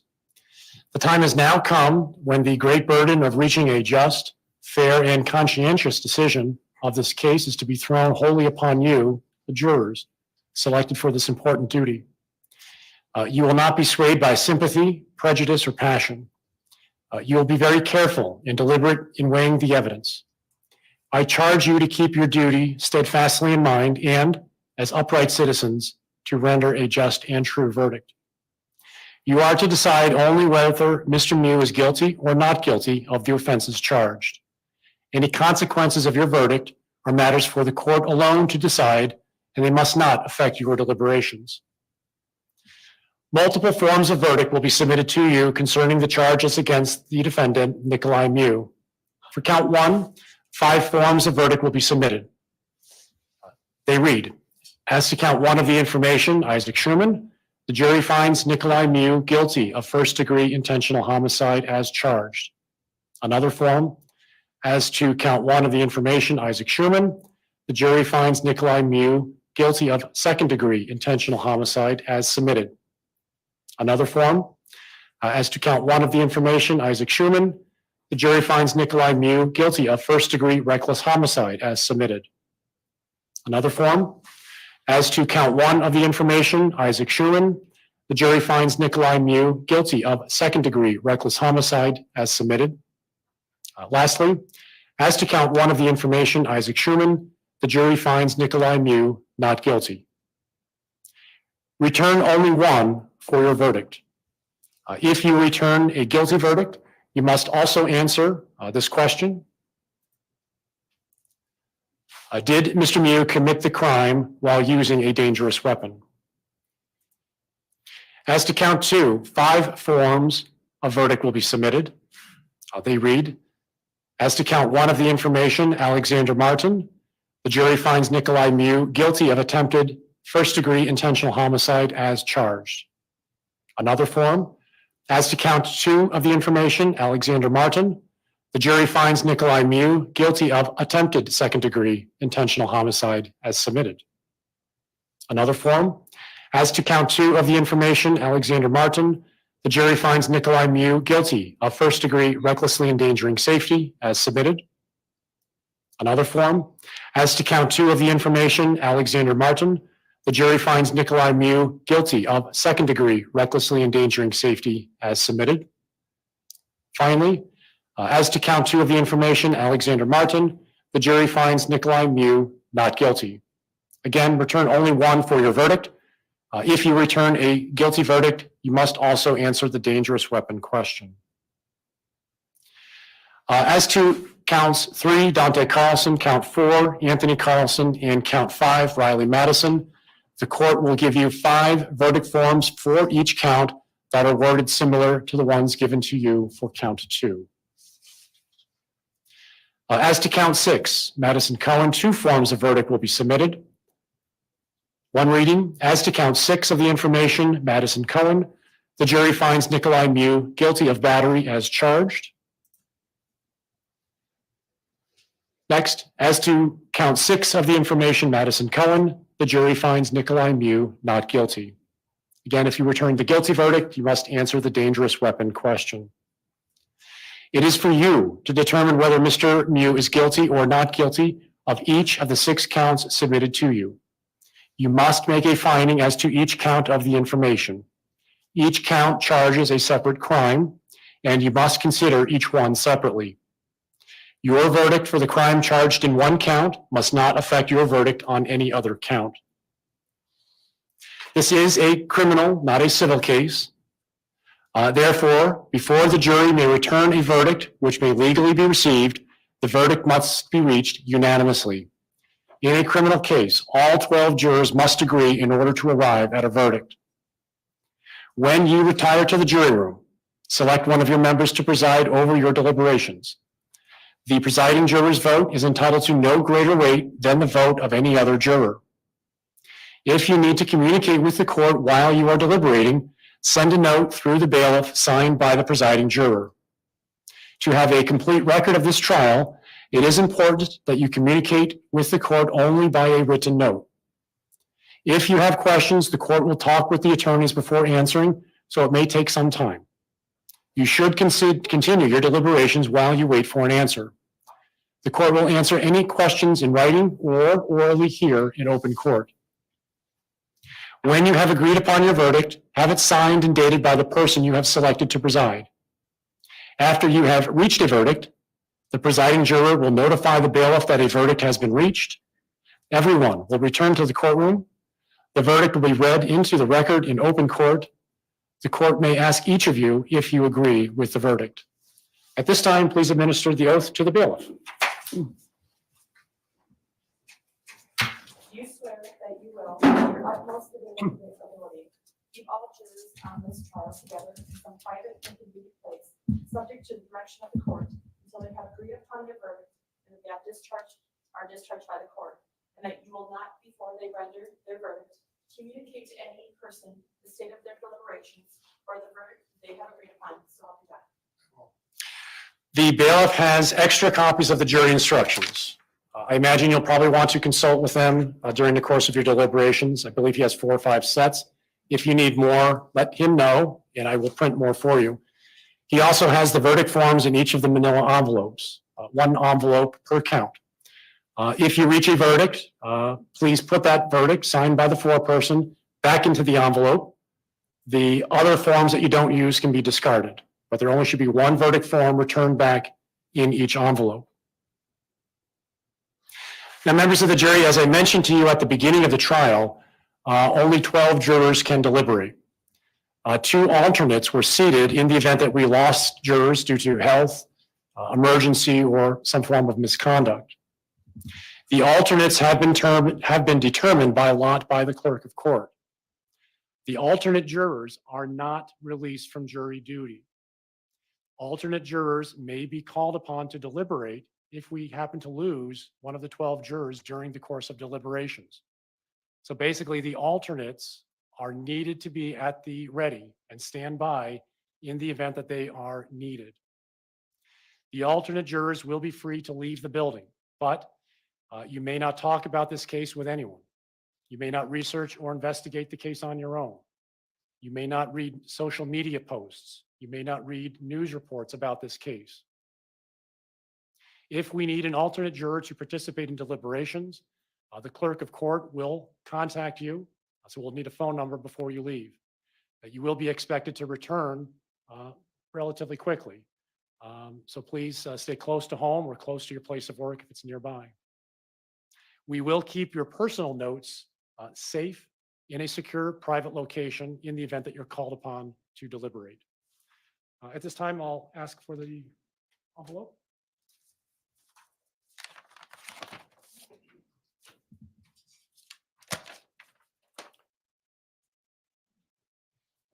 The two alternate jurors are Darren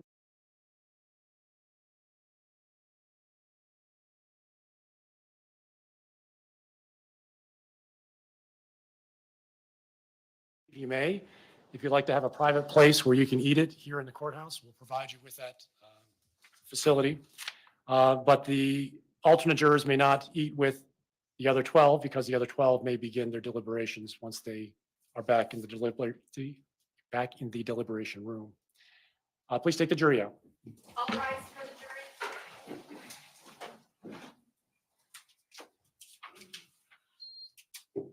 jury. Here we go.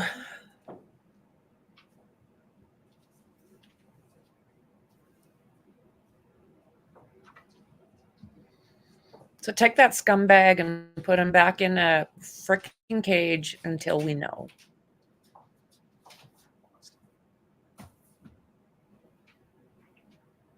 I'd never seen that done either, Tony. Please be seated.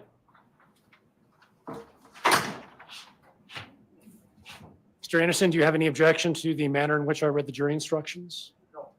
Mr. Trofasi, do you? All right. The alternate juror forms, or the alternate, I don't know what you call this, the jurors selected for 12 the 12 jurors selected for deliberation are listed on the form if either of you need to see it. The clerk has it and you look at it. Before we adjourn, attorneys, please stay close by in case there are questions. I do want to compliment both of you, actually all of you, on your conduct and demeanor during the course of this trial. It is difficult subject matter. It is difficult law to get your mind around. These were tragic events, traumatic events, and I thought you carried yourselves with dignity during these proceedings.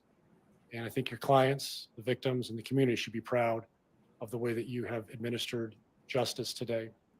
You both have given this jury a lot to think about. We stand in recess.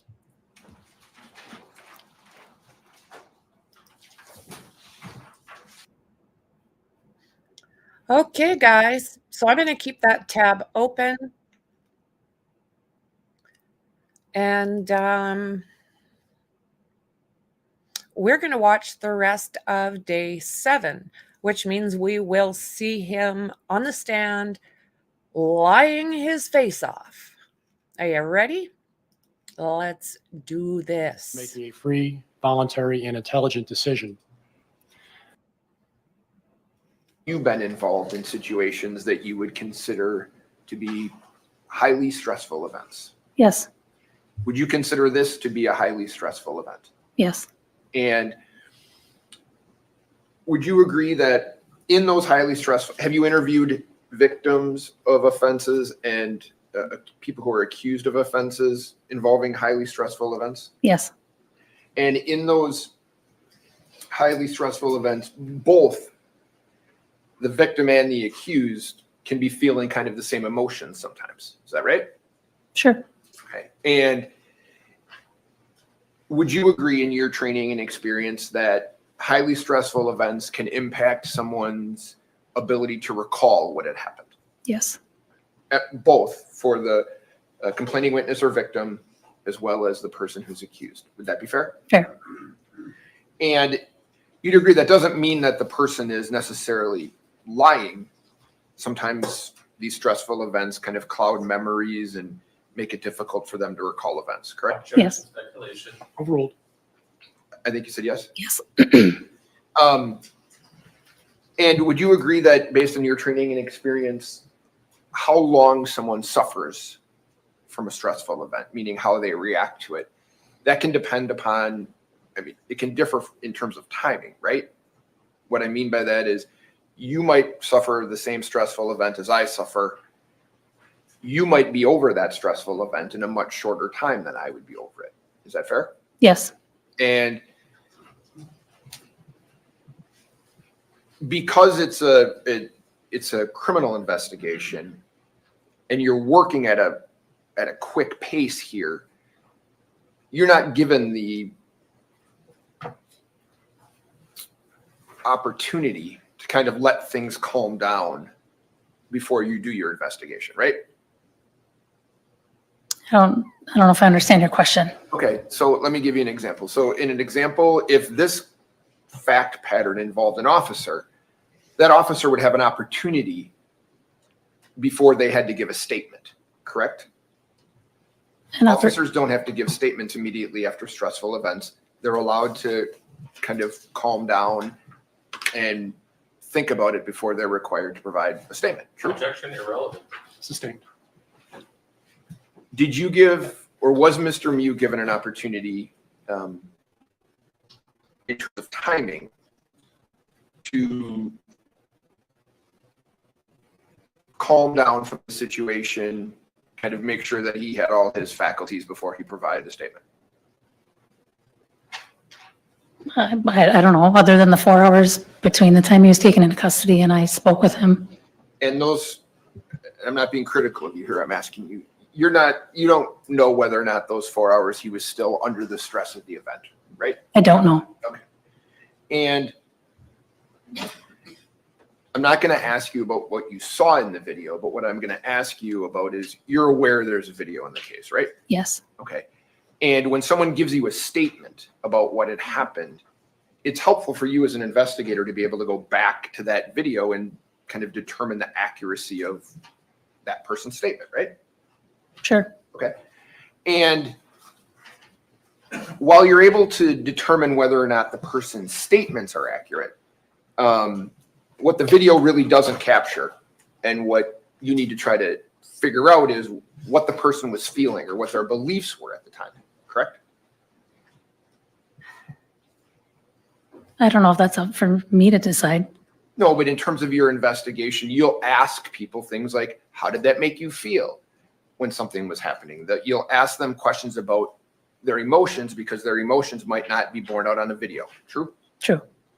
And people will tell you, I was afraid, I was worried, I was stressed. They'll make those statements to you when you ask those questions, correct? Yes. Okay. And tell me if this is fair. So you, after conducting the interview with Mr. Miu, you've watched the video, right?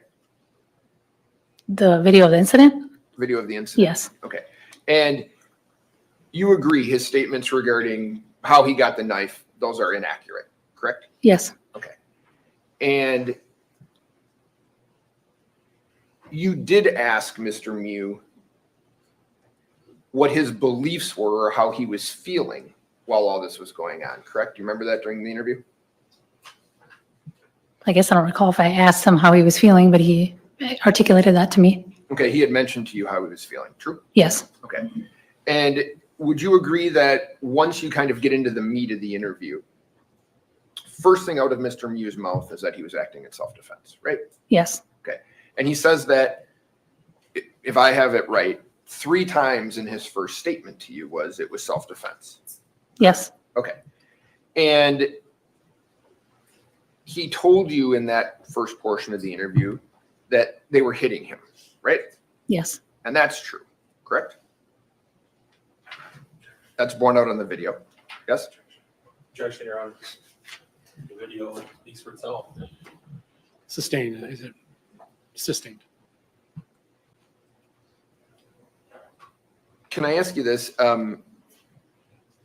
Although some of the things that Mr. Miu had talked to you about regarding how he obtained the knife. We agree that was incorrect. Would you agree, based on your interview with Mr. Miu, he never wavered in his claim it was self-defense, correct? Correct. He never wavered in his claim that he was fearful, correct? Correct. And he never wavered in his claim that he was attacked, correct? Correct. If I told you, and I don't know if you've counted, I counted approximately 20 times during that interview that he claimed it was self-defense, he was fearful, or they attacked him. Sound about right? Yes. Okay. And you've sat through, I know you weren't here yesterday because you weren't feeling well, but you've sat through the trial of every other witness other than when you weren't here, right? Yes. Okay. And you've listened times when witnesses had to be corrected or shown something that turned out not to be true based on the video, right? Yes. Okay. Do you have any information through your investigation that contradicts Nick Miu's belief that he was in fear during that incident? Objection, Your Honor. Come on up.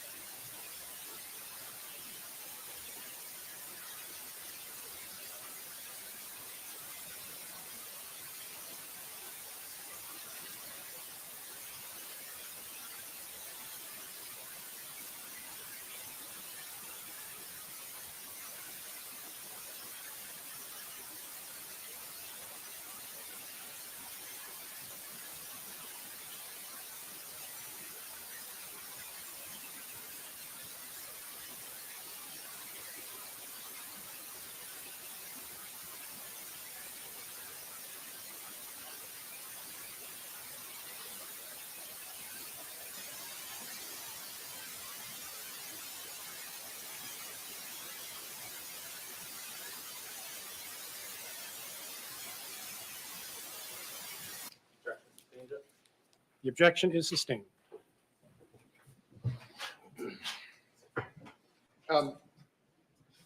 Lieutenant Hart, in terms of what had happened that day in your interview with Mr. Miu, okay, the recorded interview we just watched, he didn't make any other statements to you that would give you any reason to believe that he wasn't in fear, correct? Objection, Your Honor, the same grounds. Overruled. Can you ask that again? I don't know. Based on your interview with Mr. Miu on the day in question, right? When you interviewed him on the Yes. tape. He told you he was in fear, yes? He did. Okay. Did he provide any other statements to you that would contradict that statement that he was in fear? No. And to be fair, he told you multiple times in that interview that he was in shock about what happened and didn't remember everything. Is that right? Correct. Okay. And that, based on your training and experience, that wouldn't be unusual, would it? No. Okay. You've had that with other people who have been complaining witnesses or victims of offenses? Yes. And have you had that with people who have been accused of crimes? Probably. Okay.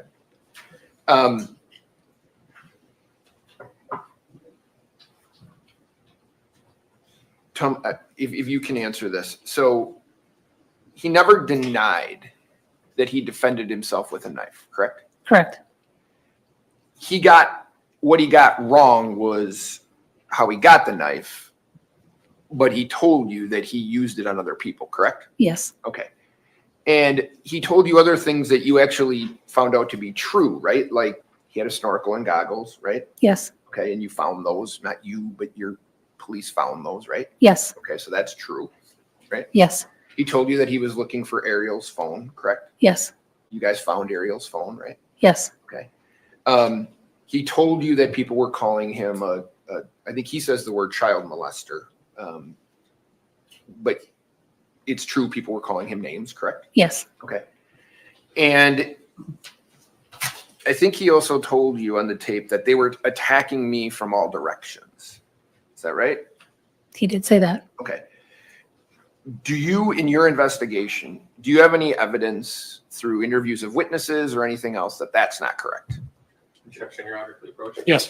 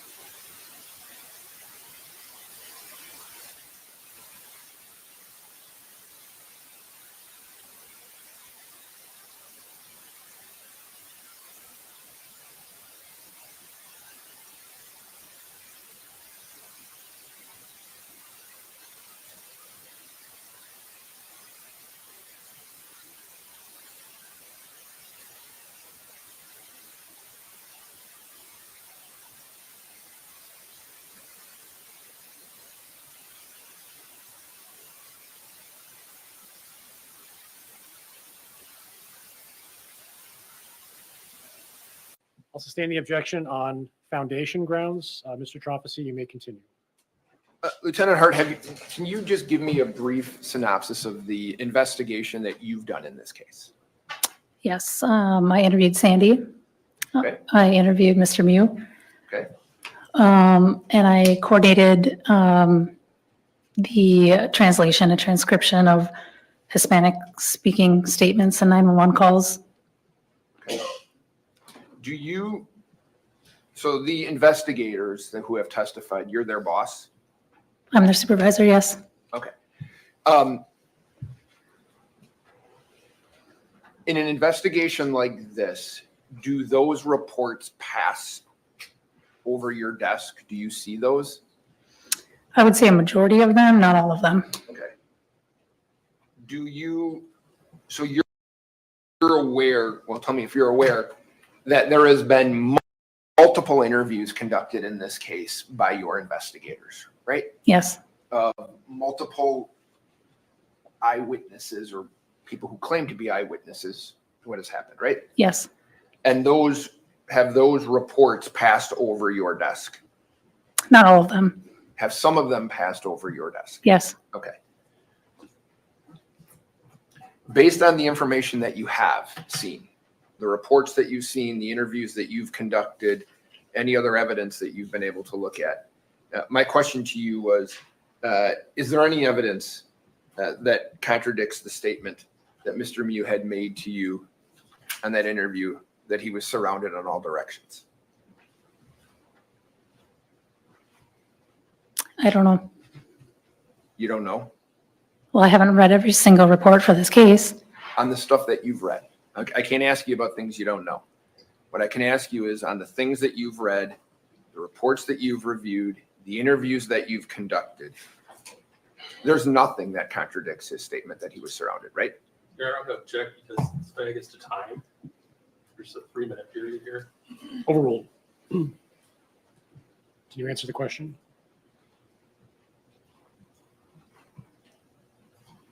So your question is if I've seen any of the reports that I've read? I'm asking you if any of the evidence that you've reviewed in totality, whatever you've reviewed in the totality, okay? There's nothing in the evidence that you've reviewed, the witnesses that you've spoken to, that contradicts Nick's statement that he was surrounded when he told you that, right? Yeah, he's the only interview I've conducted. You reviewed other reports though, right? Yeah, Okay.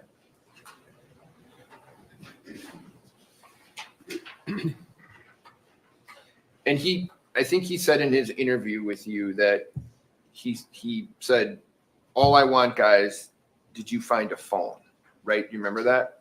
yeah, Okay. And through testimony you've seen and witness statements that you've read, you know Juwan Cockfield's holding a phone, correct? yes, Okay. And Through your investigation,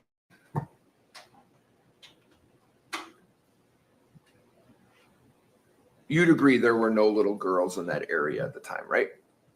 Not that I'm aware of. Okay. So would you agree there's nothing factually in terms of evidence that you know about that would support the claim that people have said that he was looking for little girls? There were none, right? There were none. Nope.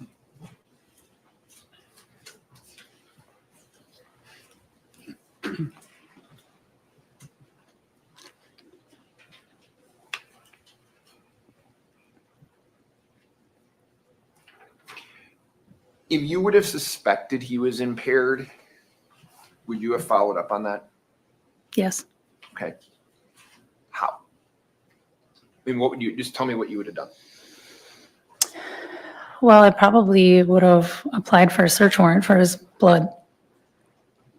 Okay. Because that would, if a person's intoxicated in this situation, in the situation that happened, this incident, knowing that would matter to you, right? Yeah.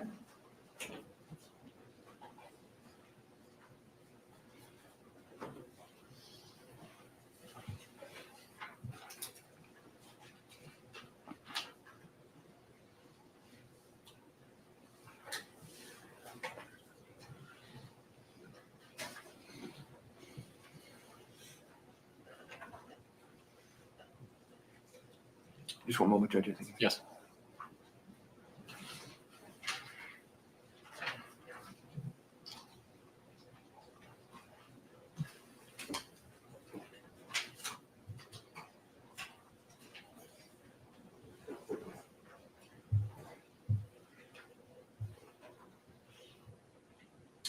It's all good. Thank you.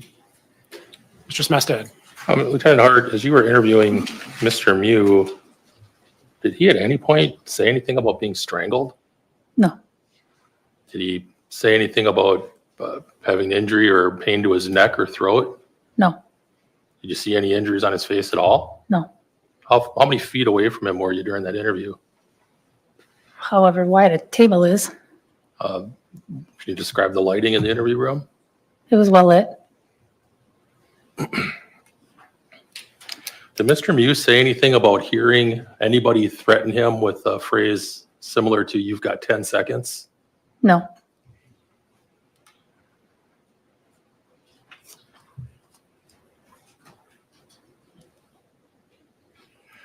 At the time that you interviewed Mr. Miu towards the end, when he asks you what happened, did you know that he had already been informed that he was under arrest for homicide and attempted homicide?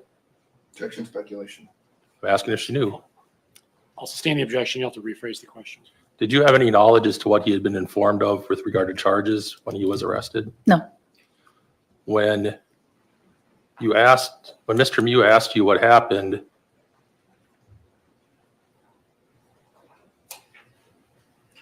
and you told him that someone had died, what was his response? I believe he said, oh no. Did he appear to be surprised? I'm going to object. Sustained speculation. At one point in the video, you see him put his head in his hands. Yes. Did you see any tears? No. Mr. Trofsky asked you about the stress that a victim can undergo, and in your opinion, you said, yeah, that sometimes that happens. The same go for 17-year-old kids who saw their best friend get stabbed to death? Yes. And the same goes for the people who actually were stabbed? Yes. Did Mr. Miu ever waver in his claim that he did not himself have a knife on the river? No. Do you know how many times he denied having a knife on the river? If you remember? I don't remember, but it was more than once. Did he ever waver in his claim that two of these boys pulled knives on him? No. Did he appear to recall details about how that all happened? Yes.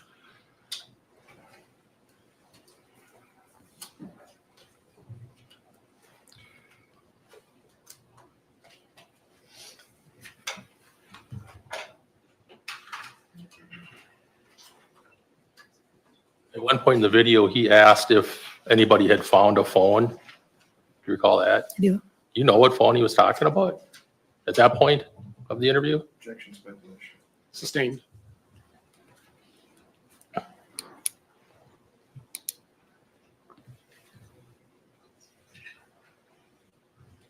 During your interview, did he specify whose phone he was looking for? Yes, I believe you told me it was Ariel's.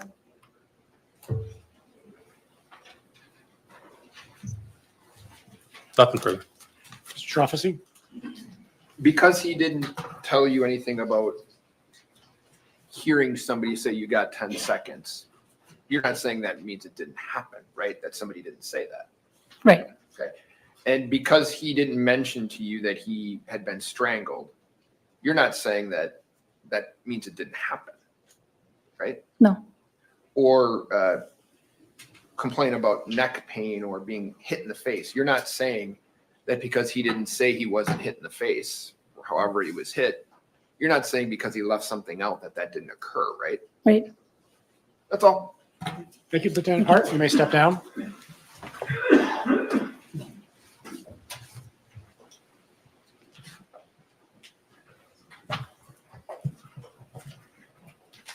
Mr. Anderson, does the state have more evidence? No, Judge. All right, the state rests. Members of the jury, there are a few items that I need to discuss with the attorneys in private. So we're going to have a recess. This may be a little bit longer than some of the earlier.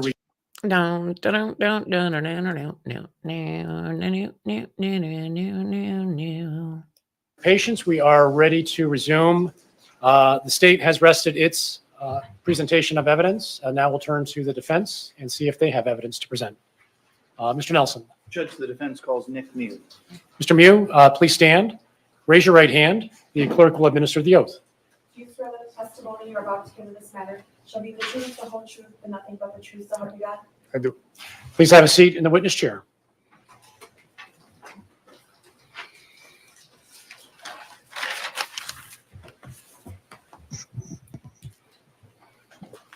Mr. Nelson. You're the Nick Miu we've been talking about for the past 7 days. Yes, sir. Nick, I want to right away talk to you about exhibit number 104, if I could have the screen. You were on the Apple River on July 30th. Yes. Want to ask you about this exhibit, which says it's from frame 2592 at 149 into the video. Have you seen this before? Yes. Do you remember that time in your life when you were on the river in that position as shown in that photograph? Yes. Sometime after that, did something happen to you? Yes. Were you punched? Not, attacked? not After, before sometime that. after this, were you After punched? that, yes. Okay. I want to talk about the time between this and the time that you get punched, okay? Okay. Exhibit number 104 there is on the, with it. Where are you on that? I'm standing in front of two ladies. In which, if you were going to just describe the symbol on exhibit 104 symbolizing you, which one is that? The one with the M. Okay. you What want color? Do you want the Blue. annotator? At that point in time, you said there's two people in front of you. Who are those two people in front of you? A blonde lady to my left and a red hair lady to my right. Were there other, does this accurately reflect how you remember roughly people in general around you? Yes. The blonde lady in front and the other woman, you understand now that through the trial that the blonde woman is named Madison Cohen? Yes. Can we use her name when possible? Yes. And the you said red-haired woman, her name's Riley Madison. Can we use her name when possible? Yes. Possible. So when Riley and Madison are standing in front of you at that point, just before you get punched, right? What are they doing? They're yelling at me. At one point, they were pointing downriver and saying, "Go, go, get away." What are they doing with their hands? They're touching me. When you say touching you, is that something gentle? No, they're pushing. Madison, she pushed against my left shoulder. She pushed against my chest. She was pointing her finger right at my face. She was yelling at me very close to my face.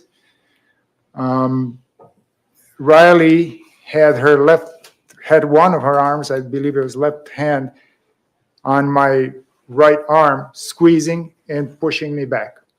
And when you just gave that description, you put your hands distance apart.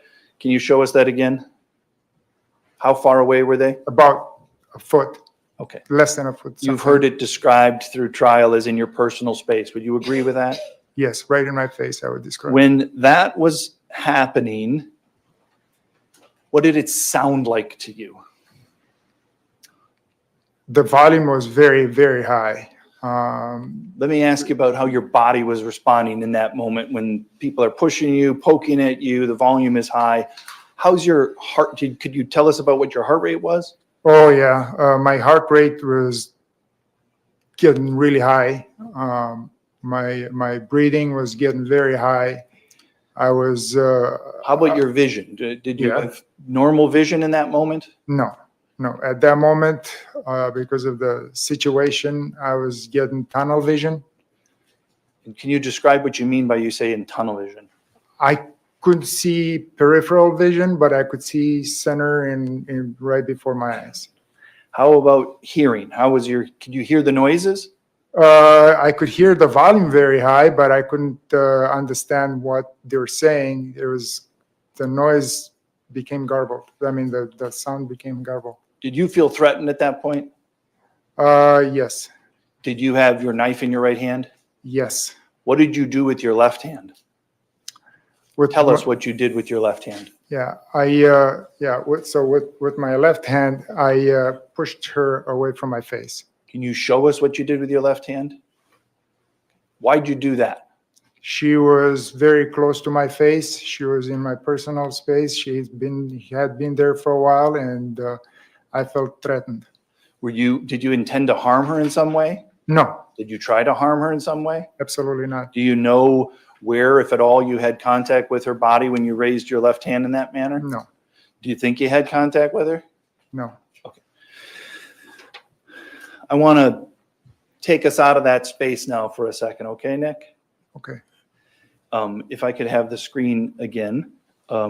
You were here in court when we talked about, when we watched the video of you speaking with Brandy Hart, is that right? Yes. And I think you told her about your health condition. Can you just tell the jury now, what was your health like on July 30th of 2022? It was very poor. Okay. Yeah. Had you, I think you mentioned to her again, had quadruple bypass surgery before? Yes, sir. And when did you have that? 2020, about the same month. So about August. Showing you here what's been marked as exhibit number 108. Can you tell us what those are pictures of, starting just on the left? Yep, on the left, it's me right after the surgery, holding a red heart pillow against my surgery. What was the purpose that you knew of for that red heart pillow? That was to protect my surgery from hits, bumps.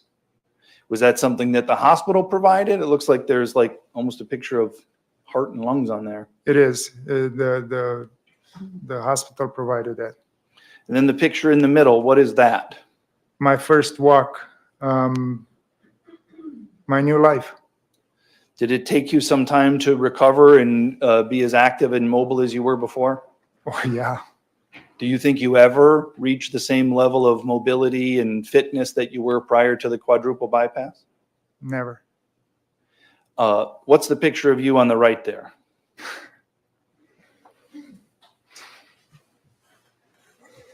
You can tell us. My baby. Okay. Is that a dog? Yeah, Is that dog important to you? my angel. And that's the cushion's helping you to enjoy time with her, but still keeping your chest safe. Yes, sir. Okay.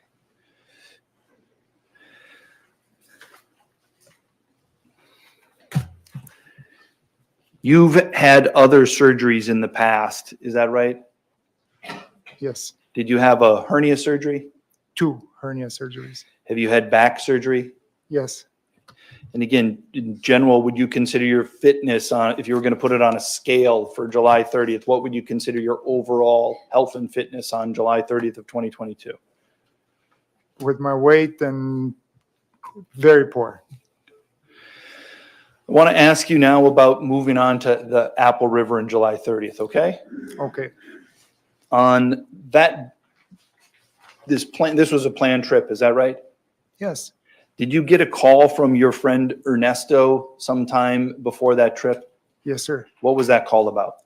He wanted to remind me to bring my knife to cut string when we tie the tubes together. Okay, when you say, do you have a pocket knife? Yes. Okay, can you tell us about that pocket knife? I owned it for about 10 years. I have it a lot on me. I use it as basically a dual tool. I call it my Swiss Army knife, basically because I use it as a screwdriver. I cut insulation when I do electrical work. I use it pretty much everywhere. Okay. I'm an engineer. My tool. Is it something that you've carried on your person, I don't want to say all the time, but somewhat routinely? Yeah, when I knew I was going to work on something or need it for something, yes. Okay. Now I want to skip ahead again now to the river, okay? At some point, did Ariel lose his phone? Yes, he did. Did you go to look for that phone? I volunteered to go look for it. When you went to go look for that phone, what were you wearing? Before that? Nope, right when you left your group to go look for that phone, what were you wearing? So I took my goggles, my snorkel, and my swimming trunks. Did you have anything on your feet? Yes, I had on my feet, I had a pair of really, really torn up sandals. Can I approach, Judge? Yes. Showing you what's been marked as Exhibit 113. Is this a packet of 9 photos of your sandals? Yes. You've seen those? Yes. Does that accurately show the condition of the sandals that you had? Yes. Can you just move for the admission of Exhibit 113? Any objection? I don't think I've seen them, Judge, if I can take a look at it. Yes. Oh, pardon, never mind, Mr. Anderson. All right, 113 is received. These weren't taken by you, were they? Pictures? No. These were taken by the Sheriff's Department, correct? Yes. Permission to publish, Judge? Yes. Can I just, because we're going to go through the PowerPoint, can I? Yeah, just pass them to the jury. Can you use your words? I know we have a picture that better does it, but just briefly describe the condition of those sandals. Horrible. Okay. They were just coming apart. I couldn't walk on them unless I tried to mend them. Okay. As you can see, I used leftover string to mend them. When you left wearing those sandals and your shorts, did you have your pocket knife with you? Yes. Where was it? In my right pocket, clipped to my. Did you have that there pretty much all day? Yes. You were here when we watched the video of your interview with Brandy Hart, is that right? Yes. When you spoke with Brandy Hart, were you truthful to her about the knife? No. I lied about the knife. Was that your knife? Yes, it is. It was. Did you bring it with you when you went to go look for the phone? Yes, I did. When you went to go look for the phone, did you have any intent to harm anybody? No. Why'd you go leave your group? To go look for the phone. Okay. At some point, did you have some contact with a group of teenagers? Yes. And you were here in court when we saw the 9-second video, is that right? Yes. I want to show you just a couple of slides from that, if I could. Do you see those slides up there? Yes. Are those from that video? Yes. What are you doing in those 3 slides in general? I was scanning the water, looking for the phone. And are you in that position? Are you walking upriver or downriver? Upriver, away from that group of boys. Did you hear them say some things to you? Yes. Prior to your walking upriver and them, did you hear those words that I have written on that slide? Yes. Prior to your hearing those words when you were walking upriver, had you had verbal contact with that group? I think so. They asked me what I was looking for, and I told them I'm looking for a phone, a lost phone. Did you ever tell them that you were looking for little girls? No. Were you looking for little girls? Absolutely not. It's pathetic. When you, at the end of this, when you watch the video, at the end of the video, where I'm not going to play it, but do you remember what you did right there at the end? At the end, I was walking away. Okay. Did you eventually turn around and face in the direction of the group that was yelling at you and calling you a raper? Yes. When you... Yes.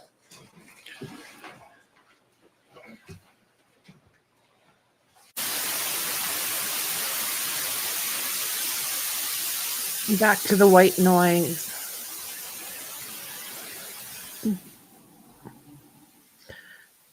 So yeah, there's lots of opinions out there as to whether or not the kids were to blame or if this guy's to blame. I have a very strong opinion and I put it all on this guy's shoulders. Those kids, yeah, they were being not very good kids, that's for darn sure.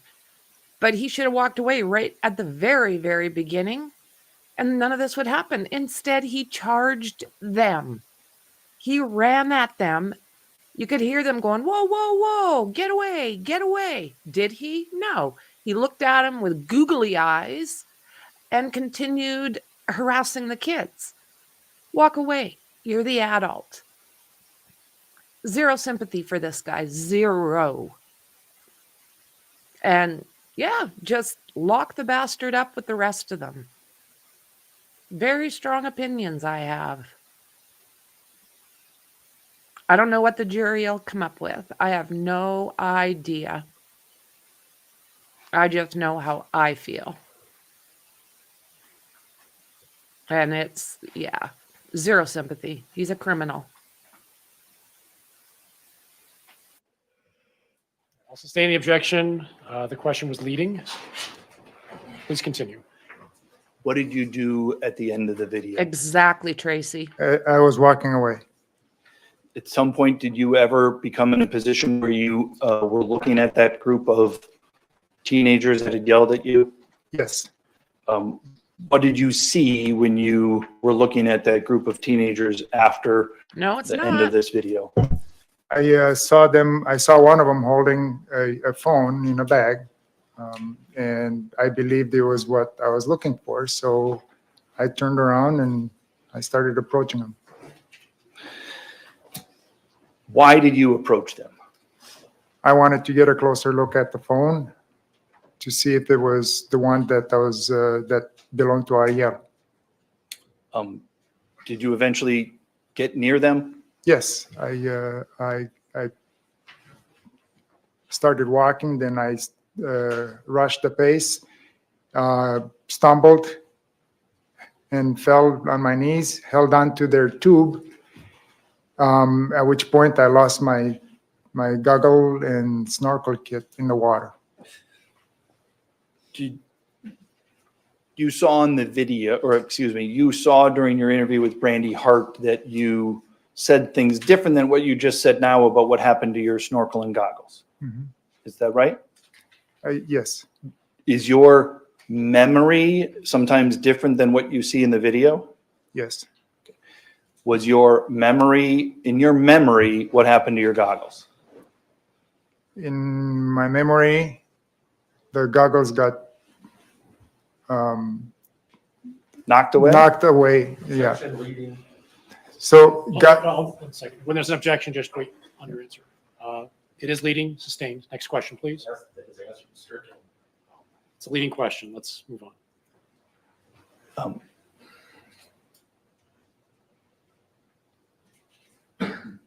Is your memory perfect? Never.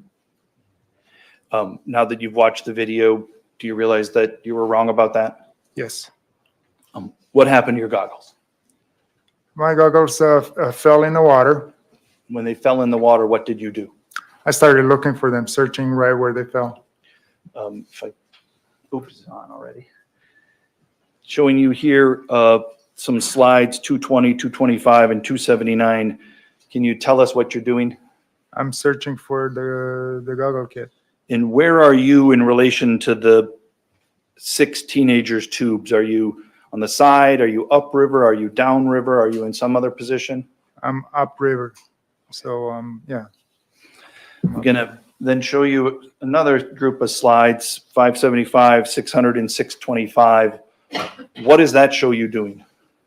All right, so what I did from that point, I went around the inner tubes to the other side, and I continued looking for the goggle and snorkel set. Why did you walk around from the one side to get to the other side of the tubes? Well, I thought that the water current would bring him over to the other side, and I was walking away from the boys at the same time. Okay. During that time that you walked in that direction, did you have any physical contact with them? No. Were you confronting them? No. Didn't say a word. This next set of slides, what does this show you doing here? I'm walking away from the group. Still, go ahead. Still looking for my goggles at that time. When you were doing that, did you ever hear the kids say anything? They gave me a warning. What'd they say? You got 10 seconds. In response to that, what did you do? I ignored them, and I actually continued doing what I was doing. Okay. I'll show you the next set of slides here. Were you in a position to see here 963, 1140, and 1155, what the teenagers were doing behind you? They were getting closer and closer to me. They were walking towards me. Were you in a position to see that? Was that behind you, or had you turned around?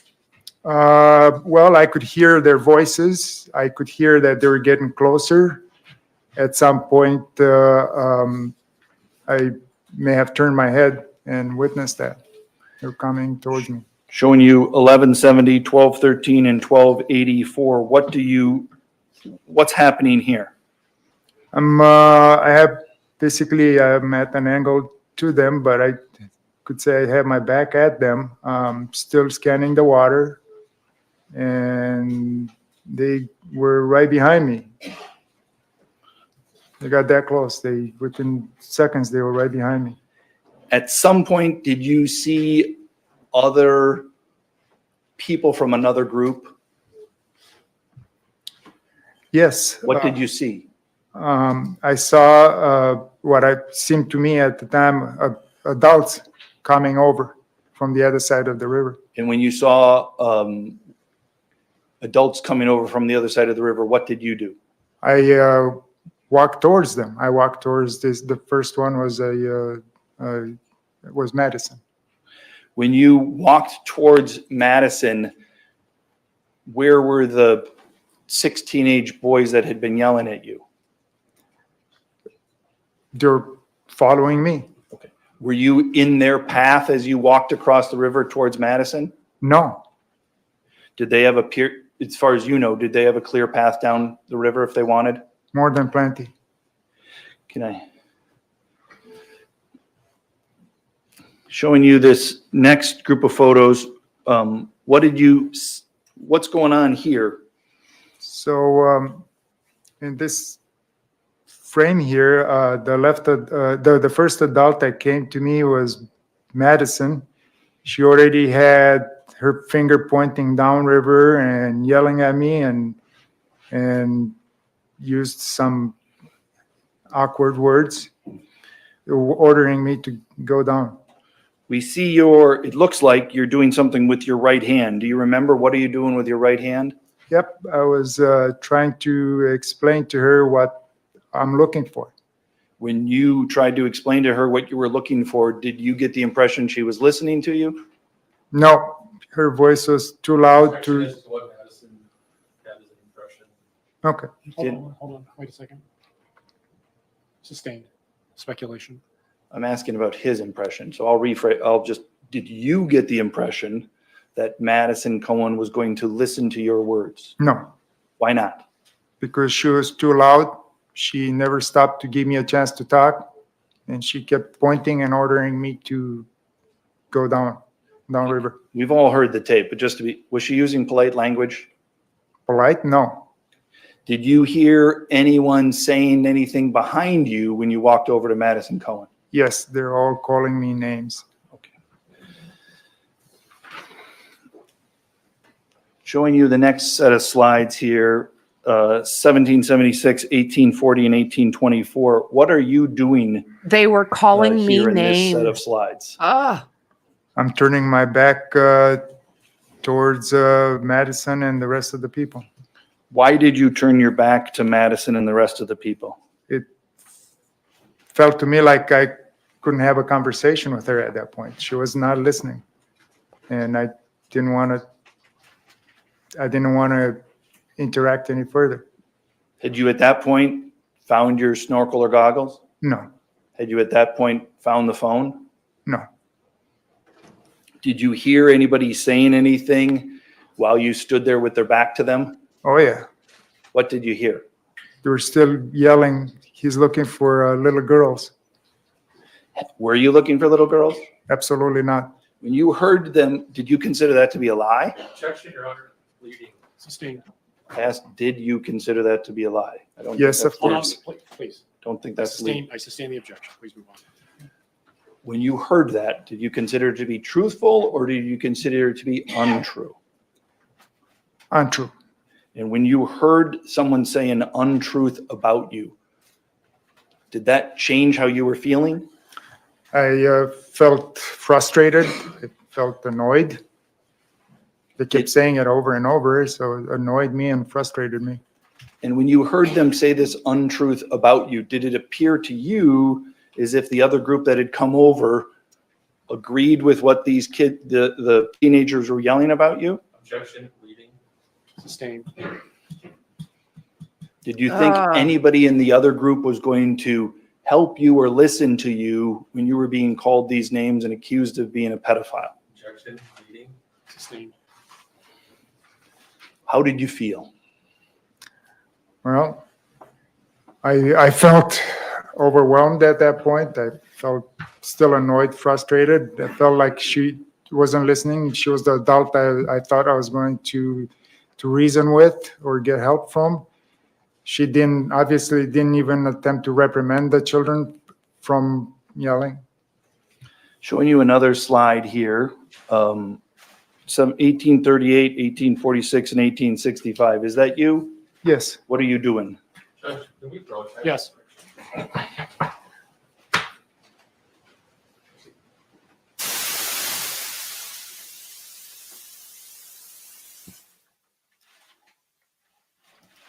This guy is frustrating. Lordy, lordy. Every time. Every time.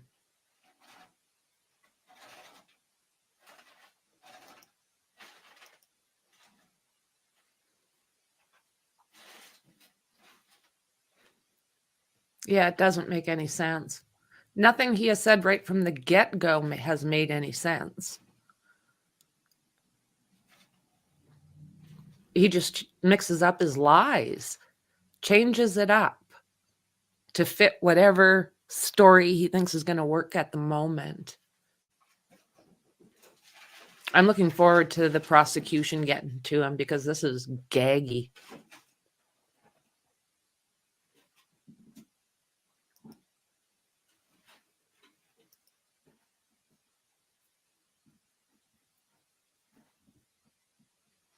Did you see any person swimming in that river? That's where the kids responded the way they did. Yeah, it was very short water. Very short water.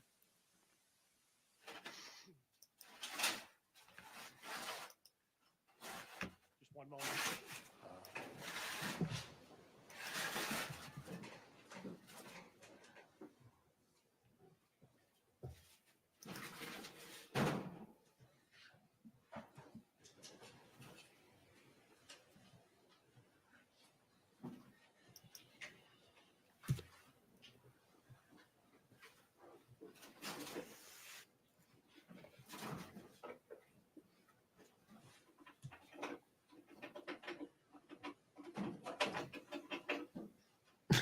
My chinchillas are all over the place in their houses.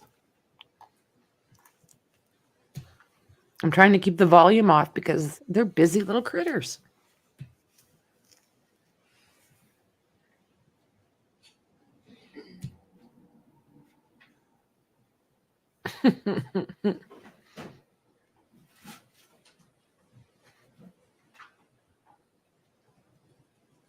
Oh, there's that statue look like he has while he's sitting in his chair.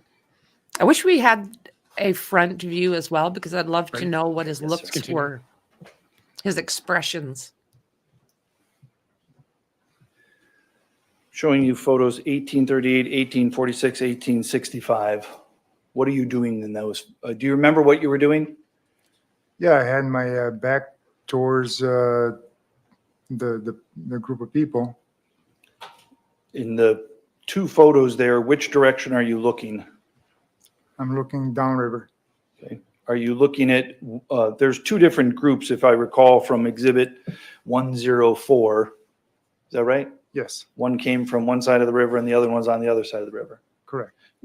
Where are you, in the photo on the upper left, are you looking at one particular group as opposed to another group? Yes, I'm looking at the boys group And why are you looking at the boys group?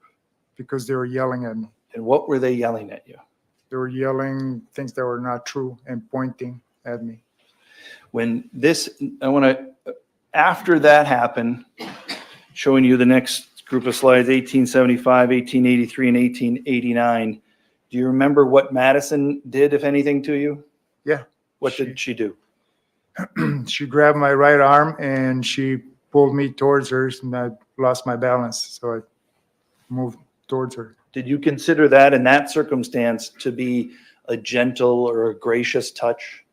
No, that was not a gracious touch. No, not at all. Had she been using any gentle or gracious words with you? Not that, no, not that I remember. In those photos, can we see the footwear that you were wearing on that day? Yep, those sandals that we saw earlier. Did you have confidence in your footing in that area with those sandals? Objection, reading.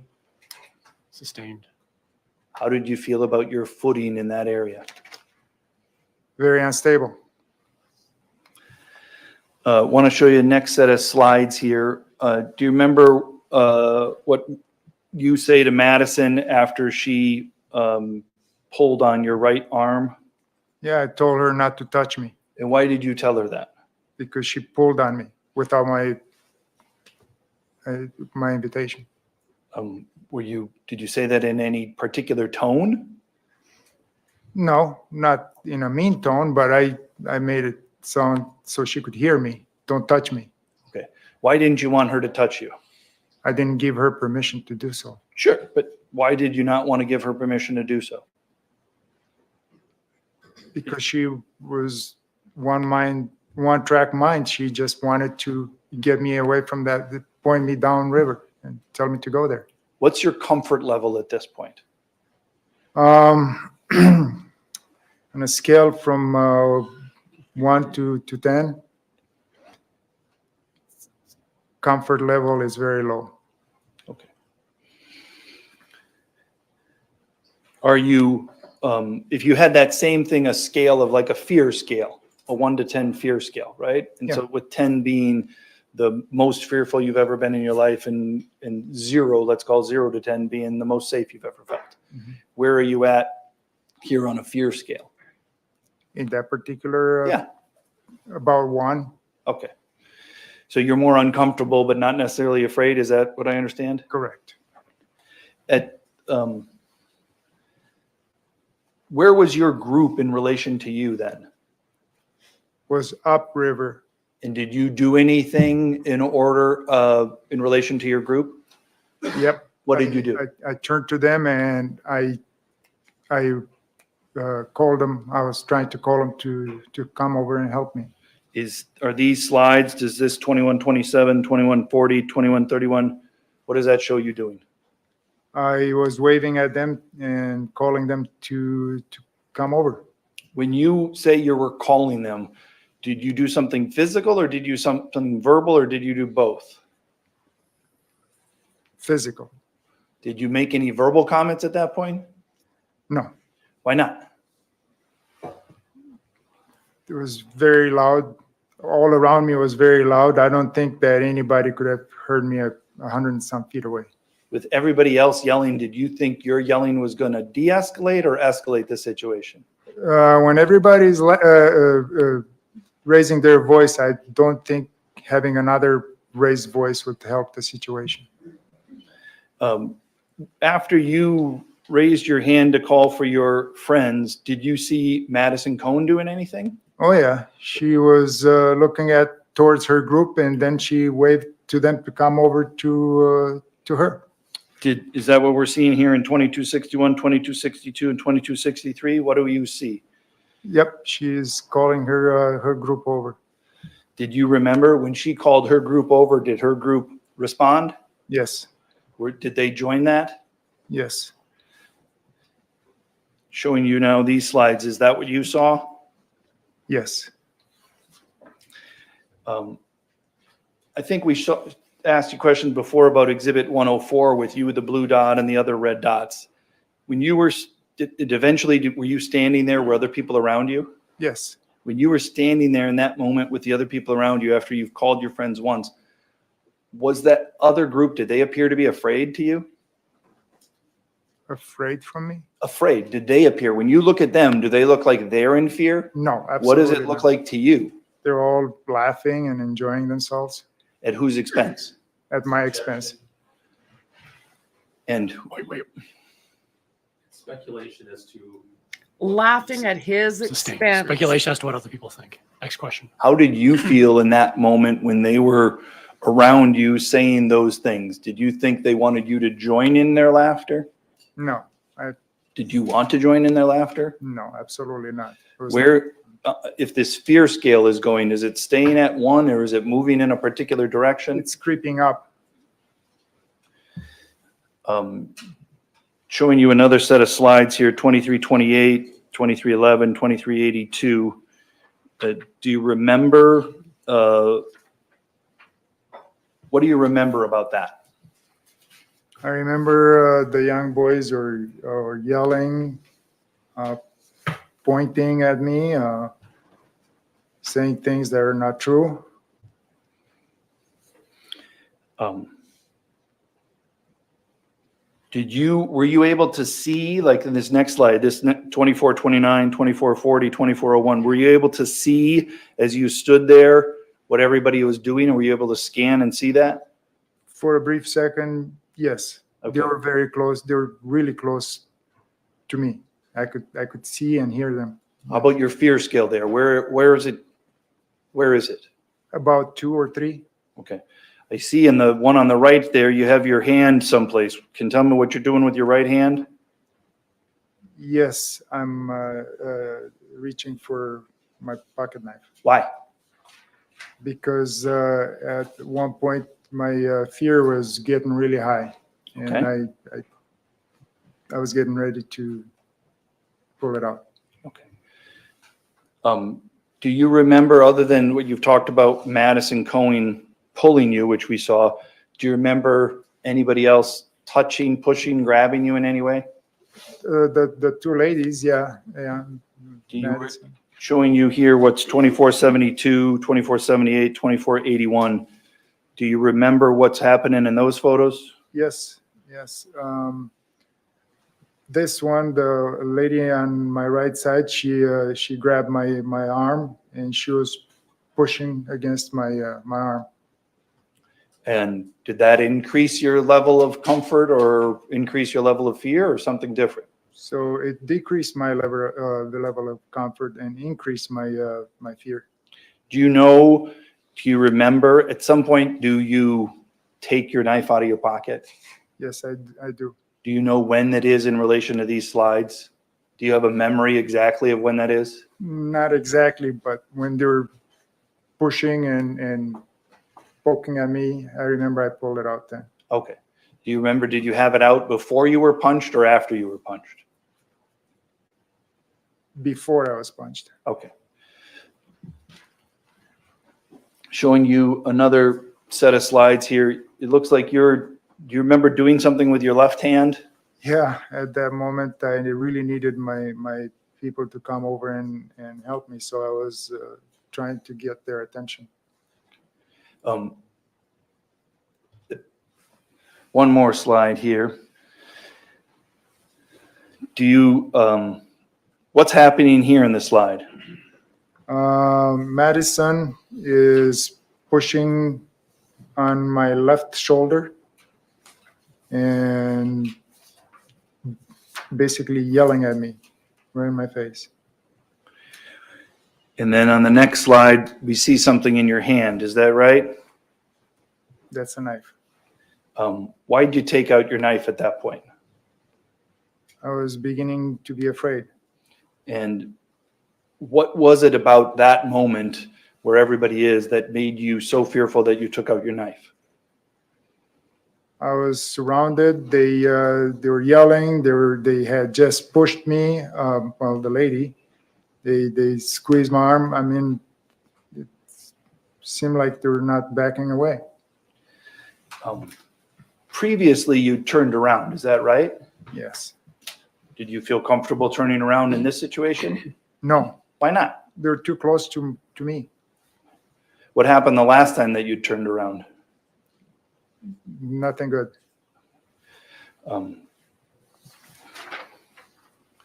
Nothing good. Judge, this Good place to break. may as well be. All right, it's 12 noon. Let's break for lunch. You'll be taken downstairs to the assembly room again. Please, no conversation.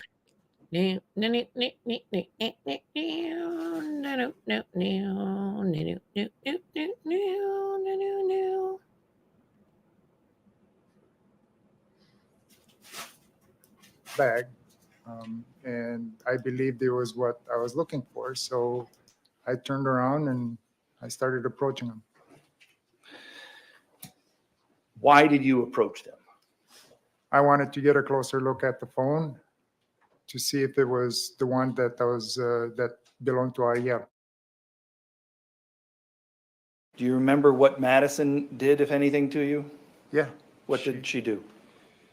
She grabbed my right arm and she pulled me towards her, and I lost my balance. So I moved towards her. Did you consider that in that circumstance to be a gentle or a Oh gracious my touch? God, man. No, that was not a gracious touch. No, not at all. Had she been using any gentle or gracious words with you? Not that, no, not that I remember. In those photos, can we see the footwear that you were wearing on that day? Okay. Yep, those sandals that we saw earlier. Did you have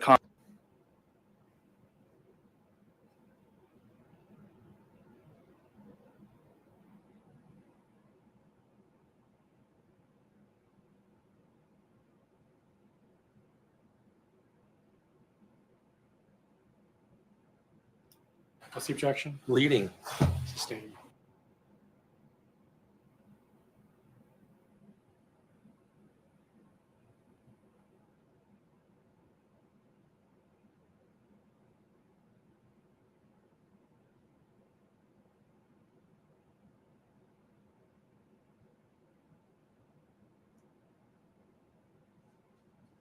Jeez.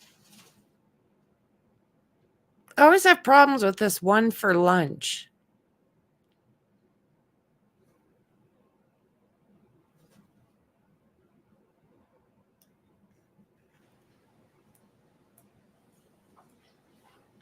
the next day after this, July 31st, were you in the, did you feel, how did your body feel the next day?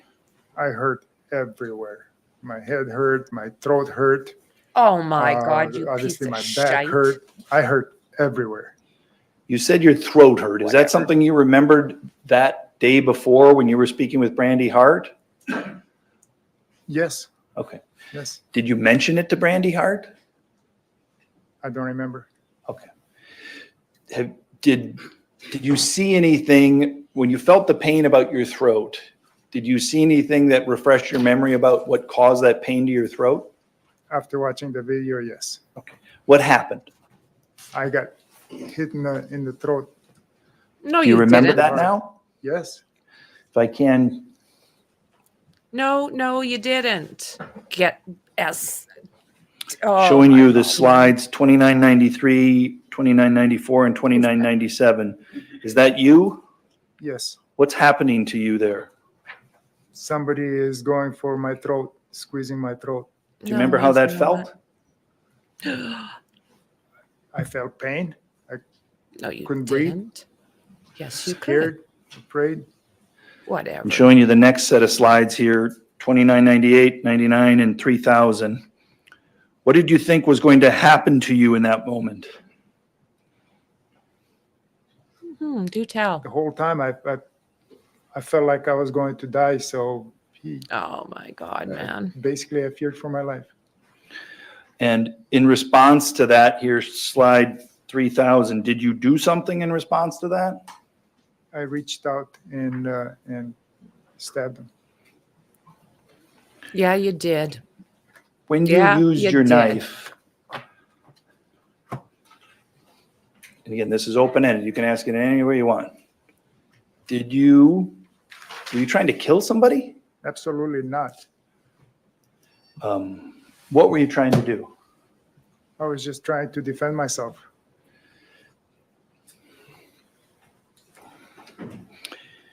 After this was, again, we've seen the video, you talked to investigator Hart. So I want to ask you a little bit about that for a moment. Make sense? Mhm. Do you independently, well, let me say, you've watched the video here in court, correct? Yes. And you watched the video prior to that. We've watched it together, right? Yes. Does watching that video refresh your memory? Do you have an independent memory of that conversation with investigator Hart? No. Do you remember what it is you said other than seeing things on the video? Other than I lied about the knife. That's what I remember, afterward. Yeah, I lied about the knife.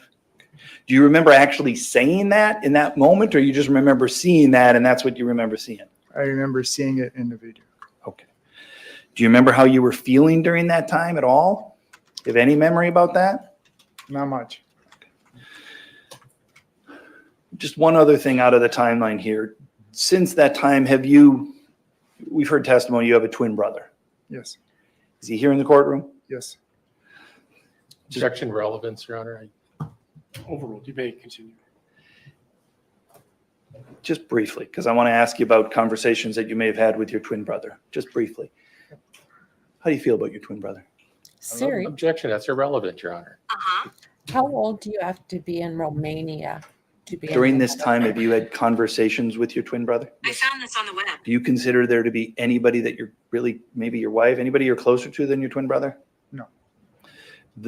You and your twin brother, when you speak, what language do you speak in?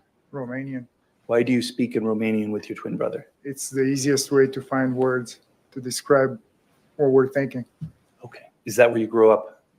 That's the first language.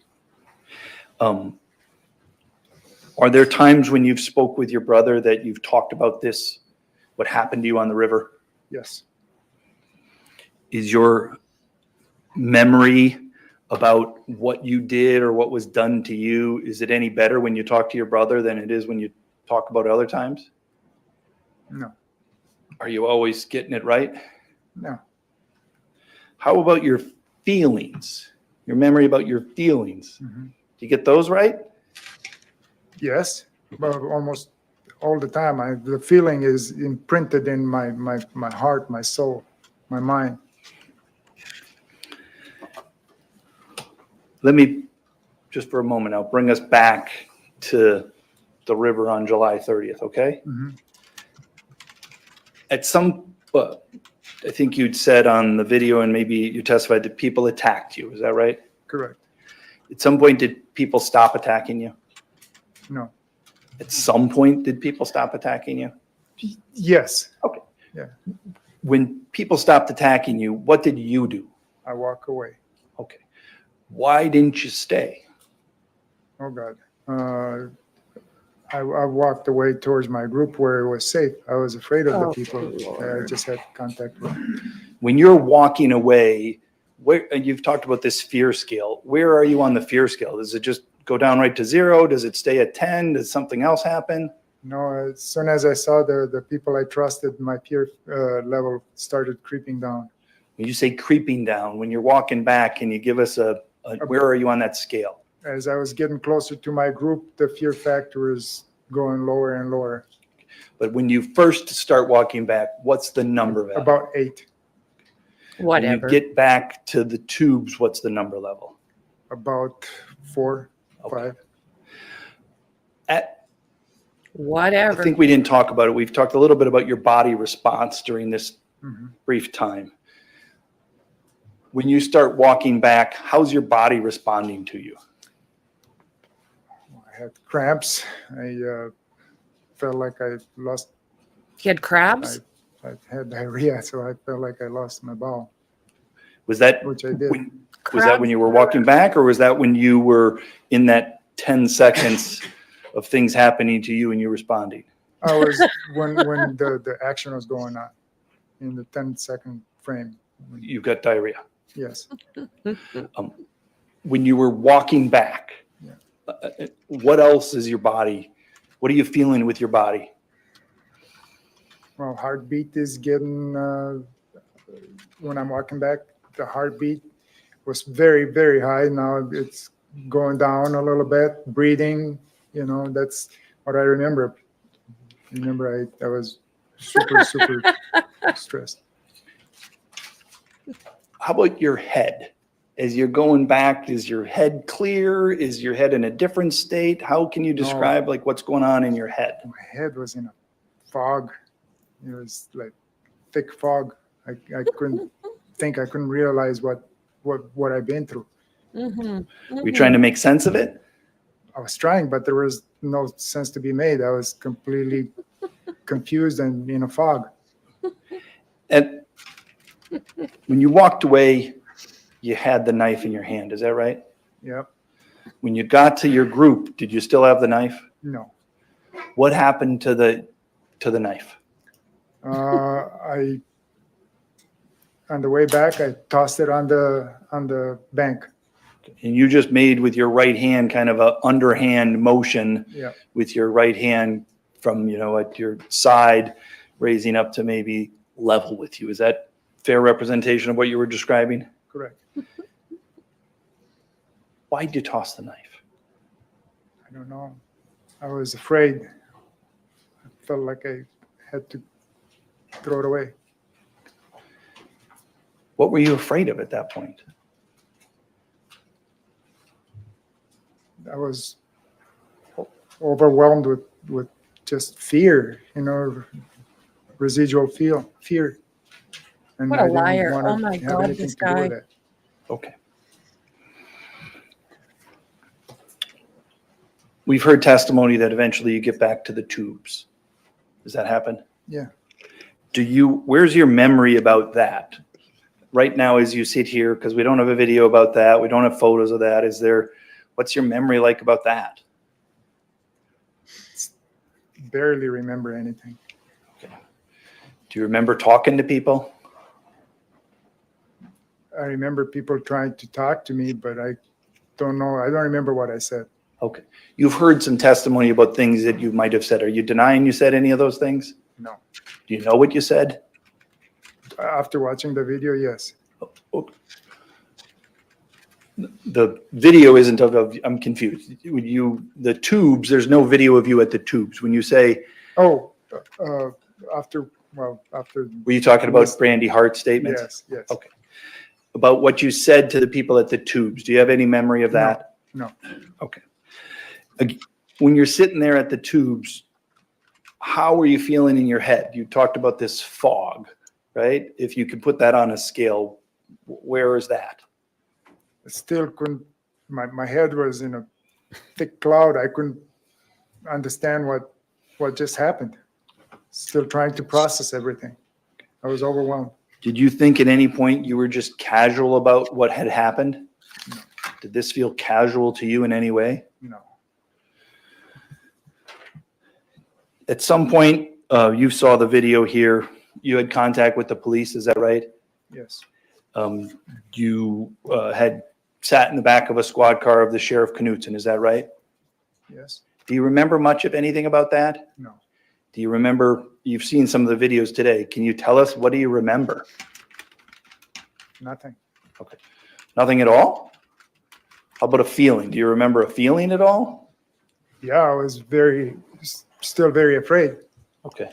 When you say very afraid, what were you afraid of at that point? Well, I've been through a horror situation, but in their presence, I wasn't that afraid, but I was stunned. I don't remember much about it. Do you remember watching the video here in court when the police were talking about a guy with the bat? Oh, yeah. Do you remember anything about that? A little bit. Do you remember how that made you feel? Oh, yeah. I felt very afraid of him. Very afraid. We watched the video of you with Sheriff Knutson. That was about 23 seconds long. Do you remember that? Yeah. Have you watched a longer portion of that video with your attorneys? I don't remember. Okay. Do you remember saying more things to Sheriff Knutson after that? I don't remember. Okay, that's fine. We saw a video here about your being arrested and told that you were arrested for homicide.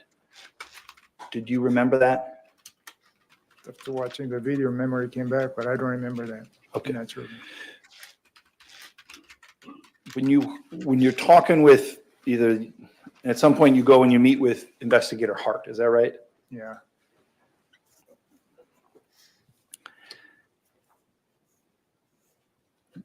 When they were talking about homicides and injuries,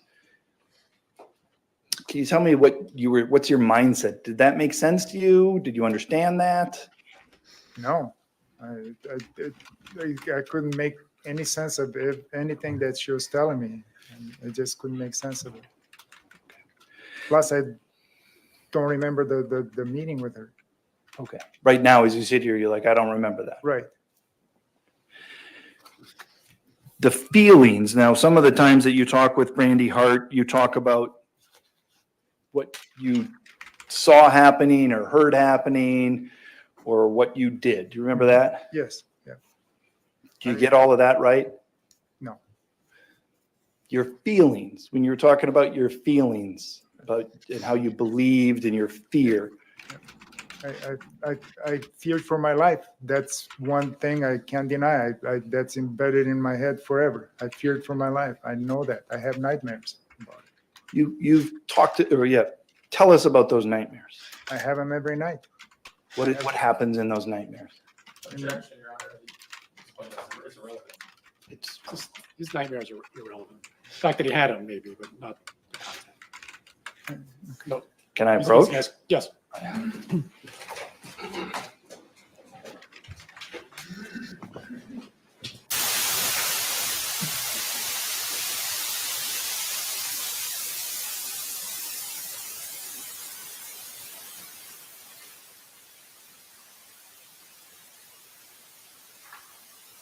That's just a bad sound.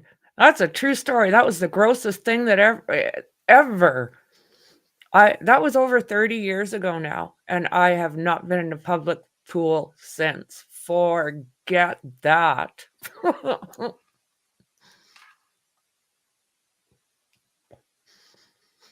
It did. It felt like Jaws was frickin' chasing me. Doot, doot, doot, doot, doot, doot. The faster I tried to get the hell out of there, the faster that thing followed me. It was like, no, if that touches me, I'm going to lose my shite. There'd be a pool full of that stuff.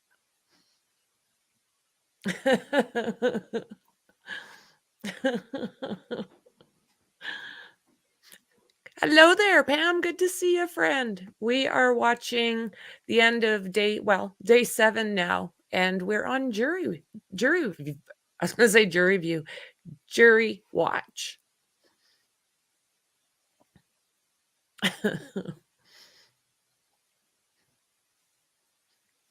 No solid. That's good of you. My brother would not do that. So therefore he didn't babysit.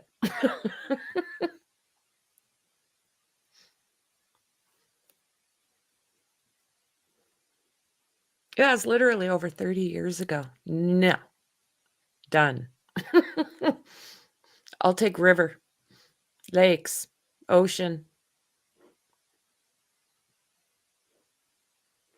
So this guy's just continuing on with his lies. It's very hard to listen to. I'm looking forward to the prosecution getting their go at him. He's still saying, well, he's contradicting what's on video. He's trying to. And how fearful he was. And he flung that weapon away. He just finished saying that by the time he got to their own tubes, his fear level was like 4 or 5. It had gone down lots. And that's when he decides to flick that away because he's terrified again. Residual, isn't that what he said? Residual fear. Well, if you had done nothing wrong with that thing, then why the hell are you tossing it? Remember, you'd had it for over 10 years. That's very true, Carrie. That's very true. Yeah. I hope that they catch every single lie that comes out of this man's mouth. You know, we're not really getting, nightmares of prison. Exactly. Yeah. What's he going to have PTSD? He was the aggressor. When he was finished knocking out 5 kids and young adults, he just sauntered off. He didn't run. He just sauntered off back to his tubes. He said they waited about 20 minutes to see what would happen, what was going to happen. So, yeah, it's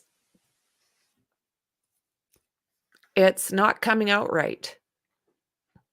Nick, I want to ask you some questions about those nightmares, okay? Just to put it in just this tight little box, okay? You've had nightmares? Yes. And the nightmares have been about what happened to you on the Apple River when you were attacked. Correct. And the nightmares are essentially a replaying of what it is that happened. Agreed? Correct. And when you have those nightmares, your body responds. Yes. Yeah, he keeps going on and on. The thing is this lawyer knows exactly what he's doing. He knows exactly. He's getting in as many licks as he can. Yeah, don't look at the jury. Don't do that. Because you can't. I would think what he's been living the last 2 years waiting for court was probably a lot more terrorizing or scarier than the encounter that he created when he approached those boys.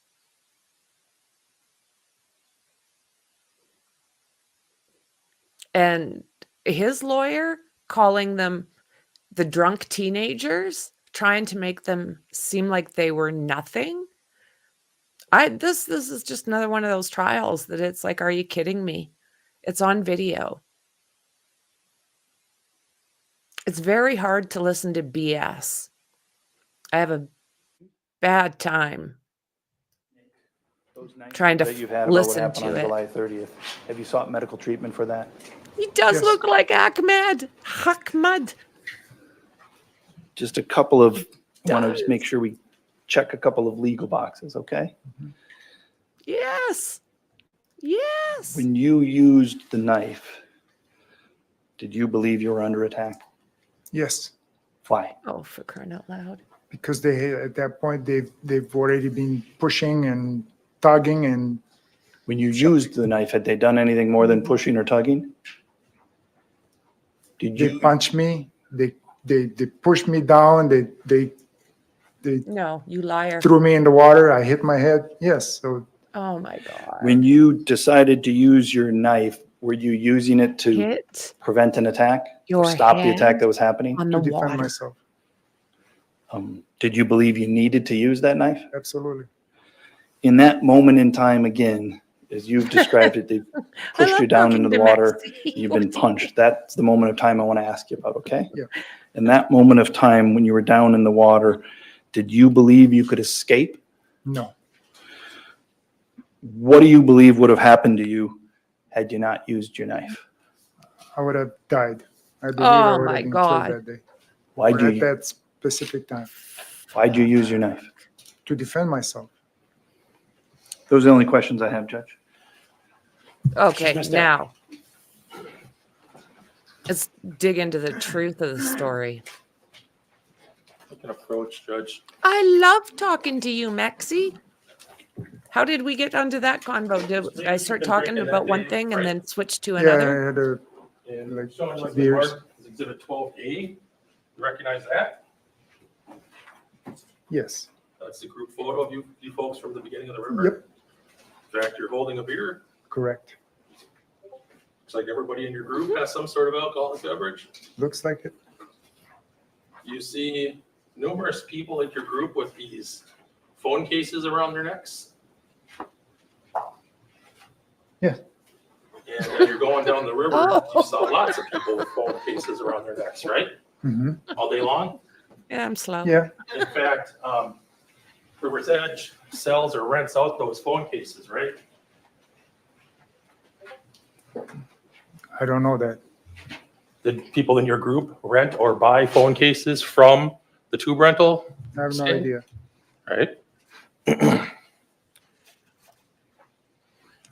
You've testified that you were told to bring the knife before you left your home, right?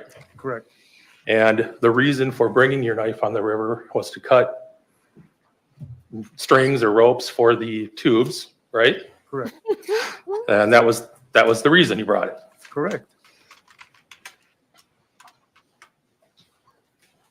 In fact, you told the police that after your tubes were tied together, you thought you put your knife back in the car, right?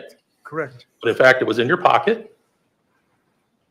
yes, Was it in your pocket the whole day? no, All right. Well, we're going to get to that. Once the A request, really. They'd like to see both of the Juwan Cockfield videos. Mr. Anderson, So the is there- jury has a question, so we've popped over here. So we are back in court.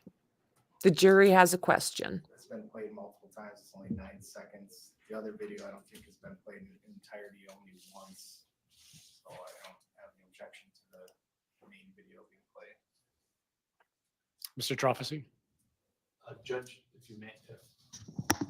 Not in the right seats, I apologize, but if it's played, I think they need to be brought into the courtroom and it needs to be played in here.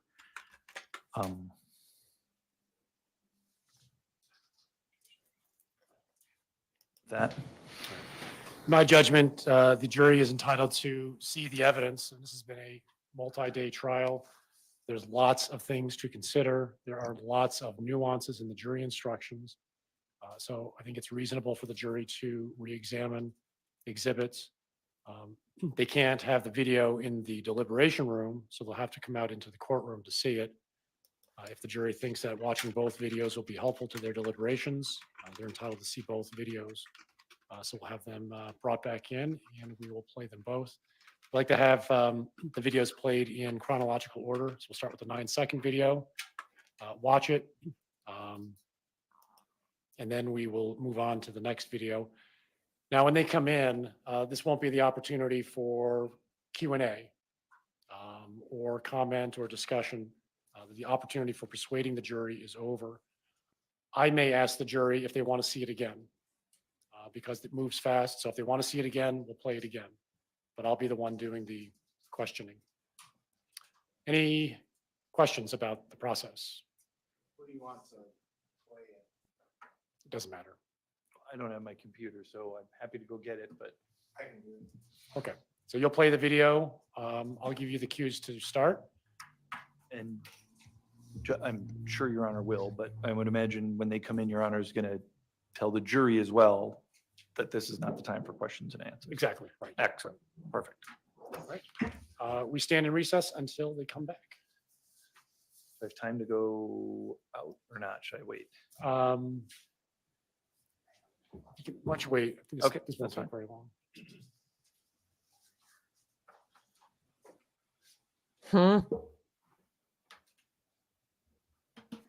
So they're just going to get the jury. Isn't he a monster? Yeah.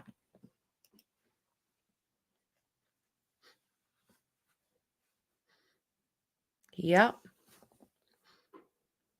So they want to see two different videos, which is interesting. I like that. Depending on, I guess, which video they show, but pretty much every single video is going to lead, in my personal opinion, to support the prosecution. It's my feelings. They're not listening to what was said. They want to see with their own eyes. 9 seconds. So which one? I think that's I bet they want to see where he started with one of the girls.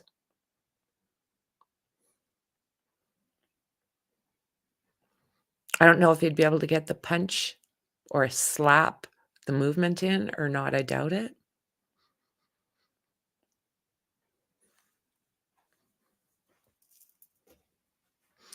I'd want to see the first and last video, the start and the end. Yeah, good point. Good point.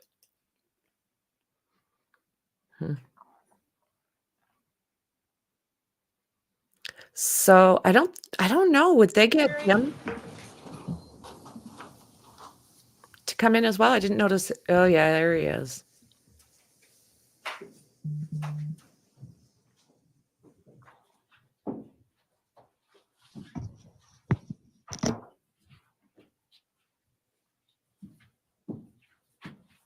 No, I go. All right, please be seated. All right, we are back in session. The jury is present with the attorneys and Mr. Miu. We did receive your request to see the Juwan Cockfield videos.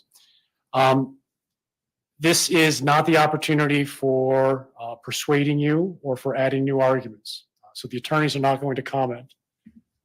We're essentially stepping into your deliberations, but you are entitled to see these videos. So we're going to show them to you, but you won't hear from anybody else.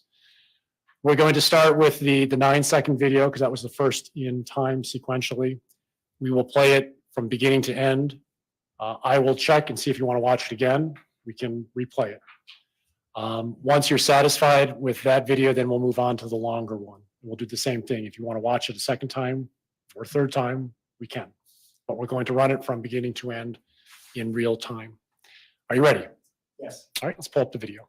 Man, trying to have sex with little girls. What the hell? Hold up. Start over, please. Grown man trying to have sex with little girls. What the hell?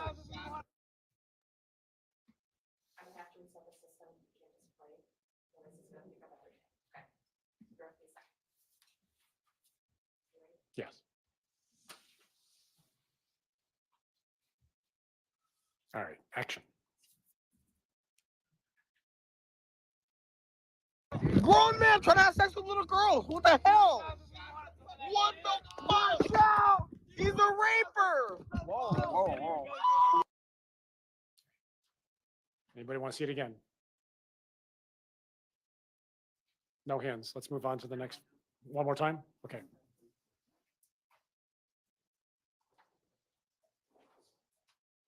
Grown man trying to have sex with little girls. What the hell? What the fuck? Out! He's a raper. Whoa, whoa, whoa. Anybody else? Okay. Let's move on to the next video then. You can keep it on. Interesting.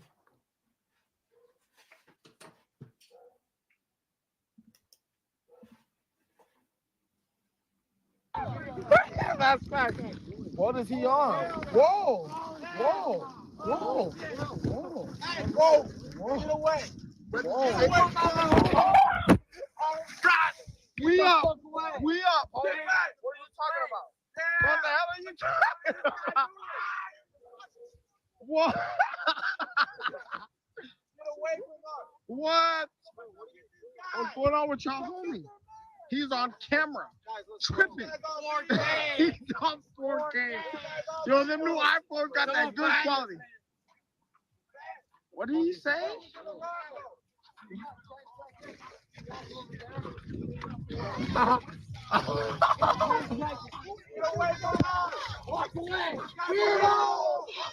Yeah, what the hell?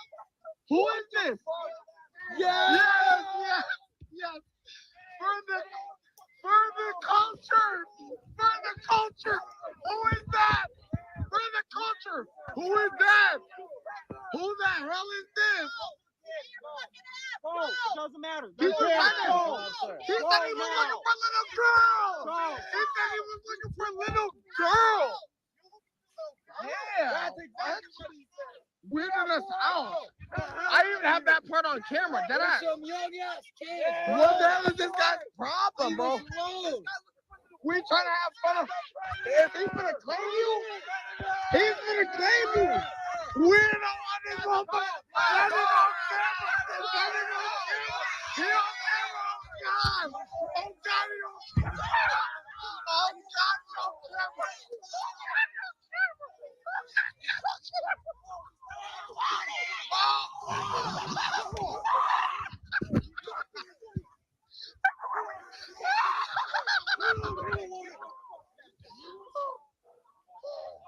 He ain't a woman.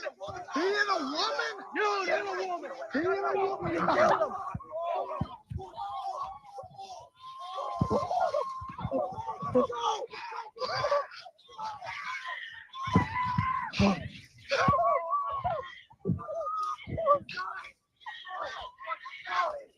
Whoa.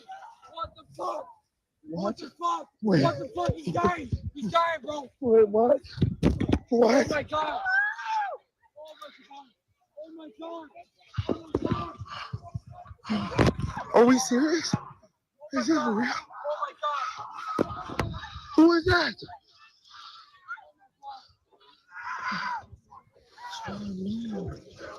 Oh my god. Is this real? Wait. Is this real? Oh my god. Oh my god, what the fuck? Is this real? Is this real? Fight. Go fight. Fight. That's not bike. That's not bike. That's not bike. That's not bike. That's not Isaac. Oh my god. Oh my god. This isn't real. This isn't real. That's See it intense. again.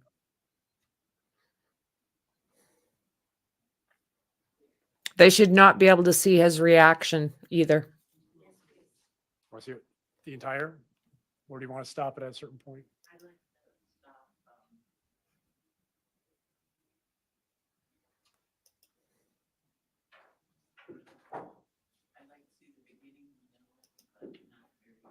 At the very end? Let's take the video down. Mr. Anderson, if you can get the video, I'll put it. I can see it on my screen. They can't see it up there. Put up the video, and I'd like to get it to a point where I can end it. But I want to see it first so I can tell you where.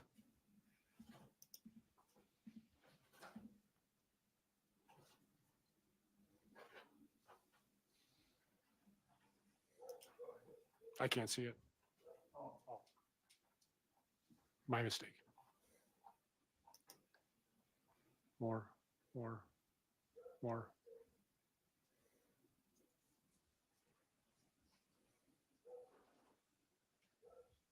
That's it. So it's about 2 minutes, 25 seconds, 27 seconds.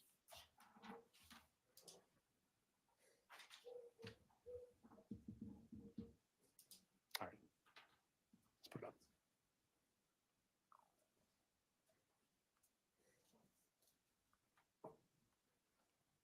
Yeah, that's right.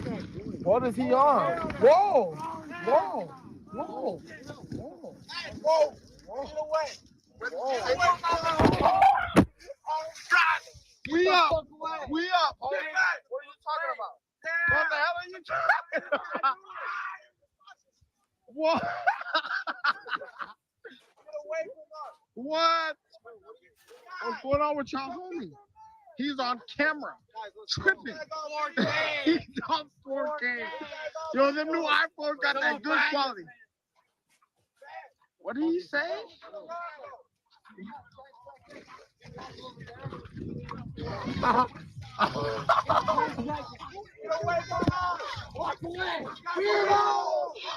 Yeah, what the hell? Who is this? Yes, yes, yes. For the culture. For the culture. Who is that? For the culture. Who is that? Who the hell is this? Oh, it doesn't matter. He's running. He said he was looking for little girl. He said he was looking for little girl.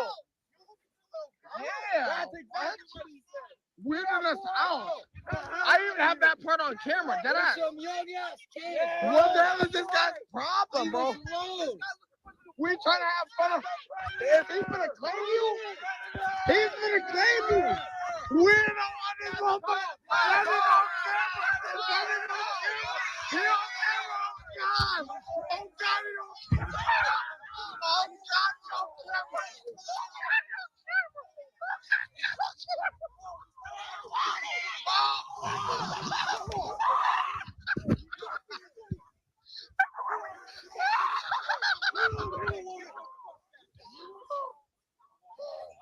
He ain't a woman. He ain't a woman. You ain't a woman. He ain't a woman. You killed him.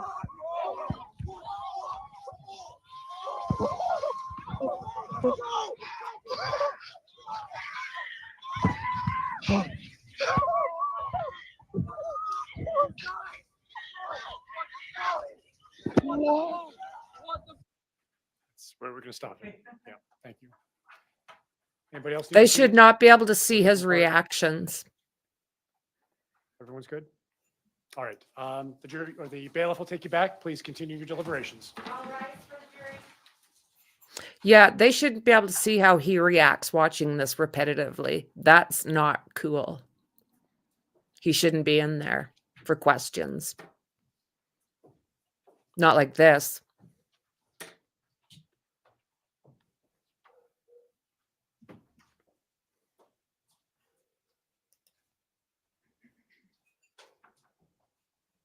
Please be seated. Mr. Anderson, anything for the record? No. Mr. Troffesy? No. All right, that's all. We're in recess. What do you guys think?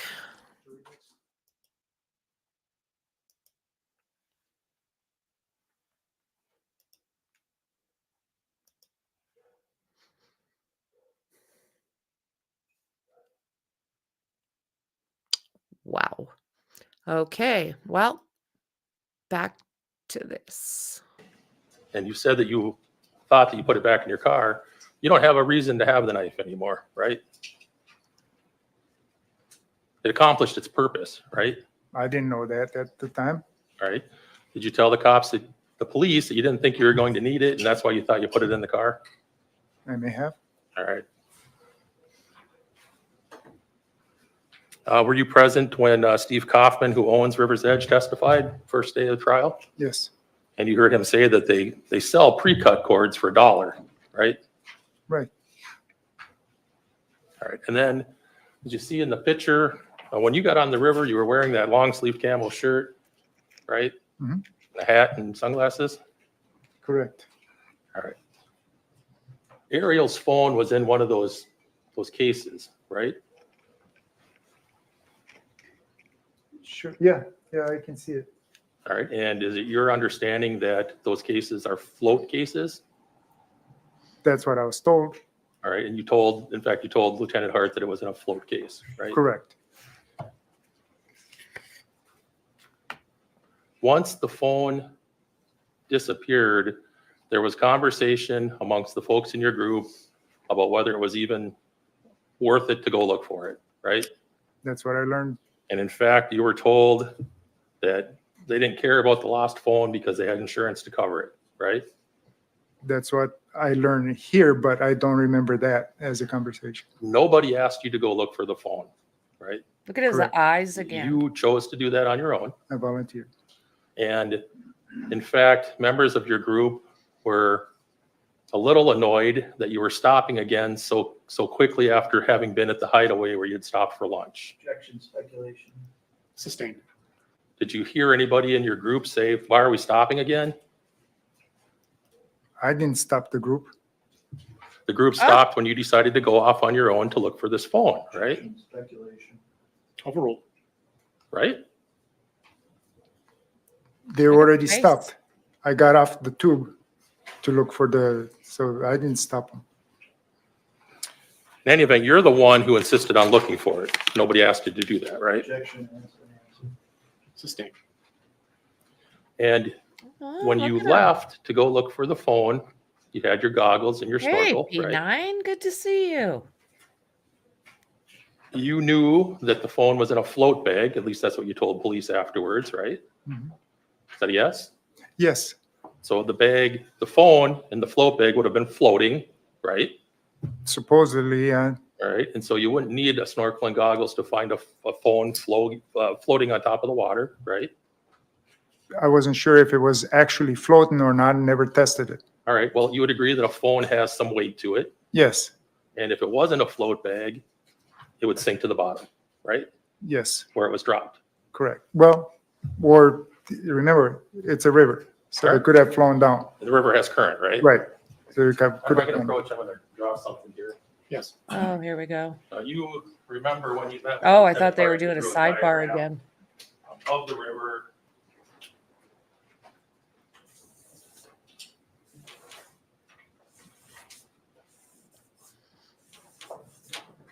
All right, and this is your group up here at the sandbar, right? Mhm. This is the boys group down here. I'll put initials IS for Isaac Schumann, right? Correct. This is the diagram that you wrote, Mhm. drew for Lieutenant Hart. The phone was lost over here, right? Mhm. Instead of looking downstream for it where the current was going, you went this way, across the current, No, to look for the phone. You made contact with Isaac Schumann's group on the other side of the river. but that's not where I started looking for it, straight across the river. That's where you ended up making contact with I him. ended up there, but I didn't start there. All right. The phone would not have floated across the current, right? Well, I don't know where he lost it. That's where we pulled over. He could have lost it minutes before we even anchored. So when you testified a minute ago that the phone was lost, Look at him when he gets where your group pissy. was labeled M, now you're changing that? Look at In him. that vicinity. Objection. Mischaracterize his testimony. Again, members of the jury, what the attorneys say is not evidence. Rely on the witness's testimony. Next question, please. Yeah, right, In any event, Christy? it's your testimony that you had reason to go over to the south side of the river where Isaac Schumann's group was. To look for a phone. Look at That's that. your eh? story? I had reason to search in that area. I didn't know where that phone fell in the water. I don't think even Ariel knew where he lost it. We didn't drop the phone when we anchored. He dropped the phone before we got there. Fair to say that at that point in the river is 150 feet wide, Yep, and Isaac Schumann's group was on the south side of the river. correct. Your group's on the north side of the river. 100 feet.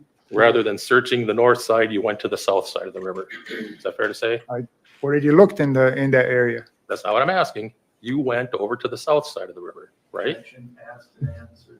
Overruled. You can answer the question. You did, right? What was that question You again? went over to the south side of the river to supposedly look for this phone, right? I ended up there at that point, yes. And you chose to go over there and look for it, where these boys were. Asked and answered. Overruled. You can answer the question. Oh, You chose to go over to where these boys were to look for, supposedly look for this phone, right? chose to look in the area, yes.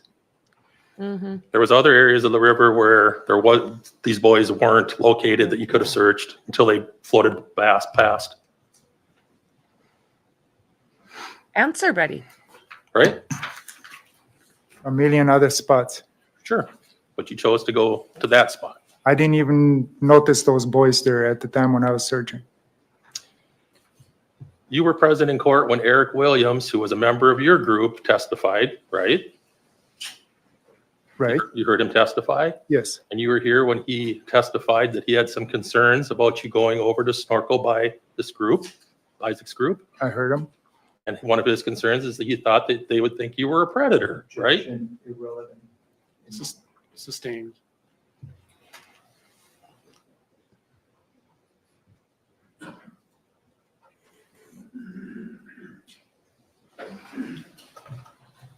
He testified that you didn't have your knife in your pocket the whole time, right? Correct. When you decided to go snorkel over by Isaac Schumann's group, you had the knife in your pocket. Yes. Did you go back to your group and get it? No, I had the knife. I testified I did not have the knife in my pocket the whole time. When we pulled over there, I fixed my shoes. Then I left it in my pocket. All right, but somehow, so when you get ready to snorkel, Yes. you've taken off your shirt, right? Yes. Your hat, Yes. your sunglasses. Correct. You left the knife in your pocket. I forgot it in my pocket. Well, on the video, we can see you touching your knife, right? You knew it was in your pocket. Well, when you walk, it starts, yeah, but It has weight, Right, right? yeah. So you can't forget it's there because it's got weight. Correct? at some point I forgot I had it in my pocket when, yeah. You When weren't you gonna, walk. you were not going to need your knife to snorkel and look for a lost phone. Correct. Overruled. You weren't going to need your knife for that task that you set out to do, right? I wouldn't even need anything. But you brought it with you anyhow. It happened to be in my pocket, yes.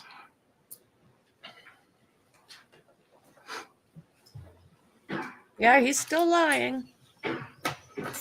When she got over to where Isaac Schumann's group was, they made it readily apparent they did not want you over by them, correct? That's not true. They didn't call you names? Yes, but they asked me what I was looking for. And I thought they were polite people. I said, I'm looking for my lost phone. They did not want you by them, and they told you that, right? Like, get away, remember? At some point, yes.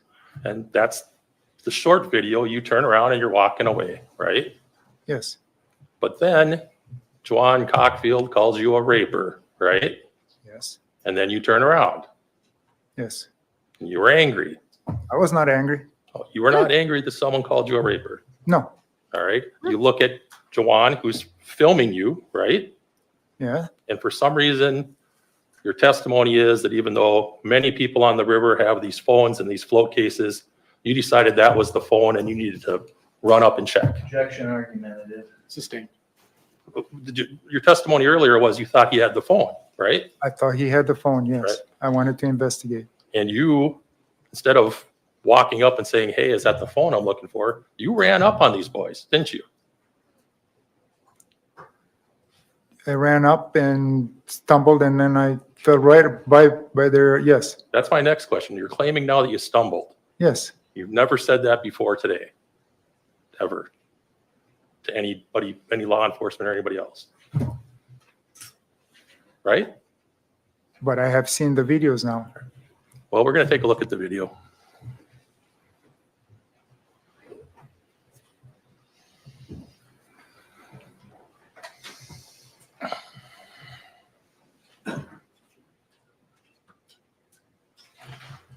And since you reviewed the video, you know that before you ran up on them, you were touching your knife in your pocket to make sure it was there, right?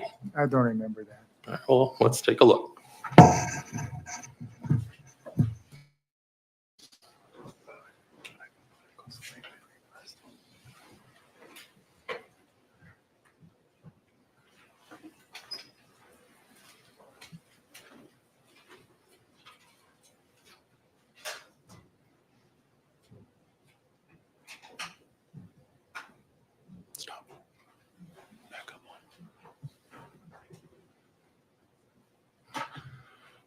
That's you with your right hand touching your pocket where your knife was clipped in, right? It appears so.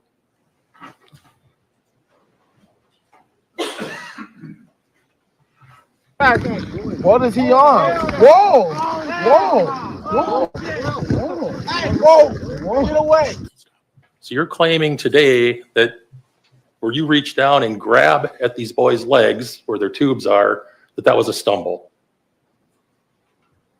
Is that your story? Overruled.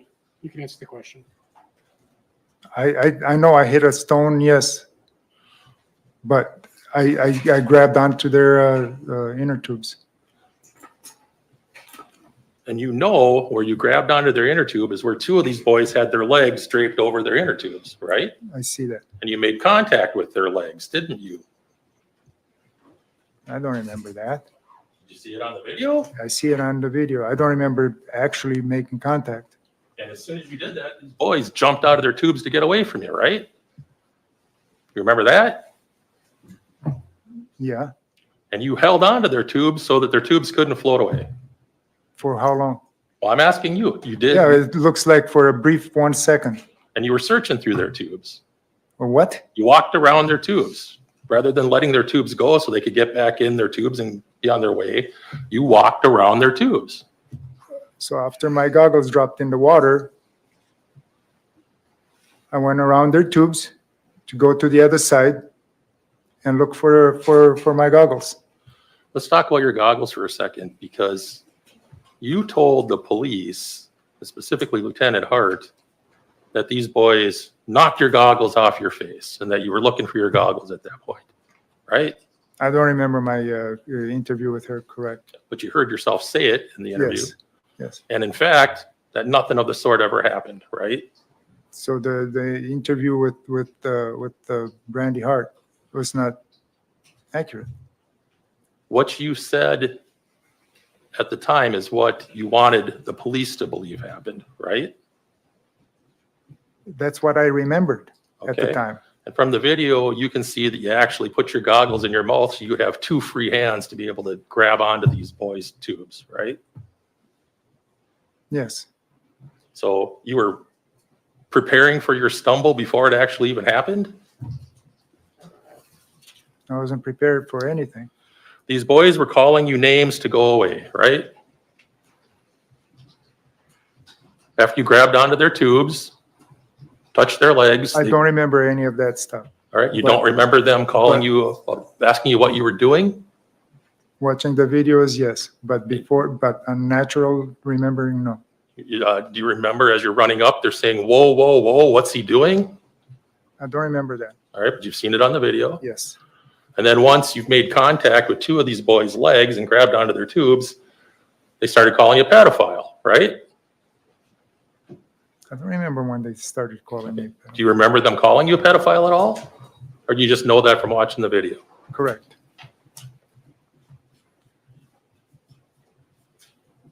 You testified that they were calling you names earlier, right? Right. And that upset you. It did not upset me. Okay, we've talked, your attorneys talked about your comfort scale and your fear scale. Let's talk about your anger scale, okay? Mm-hmm. At the time you were called a raper, what was your anger scale at?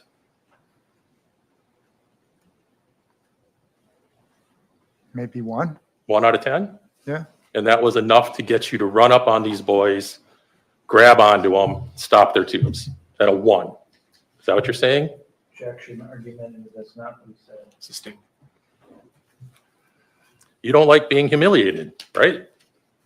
Nobody does. Your attorney has said that these boys were humiliating you. Objection as to his making. Sustained on the form. You're claiming that you were being taunted. Objection, he did not testify to that. Sustained. Form.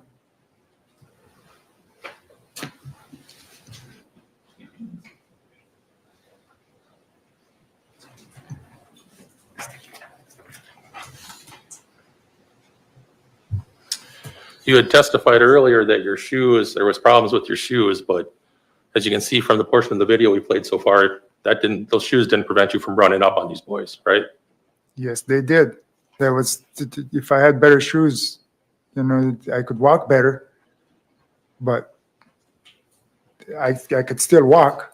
If you had better shoes, you would have been able to run up on them faster. No, I mean, I could walk better. I wouldn't stumble. I wouldn't have a hard time walking.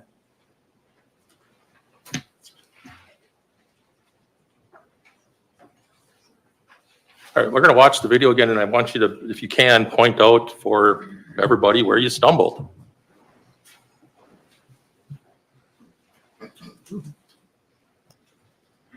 You didn't stumble. And if you could have ran faster with better shoes, can you imagine how you would have charged at those kids? God, how many other What is he on? Whoa! Whoa! Whoa! Shit, man. Whoa! Whoa! Get away! Did you watch it? Yes.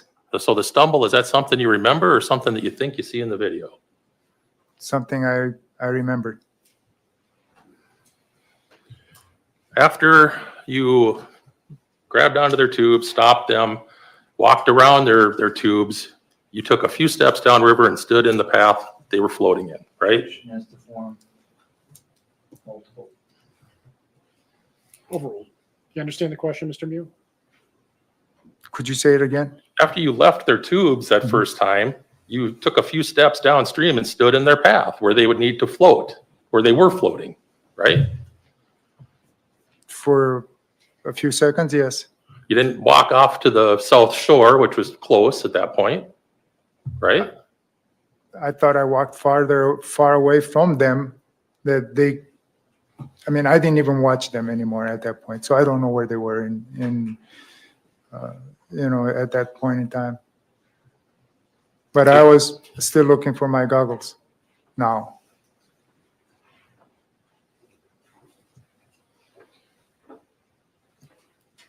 Are you denying that you stood right in the path of their tubes? Objection, argument. Overruled. You can answer the question. At that moment in time, yes. Now, when you ran up on these boys and grabbed onto their tubes and made contact with their legs, you weren't saying anything at that point, right? No.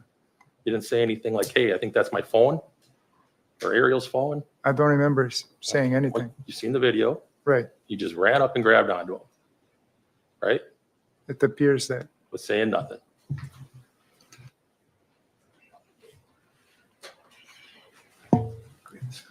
We can go up to the screen. We're going to look at some more frames here.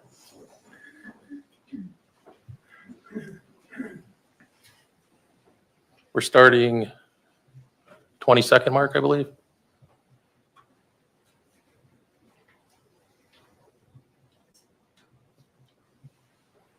You stood in front of their tubes, right? This is at the 23-second mark.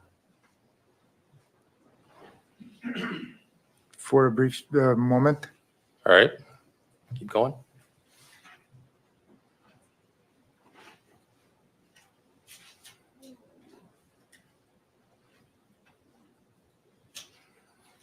Stop. At that point, you had the entire river open to move in any direction, right? Right. You chose to just walk a few steps directly downstream from where their tubes were, right? Correct. The boys were yelling at you at this point, right? You remember that? Yep. They were making a commotion, right? They were loud. Mm-hmm. And that attracted the attention of the folks in the Carlson group, right? Mm-hmm. You've testified that Maddie Cohen walked over, right? Yep. You walked towards her. Yes.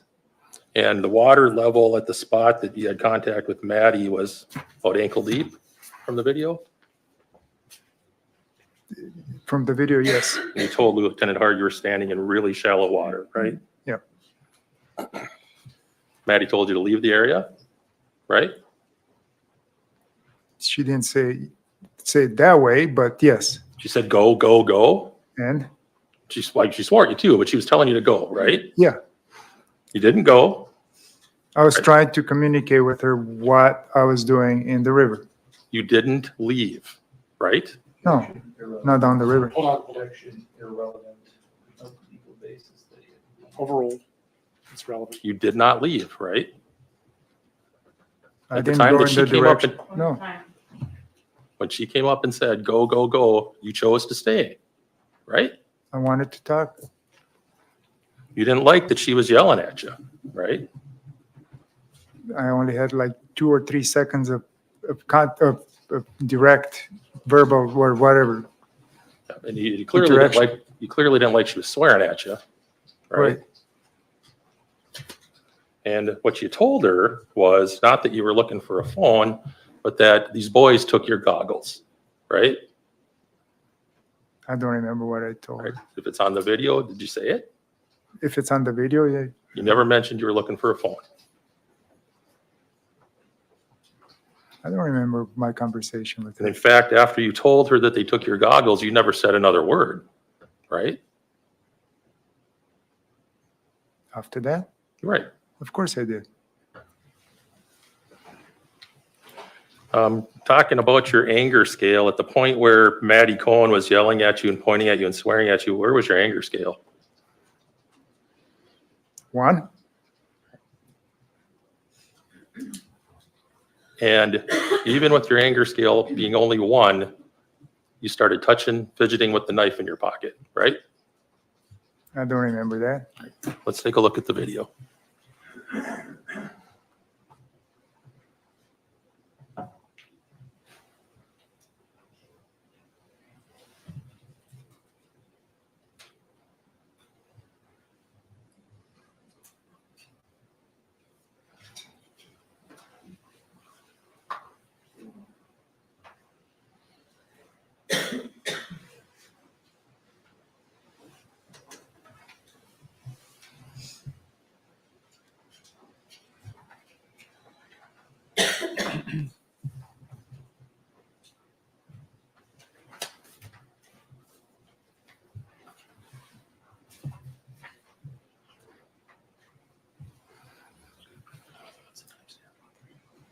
We're ready. It's timestamp 135.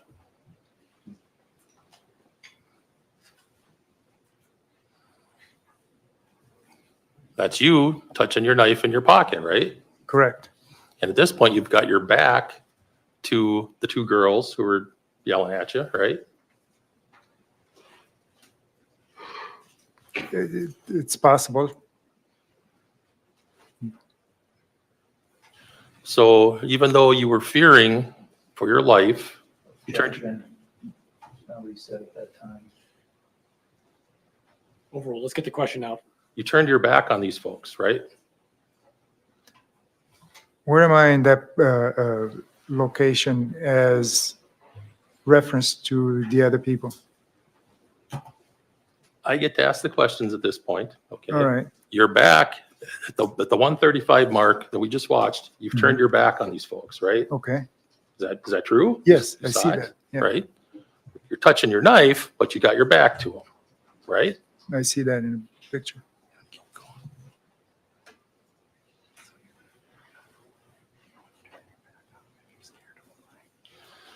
And so at that point, you wouldn't have turned your back on these folks if you had fear of them, right? Objection mischaracterizes his testimony. Overruled. Overruled. You can answer the question. Yes.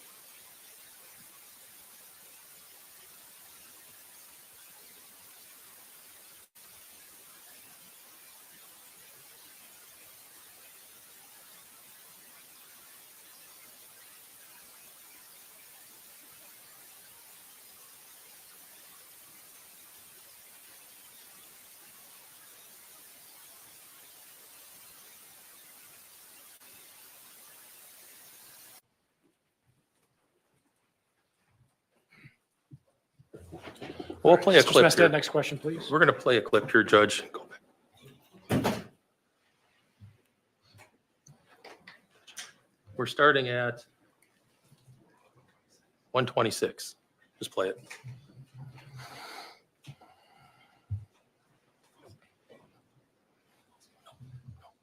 We can have the screen.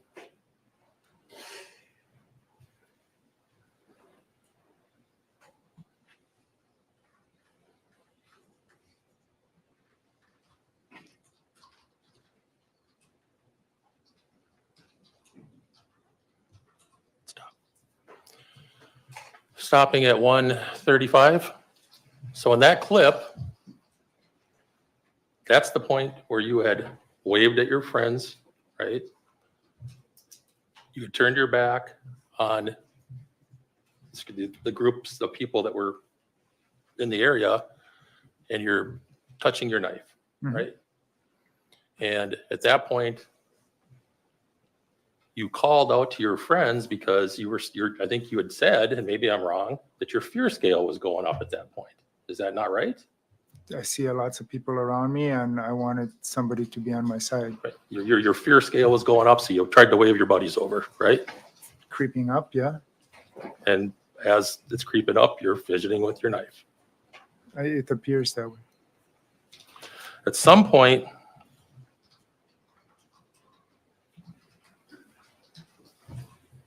and even though your fear level is creeping up at that point and you've called for help from your friends, or at least waved for help, you turned your back, right? Yes.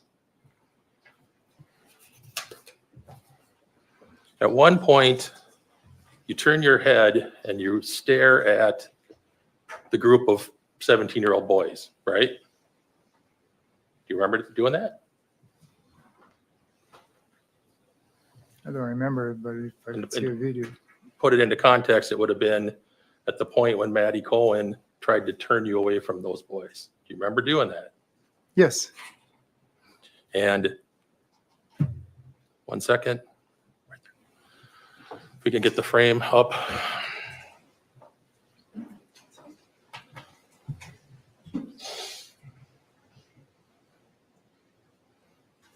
We're at timestamp 116.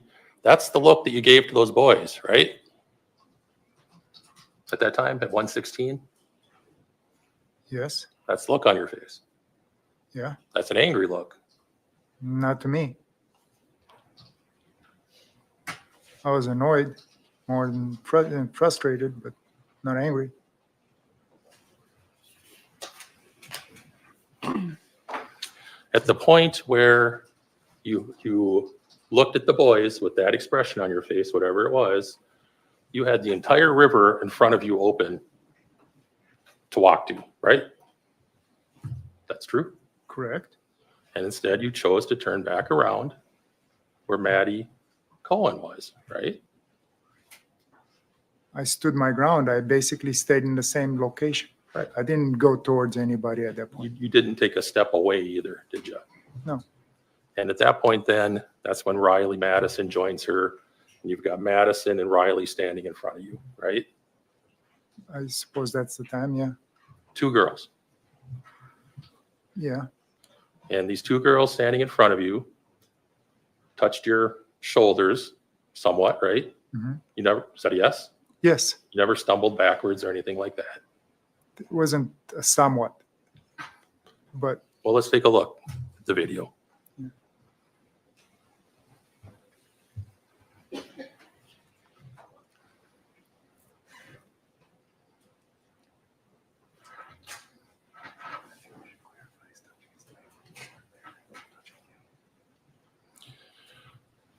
We're going to start a little bit earlier than the part I wanted to start at. It's at the 135 mark again, if we can put this screen up.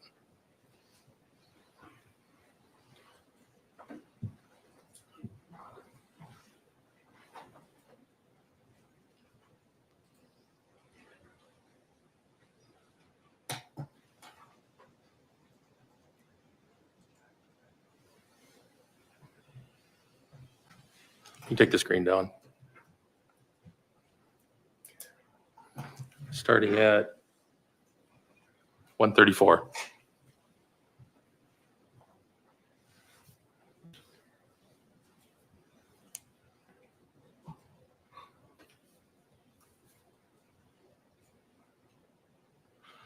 So at that point, you're touching your knife before Maddie and Riley are standing in front of you, right? Appears that way.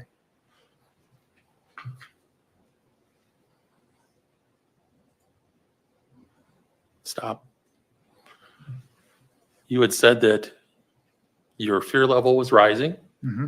You had waved to your friends, right? That was the look on your face at the time, correct? Mm-hmm. You're smiling. I'm confused. You're smiling. I'm confused. You're not smiling? That's not a smile. Yes, let's move on, please.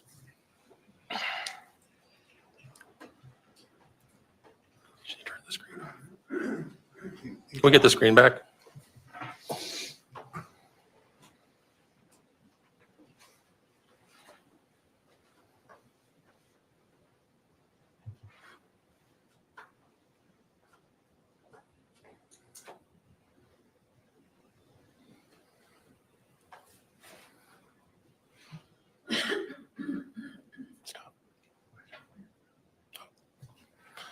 All right, so you had been fidgeting with your knife multiple times. You've got Riley Madison in front of you. I believe her testimony was she's a 115-pound woman. You got Maddie Cohen on your other side.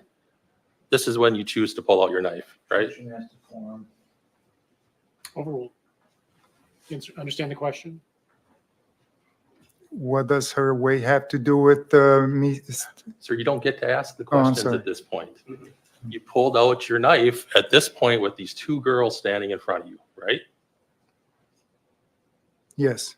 And you held it down by your belt line, right? Yes. And you opened it up, right? Yes. And this is before you had been punched or anything like that. You had that knife ready with these two girls standing in front of you. Objection as to use of the term girls and women. Women, pardon me, Mm-hmm. right? Mm-hmm. And you didn't hold it up and say, hey, I have a knife, right? To me, that would be a threat. Well, I'm not asking you that. You did not hold it up. No. And you didn't, in fact, you held it down by your side, right? Objection asked and answered. Overruled. Isn't that what you did? Yes. You didn't take a step back and brandish it and say, hey, back up, I have a knife, right? Correct. You opened it down low and then you held it down low by your side, right? Correct. And as you're doing that, you're smiling, right? That's not a smile. Well, let's take a look at the video. I'm overwhelmed and annoyed.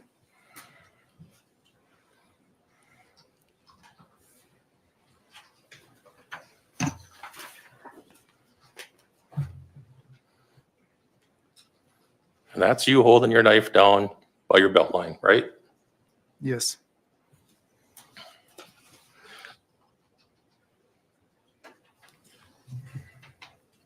When you pulled it out and opened it up, you held it with the blade facing up, right? I didn't pay attention, but in the video, yes. And it becomes important later when you stab AJ because you didn't try to cut him down, you cut him up, right? Right? That was not my intent. Overruled. I believe the witness answered the question. You had the knife blade up and you're saying you didn't know that? I didn't pay attention. As you're holding it there, you've got your thumb on the bottom of the handle, right?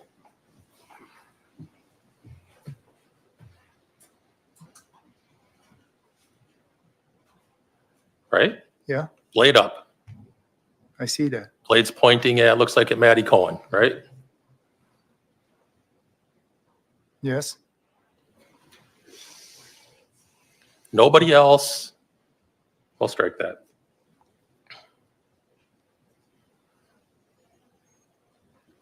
After you opened that knife, would it be fair to say that your fear level went down a little bit because now you had your knife open?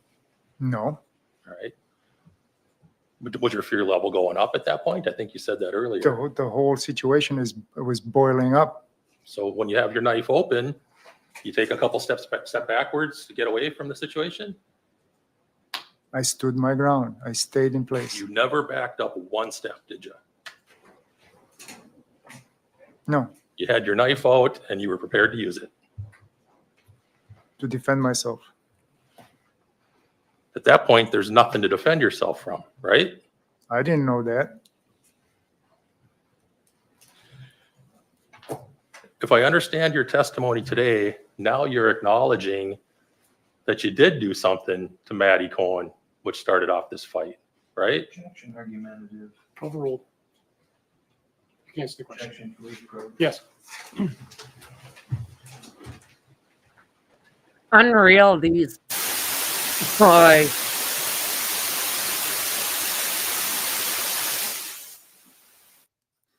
His lawyers are unreal. Objection, objection, objection. I don't think it looks good on them. He shows his anger relatively fast. I wouldn't want to live with this guy. Can you imagine? Mind you, his wife doesn't have much of a personality either, does she?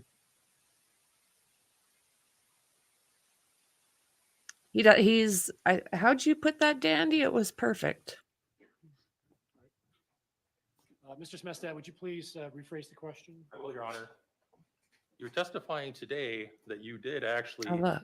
make physical contact with Maddie Cohen, right? Before you were punched or anything else, right? I may have. You don't remember that? Well, I remember what I said, but I went over to push. She was right in my face, right in my space, yelling, and I could smell the alcohol in her breath. But you had been drinking too, so might have been your breath. I didn't have vodka and all the other garbage. My Right. point is, today you testified that you did something physical to Madison Cohen before you were punched, right? Mm, Correct? I didn't. I don't know if I touched her or not. It's possible that I did.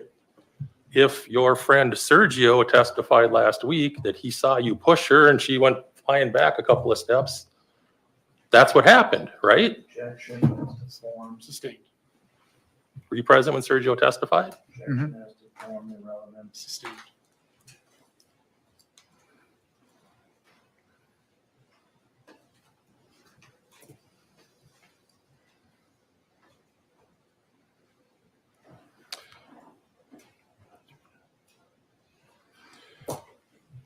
How would After he you know what pushed they were Maddie drinking? Cohen, only How? one person ever punched you, right? From the video, Right. that's what I see. I don't remember what happened there at that time. I'm not asking you what you remember. I'm asking what actually happened. I got punched. Objection, no foundation.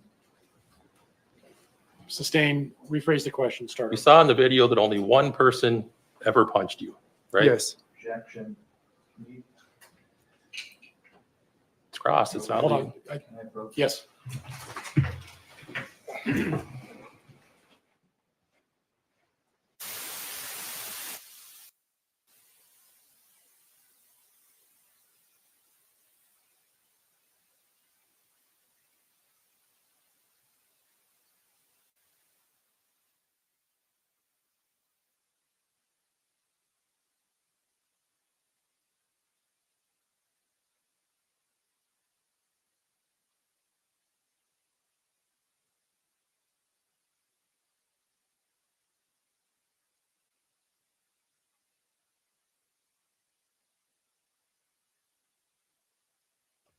How would he know what they are drinking?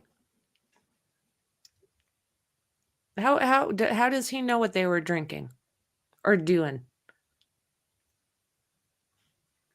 What word was that? Exhilarated. Yeah.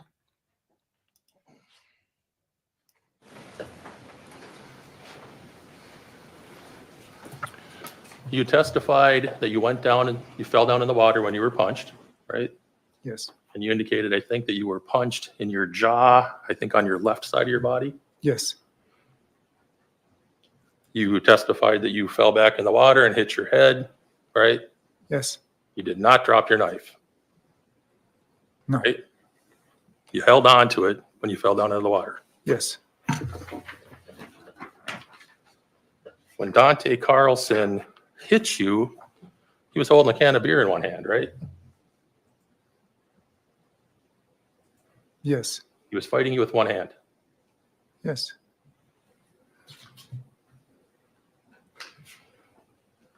You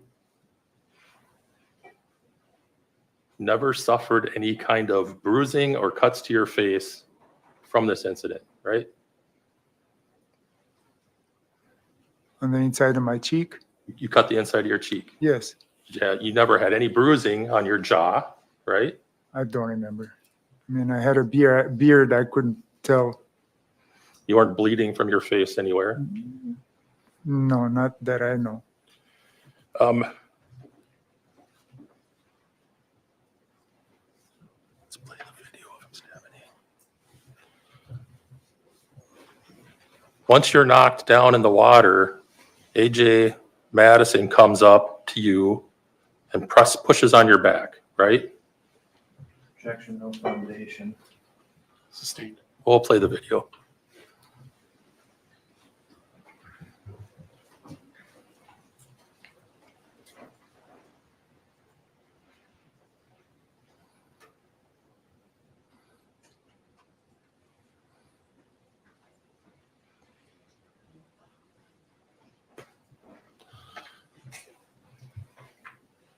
You were pushed in the back by AJ Madison, right? Objection, no foundation. Overruled. In response, you got up out of the water, right? Mhm. You take your knife in your right hand with the blade up, right? Objection is in narration. Overruled. That's what you did, right? Still in my hand, yes, that way. You jabbed it into his belly. About the same time he hit me in the throat. That's not what I'm asking. Yes. You jabbed it into his belly, right? Yes. Instead of pulling it out, you pulled up, right? Because I had so much time to think about it. You pulled up. I did not pull up. Okay, Look at the angle of my arm. We're stopped at timestamp 156. You see your knife? Yes. How close it is to his jaw, his chin? Yes. That's because when you stabbed him, instead of pulling out, you went up, right? I was falling backwards with the knife in my arm, in my hand, and the angle of my arm was about the same. Just got hit in the throat. In this frame of the video, the knife's pointing straight up, right? Yes. You went in, pulled up, and it's by the time you got done up by his face, your knife's pointing straight up. Objection as answered. Overruled. You can answer the question. It's straight up. At that point, Tony Carlson came in to break up the fight. Right? Objection, speculation. He doesn't know what Tony Carlson's doing. Overruled. You can ask the question. He can answer. I don't know what he was doing. You know that he told Dante Carlson to back up, right? Objection, no foundation. Overruled. Do I know from video and from testimony? Yes. At the time, I didn't know.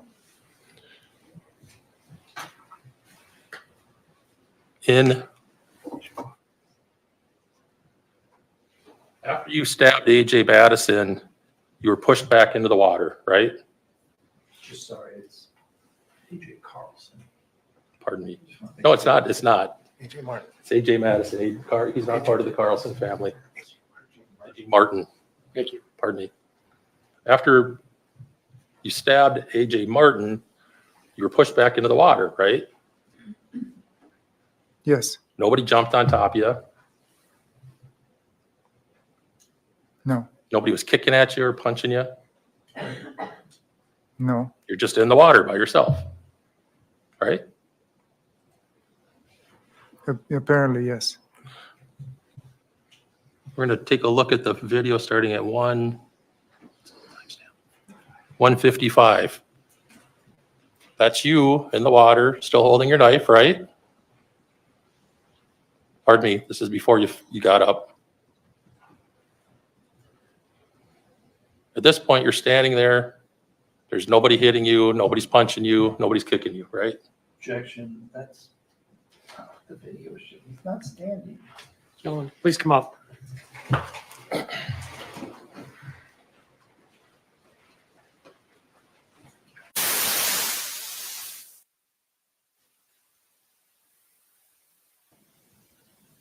Can you believe how much, with him on the stand, how much the defense is objecting?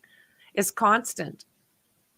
My temperament, I could never be in a courtroom. Never, never, never. I'm allergic to them anyways, but if I wasn't, no. No, just, I can't handle all the bullshit.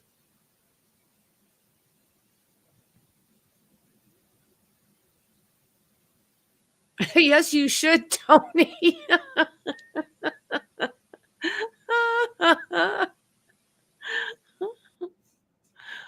Oh, lordy, lordy. Let's continue. Next question, please. In any event, you were sitting in the water after AJ Martin pushed you over, right? I landed on my butt Right. in the river. But at that point, the fight didn't continue. People weren't punching on you, right? At that time, I couldn't tell what was going on around me. That's at the point that Tony Carlson came over, was yelling at people to back up. Do you remember that? From the video. You don't have a memory of that in your head? He separated Dante from you, right? Objection, no foundation. Overruled. Right? If it's from my memory, I don't remember that. Tony Carlson never punched you, correct? Correct. He never kicked you, never pushed you. Objection, mischaracterize the evidence. Overruled. No. And you turned around and you stabbed him twice, right? I couldn't see. I couldn't hear. I didn't know who was punching me, touching me, shoving me, nothing. I was fearing for my life. You stabbed the guy who tried to break up the fight twice, right? Objection, form. Overruled. That's what happened, right? That's what happened. And luckily for him, he was able to block your first stab. So you stabbed him again, right?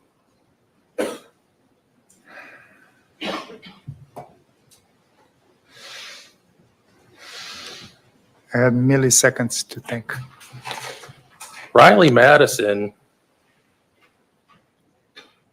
after you stabbed Tony Carlson, you turned around, you got up, you turned around, and you sliced Riley Madison through her left side of her body, right? Yes. She wasn't punching you or kicking you. She came at me and she had her hands on me. At the time you stabbed her, she had her hands on you. Yes. This 115-pound woman attacked you while you're standing there holding a knife. She could have been 500 pounds. I don't know. I'm sorry, sir, but You've never told anyone ever that Riley Madison attacked you and that's why you stabbed her, right? No. You're saying it today for the first time. I don't remember this whole thing. After you stabbed Riley Madison, Isaac Schumann tries to push you, right? And he lands his hands on my throat, yes. But his hands originally weren't anywhere near your throat. They were on your shoulder and your chest, right?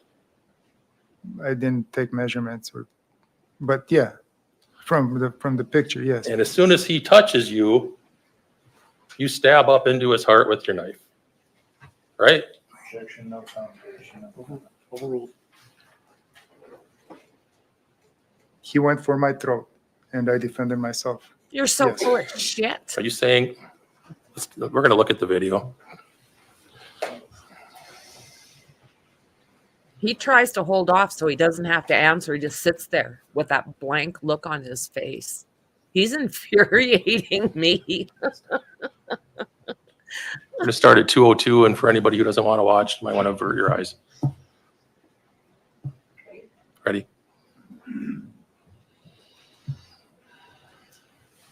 Right, Tony? And ribs. All of it. Not easy. And then you guys are saying in other chats, people are like thinking this is. We're at 2:05, the timestamp on the video. That's Isaac Schumann, right? If you don't, Right. his left hand on your arm, right? Right. His right hand on your chest, right? Right. They're not on your throat. In that particular frame. Correct. And your right hand is cocked, your elbow's bent, right? Okay. And you've got the knife in your hand. Yes. Let's play it through, please.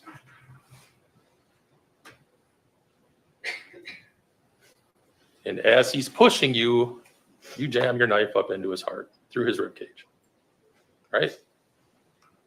After he touches my throat and pushes me back, yes, correct.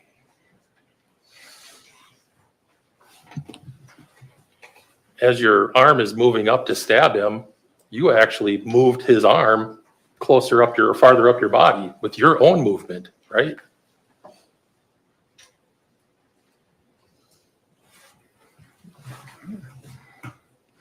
I don't know how to answer that. I didn't see that.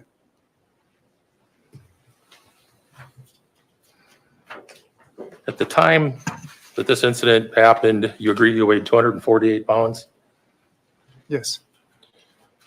Not one of these people that you stabbed so far in the video were armed in any fashion, right? Right. You told an elaborate story about people pulling knives on you, right? Objection, argumentative as to form. Overruled. Right? You made up that story? To Brandy Hart? Lieutenant Hart, yes. I don't remember that, but I saw the video, yes.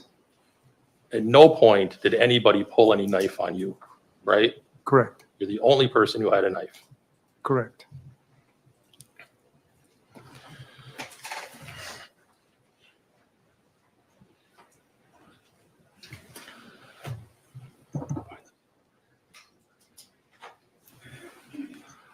You had said earlier that you had waved for your friends to come over because you were so scared, right? Right? During we're moving back in time now? Oh, yeah. Earlier you had waved. We saw Yes. the video. You said Yes. you waved to your friends because Yes. you were scared. Your fear level was at whatever. And in fact, Ariel came over, right? Yes. And he's in the group at the point that Riley Madison's standing there bleeding into the river, right? He's standing Yes. right behind her. Yep. Yep. And at the time that you stabbed Tony Carlson, Ariel's right there, right in the group, correct? I see that in the video, yes. And when you stabbed Isaac Schumann, he's also standing there, right? I didn't see him there at the time, but yes, in the video, yes. So this narrative about it being 13-on-1, you had a friend there, Objection, right? argumentative form. Overruled. Your friend is standing right there. He's in the video, right? In the video. I don't remember him being there. But you saw him coming, walking downstream. I don't remember. You waved for him, right? I waved at my group.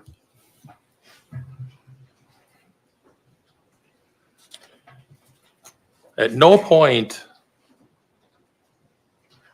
when you stabbed Tony, Riley, and Isaac, did you call out to your friend and say, hey, help me, they're attacking me, right? Even though he's in the frame and he's close to the action, so to speak. You never said that, right? I was stunned. Couldn't talk.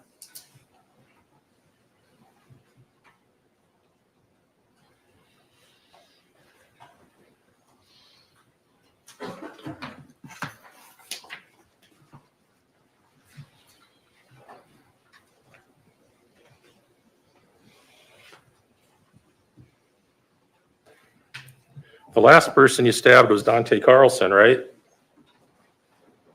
Yes, And this is in the sequence of events, everything else had happened, right? yes, Objection at the form, I don't know what everything else. Sustained. All the other stabbings had already occurred, right? At the point that you stabbed Dante Carlson. yes. He wasn't punching you at that point. I was surrounded. People were coming at me. I just came up a couple of times being punched in the head, punched in the mouth. I fell on river rocks. I was in pain. I was hurting. Tony Carlson had broken up the fight between you and Dante never hit you again after that, did he? Objection, that's. Sustained form. Please rephrase. At the point that you stabbed Dante Carlson, he was not fighting with you, right? Correct, He had not punched you immediately before you decided to stab him. correct. In fact, you took a couple steps toward him to stab him, didn't you? I thought he was attacking me.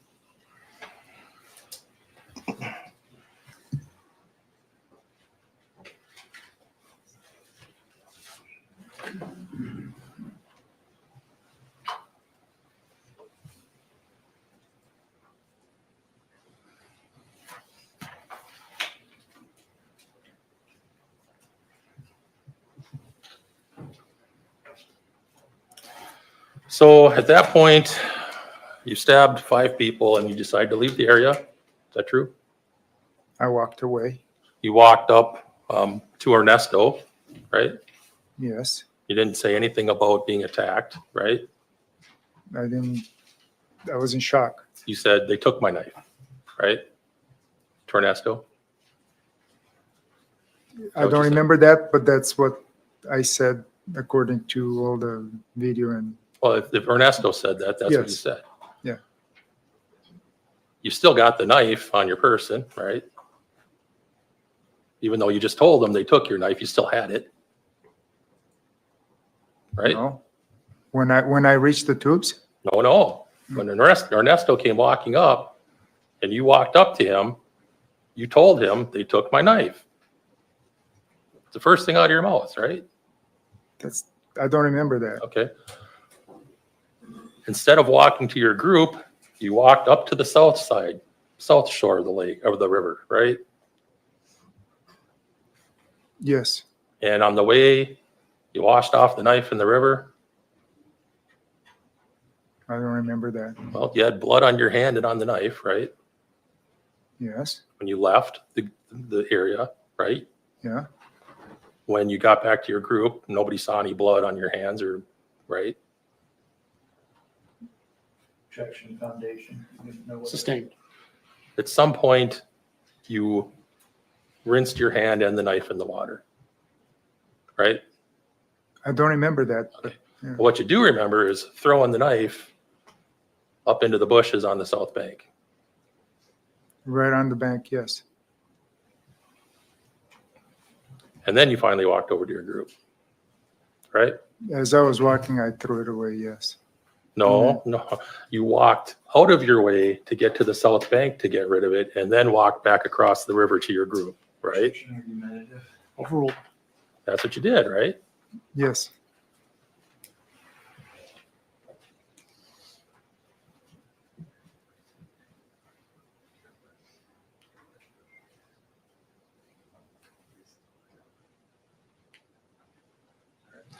We're going to play the video taken by Larry and Davis, Judge.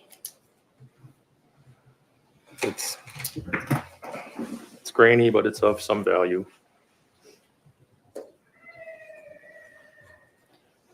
You have many more questions? Yes. Well, maybe this will be a good time to take a break. Let's recess and we'll come back at 2:50. Please take the jury out. All rise for the jury.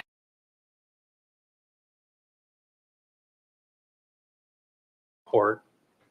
Yeah. You are the person in the dark shorts, correct? In that video?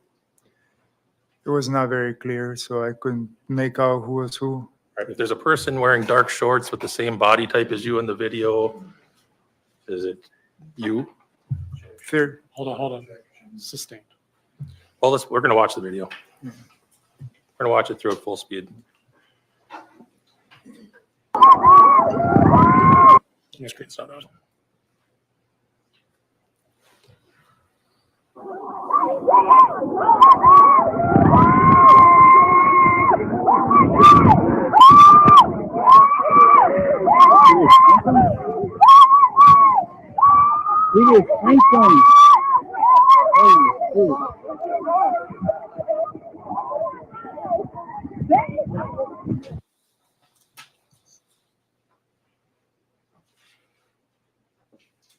We're going to play part of it, but slower, but not the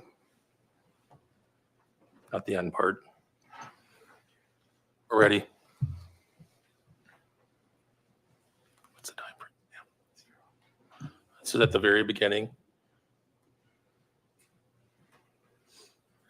And Mr. Miu, do you see yourself in the left-hand side foreground wearing the dark shorts? Where the cursor's pointed? I can't make out.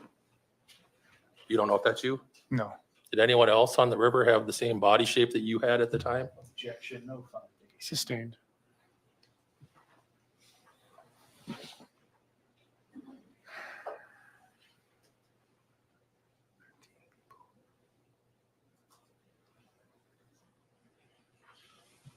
You've been in court since the beginning of the trial, right? Correct. You've seen all these people testify, Yes. the people that were all involved in the incident, right? Yes. At the time that you stabbed these folks, there wasn't anybody else in that area of the river that had the same body shape as you, correct? Objection, no foundation. Sustained. It's the same question. You're aware that Dante Carlson's wearing shorts that are black on the bottom and light gray on top, right? That's what I learned. We're going to go through slowly. Yes.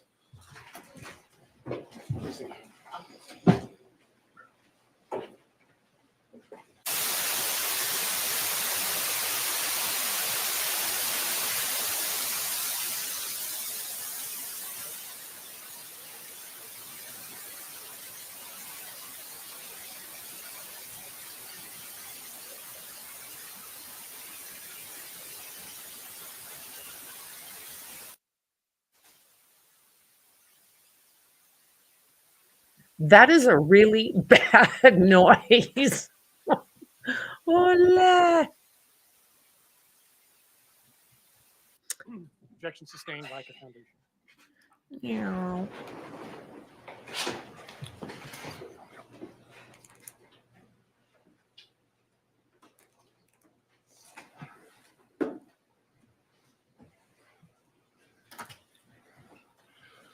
In any event, after you got rid of the knife on the south side of the river, you walked back to the north side of the river where your group was in the at the sandbar, right?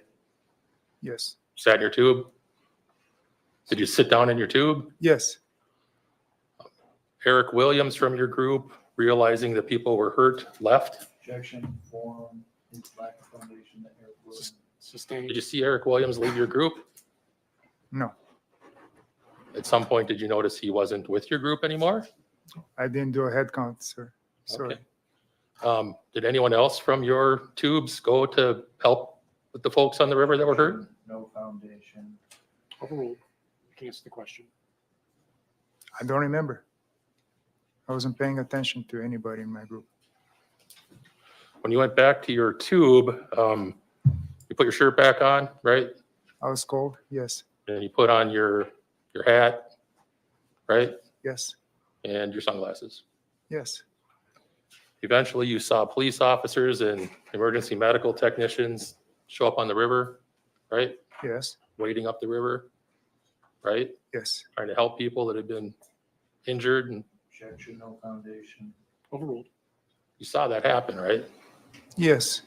You didn't approach anybody to say you were attacked, as far as law enforcement or EMTs or anything like that, right? No, I just pooped myself. I was afraid to go in that area. Even though there's police presence everywhere, you were afraid to walk over there and tell them, hey, this is what happened. Yes, sir. So you got in your tube and you floated down the river. Not immediately. We waited there. We had people, from what I learned, not that I remember, that called 911, and yeah, I don't remember any of that stuff. So I don't remember. So you remember waiting for Eric Williams to come back to join your group so you could leave? I don't remember. All right. Do you remember saying, let's go? You yourself saying that? Objection asked and answered cumulative city. Overruled, overruled. I don't remember.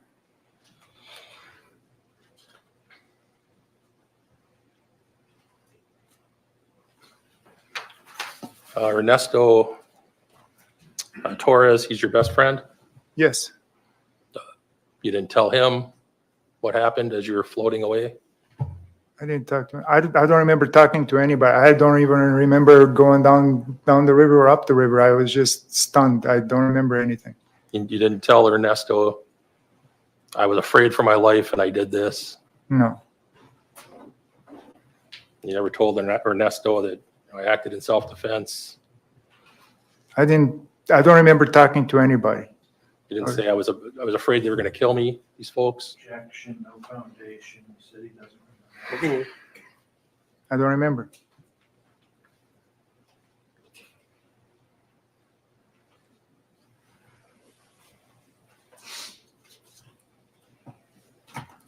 As you were leaving the area, you saw folks giving CPR to Isaac Schumann, right? I didn't see that. All right. Eventually, you made it down to Village Park where the exit was, right? Eventually. And there's some video of you relaxed in your tube, kind of playing in the water with your hand, right? Objection is to form. Sustained. Do you remember seeing the video of you I remember seeing the video. relaxing in your tube before you got back to the end? Objection is to form. Sustained. Did you see the video or not? I said I did. When you got to Village Park, your group exited the river, right? Yes. There was multiple police in the area, right? Yes. You saw a uniformed officer with his gun drawn, walking towards you, right? You didn't approach that officer. I was afraid of everybody at You were that afraid time. you were afraid of the officer? I was afraid of anything and everybody. I was afraid of anything. I couldn't, I was still in shock, so I was afraid of everything. Yes. You didn't approach the officer and say, they tried to kill me, I defended myself, nothing like that, right? I don't remember saying anything like that to anybody. You walked right by him, right? All that is a blur. I don't remember it. Once you got further up the path, though, other officers were able to pick you out of your group, right? Apparently, yes. They stopped you, right, before you could leave the park. I don't remember that. You don't remember the police stopping you and detaining you in the park after this incident? I remember being stopped, but I don't remember the details. Sure. You were aware that the police had a picture of you from the river, right? Okay. Do you remember that? I don't remember. Do you remember the police had to take your hat and glasses off to make sure that it was you in the picture? Nope. I was focused on one thing only. Somebody with a bat that I've seen in the woods and across that whatever bridge, the little bridge, Rainbow Bridge, whatever. I was focused on him. I was very afraid of that person. Did you ever say to the officer, hey, there's a guy over there with a bat and that's concerning me. Can you do something about it? No. You're put into a squad car, right? Mm-hmm. Said yes? Yes. Sheriff Knudsen came over to make sure you were comfortable, right?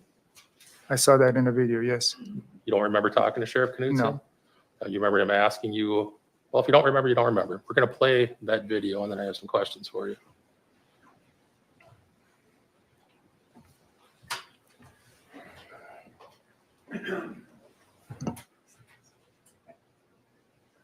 Your Honor, this is the longer version of the video that's been referenced. It's 1 minute and 59 seconds.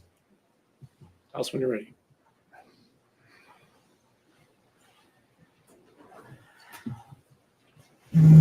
Camera recording started.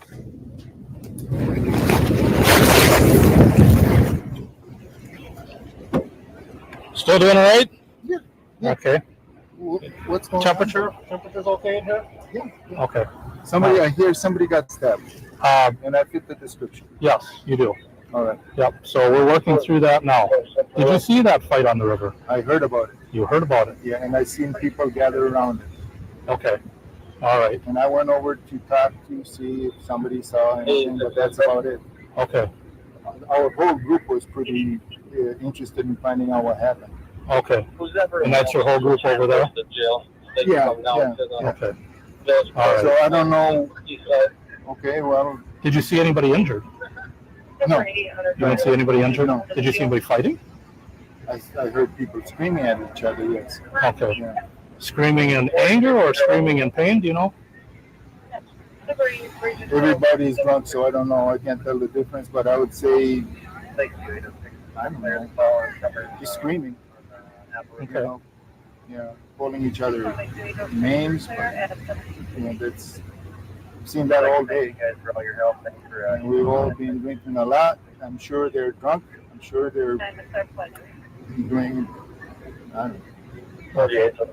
Kids being kids. Kids being kids. Where are you? Where's your group from? Where did you drive from today? Oh, I drove from Prior Lake. From Prior Lake. Yeah. Okay. Actually, I didn't drive it. We came here alone. Your wife and you? And you met the group here? Yeah, but we know each other. Okay. All right. As long as the temperature's good, I'll check back with you in a minute, okay? Thank you.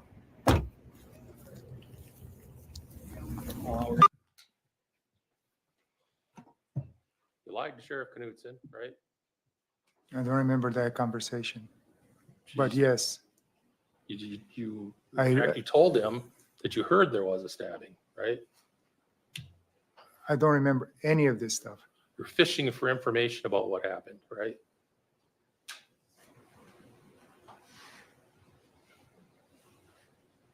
I don't know what you could say. I was fishing. I don't know. You asked him some questions about what had happened, right? Again, I don't remember this conversation. But you were pretending that you didn't know what happened. Is that true? No.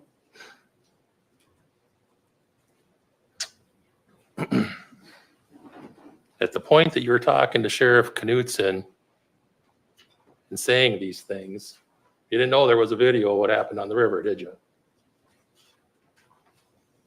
I didn't know whether I was dead or alive at that point. But you also didn't know that there was a video, right? No. When the sheriff asked you what had happened, one of your responses was it was kids being kids, right? I don't remember any of that conversation. You just heard yourself say it on the video, though. So Objection, no foundation. I'll move on. Prior to being taken to jail, you were transferred from that squad car that you were in to a different squad car, right? Remember that? You remember at some point Deputy Thomason telling you that you were under arrest for homicide and attempted homicide? I don't remember any of that. When you spoke with Lieutenant Hart, even though you'd been informed that you were being arrested for homicide, you pretended to know that, to not be aware that someone had died, right? Right? When you were talking to Lieutenant Hart, you... Over here at the jail? Yeah. I don't remember any of that conversation.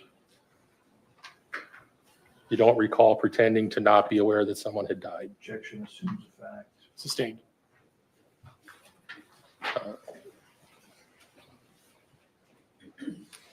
When you're talking to Lieutenant Hart, that was about 4 hours after you had been arrested, right? Yeah, that's what I learned. And then you had time to put together a story, right? No. Overruled. You had 4 hours to come up with a story about what happened on the river before you were interviewed by Lieutenant Hart, right? No. You didn't have that time. I didn't put a story together. So when you told her things like, 2 of these boys pulled knives on me, you're telling the truth? No. That was a story, right? Correct. And when you said that you somehow managed to grab one of the boys' arms and bend their wrist back and stab them with their own knife, that's a story you made up, right? I told her what I remembered. You remember doing that? No, everything I told her is what I remembered at that time. At the time you told her these things, you thought that you would grab someone's arm and stab them with their own knife? As you can see, I was very confused. Did you not testify earlier that you lied about the knife? That I did. And then nobody else had a knife on the river except for you. That I lied about the knife. So it's impossible then for you to have twisted someone's arm and stabbed them with their own knife, right? I saw the video. No, I'm asking what you said to Lieutenant Hart. I don't remember the interview, but I saw the video. And you're aware. And I know that it's not right. It's not true. Not just a couple of little lies, but lie on top of lie to Lieutenant Hart, right? Argumentative. Sustained. Well, let's talk about some of the things you told her. You said, these boys took the goggles off my head and threw them down the river, right? You told her that? If that's what the video recorded, yes. All right. You told her that these boys tried to pull down your shorts, right?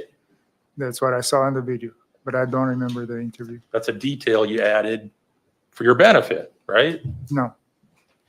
You said these boys attacked you, right? You told her that multiple times, right? I saw the video. Did you say that or not? Yes or no? I said that in the video. Yes. And you knew that wasn't true, right? So in the video, I lied. I totally lied about the knife.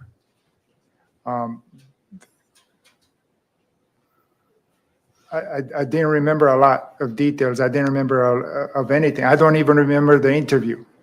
I just looking at the video. It's I can look at it like anybody would look at it for the first time. I don't remember any of that. You told Lieutenant Hart that these boys told you, "Don't run away from us." Remember saying that? No. In fact, it's just the opposite. They were telling you to go, right? I don't remember.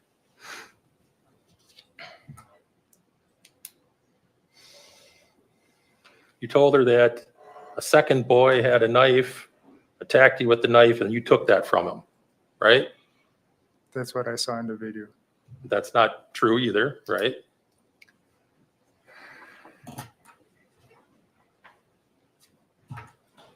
Right? That's not true.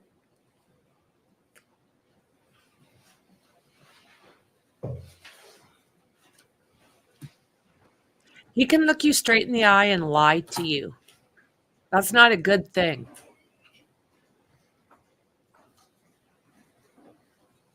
You said that when you walked back to your group, and this is talking to Lieutenant Hart, that Ernesto asked you if you had found the phone, right? Remember saying that to her? I don't remember any of that conversation I had with her. Yeah, that wasn't true either, right?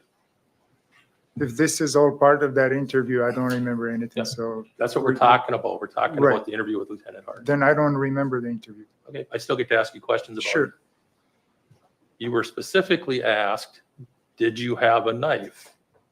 Right? Do you remember being asked that? I don't remember that, but I know I was. Your answer to Lieutenant Hart was no, no, absolutely no, right? Right. Which I lied. I know I lied about the knife. You said to her, why did they want to scare me with a knife? Right? Talking about the boys, I mean, the 17-year-olds. When none of them ever had a knife, right? Is that right? Apparently not. You said I grabbed it, meaning the knife, from him because he tried to poke me with it. Do you remember saying that? Nope. You said a woman hit you in the ear. Do you remember saying that? Nope. You know that's not true, right? Objection, foundation. Overruled. You know that's not true as you sit here now, right? Right.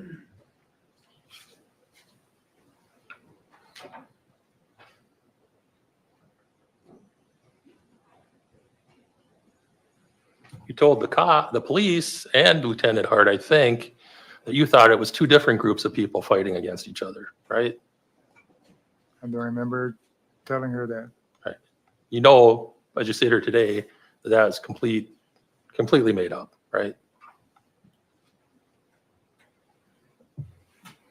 Again, I don't remember any of that you're talking about right now, if it's about the interview. You told Lieutenant Hart that you wanted to stay in the area and watch the police come and arrest these people for fighting, right? That's what you told Lieutenant Hart?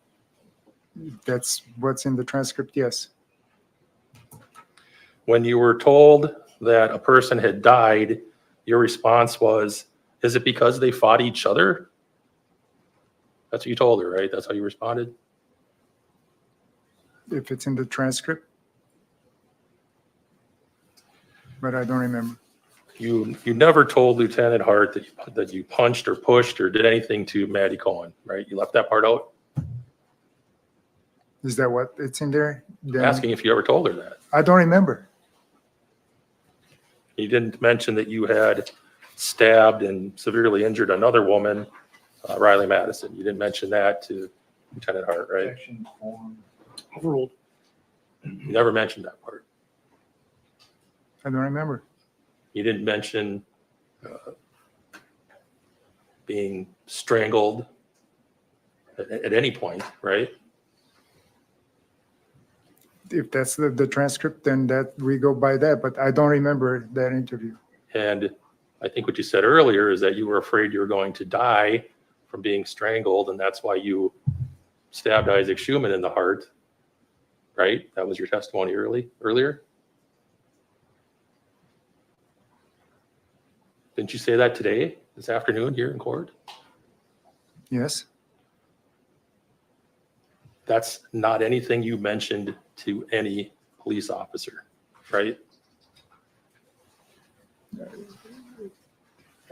If I didn't mention, I didn't mention it. I don't remember that. That's not an important detail that you thought you might want to point out. Objection, argument. Overruled. Everything is every detail is important. We all know that. But I don't remember saying any of those things to Lieutenant Hart. Because you didn't say them, right? That's why you don't remember. Is what? You didn't say those things to her. That's why you don't remember, correct? I don't remember what I said or what I didn't say to her. I don't remember even having an interview with her. So you can't remember anything about what you told her, but when Mr. Nelson's asking you questions, you can remember all these feelings you had at the time. Is that true? Overruled. You remember answering his questions about how you were feeling that day? The feelings I had when I was attacked? And when you were meeting with the Lieutenant Hart? Objection, that's. Can you approach? Yes.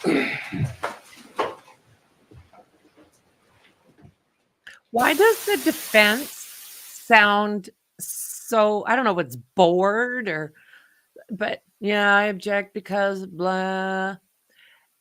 And I've lost count how many times they've gone up for a sidebar because whiny biatch here keeps complaining. It's just like, oh my God.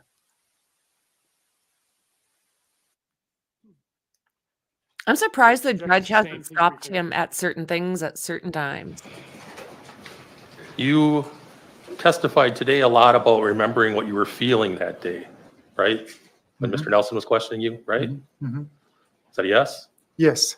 But when you're asked other details that might not be so useful, you don't remember them, right? certain feelings and certain, they stick to you forever. Ones They that are affect you. helpful to your defense, those stick to you, right? You were examined by the jail nurse, the SART nurse, several hours after the incident, right? Yes. You never mentioned to her that you'd been strangled, right? Didn't mention to her a lot, not because I intentionally didn't want to do it. I didn't remember. I was still in shock. You didn't mention anything about your throat hurting. I don't remember what I mentioned to her. I understand. You never at any point told anybody other than today that you had a sore throat or your throat was sore from after this incident, right? You didn't tell anybody.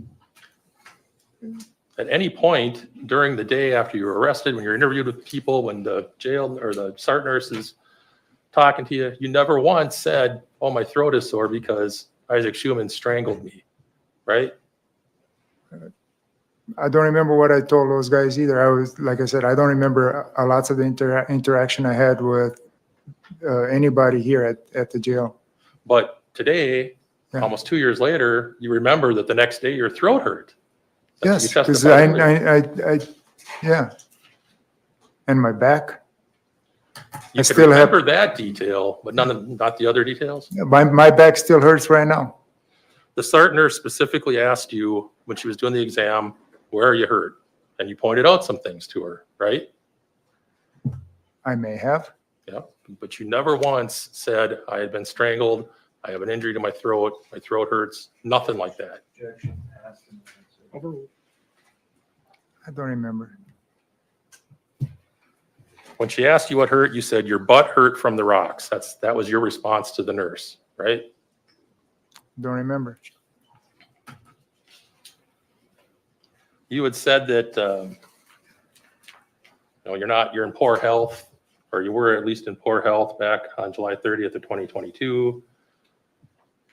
You had had your bypass surgery 2 years prior to that, right? Mm-hmm. Is that a yes? Yes. And typically people that have medical procedures like that are given restrictions on what they can do in their activities, right? Yeah. And you apparently weren't restricted from swimming, snorkeling, doing outdoor sports on a river, right? I was for a while, but 2 years later, lots of the restrictions, I believe, got lifted. Those restrictions got lifted because you got better, right? You can say the doctor makes that decision, but he says if you feel a little better, do as much as you can. Yeah, and then you were in fact snorkeling and swimming and doing things like that, physical activities, right? Snorkeling in 15 inches of water. I was mostly I didn't even snorkel. That was not a lake but I was my whole plan for the day was to just float down the river and relax. You're able to run, at least you were back on July 30th of 2022, right? Run? You were able to run at that time, right? You weren't restricted from running. I mean, you didn't have a medical restriction to keep you from running, right? No. And in fact, you did run when you ran up on Isaac Schumann's group, correct? You call that run? Okay. That's not a run, but I wasn't running. I wasn't allowed to run or do any activities like that. So I wasn't running.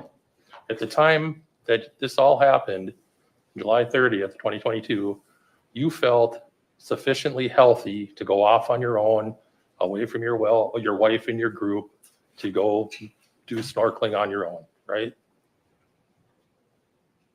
That's what I felt.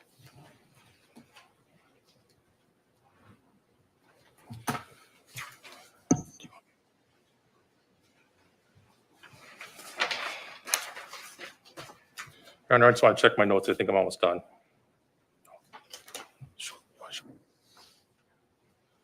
We can have Exhibit 4, Item 10. I'm going to ask Investigator Schultz to actually handle it since it's evidence. physical evidence. Can you retrieve the exhibit? Oh, it is out.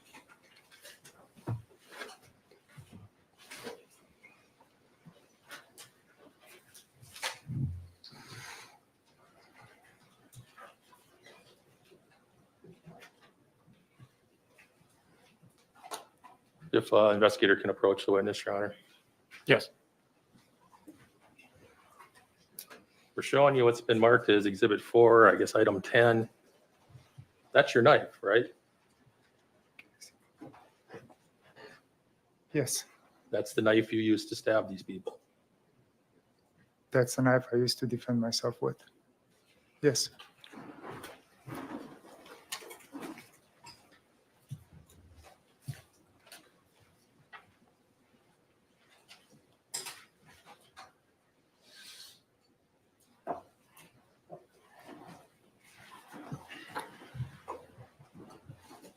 I asked you earlier about when you stabbed Dante Carlson. You agreed that he was not attacking you at the point that you stabbed him. He was the last person stabbed, right? He attacked me. Earlier, when you stabbed him, Tony Carlson had already broke up the fight, right? You said you agreed to that earlier. At that time, everybody that came in contact with me attacked me.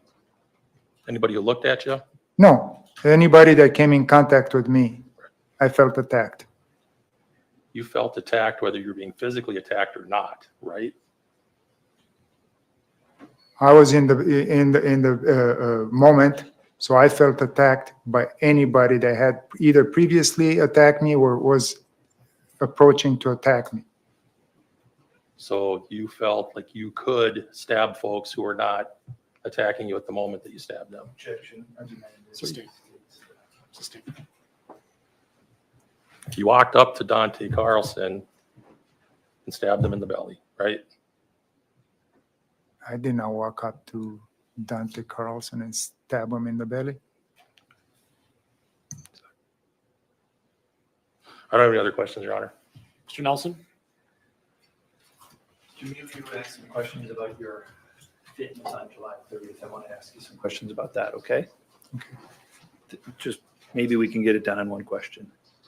Did you feel fit enough to take on 13 teenagers and adults in a fight by yourself without a weapon? I didn't, no. You were asked some questions about what happened with each of these people, right? And you were shown some stills. Mhm. Were you in court when, do you know how many frames are in per second of these videos? I learned they're like 24, 25. So one frame is a 24th of a second, is that right? Correct. When you were in that, let me play the video. I'm going to play Exhibit 2.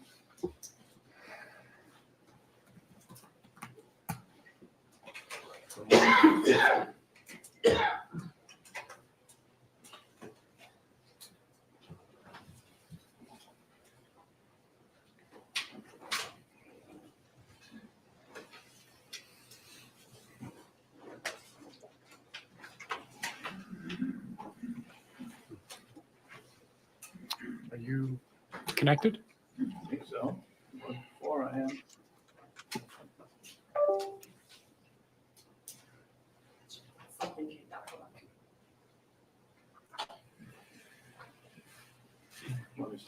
Yeah, start over. I don't have anything on my monitor either.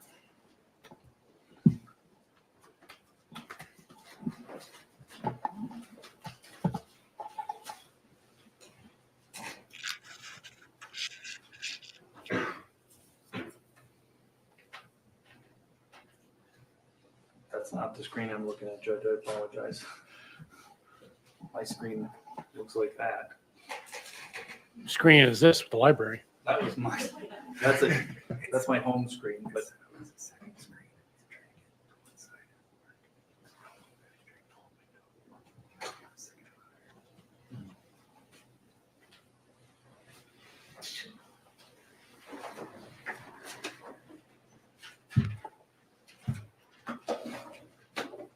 Let me take another chance here, Judge, sorry.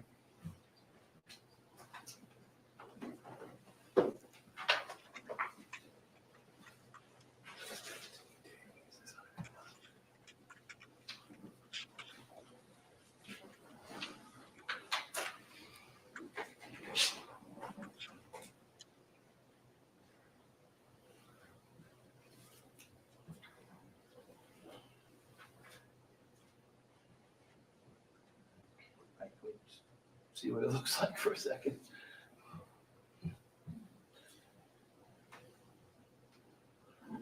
Okay, that's.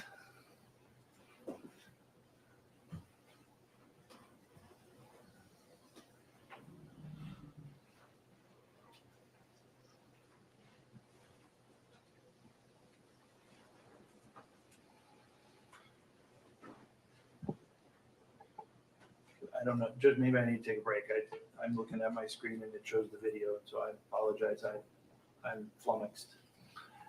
This is Exhibit 2, This is Exhibit 2. I want to play it from the 150 mark where you, for 14 seconds. So. the spirit of cooperation, are you able to use your exhibit? Sure. Apologize, sorry. You started right there.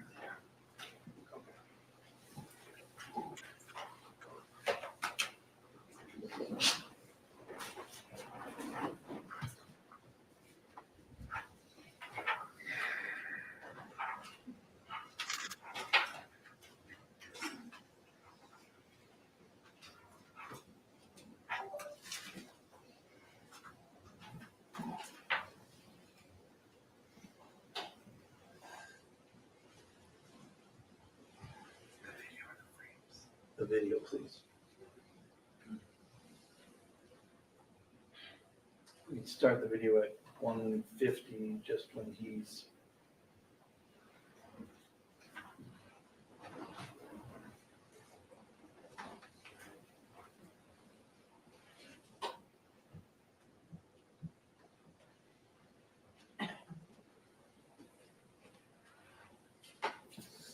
All right.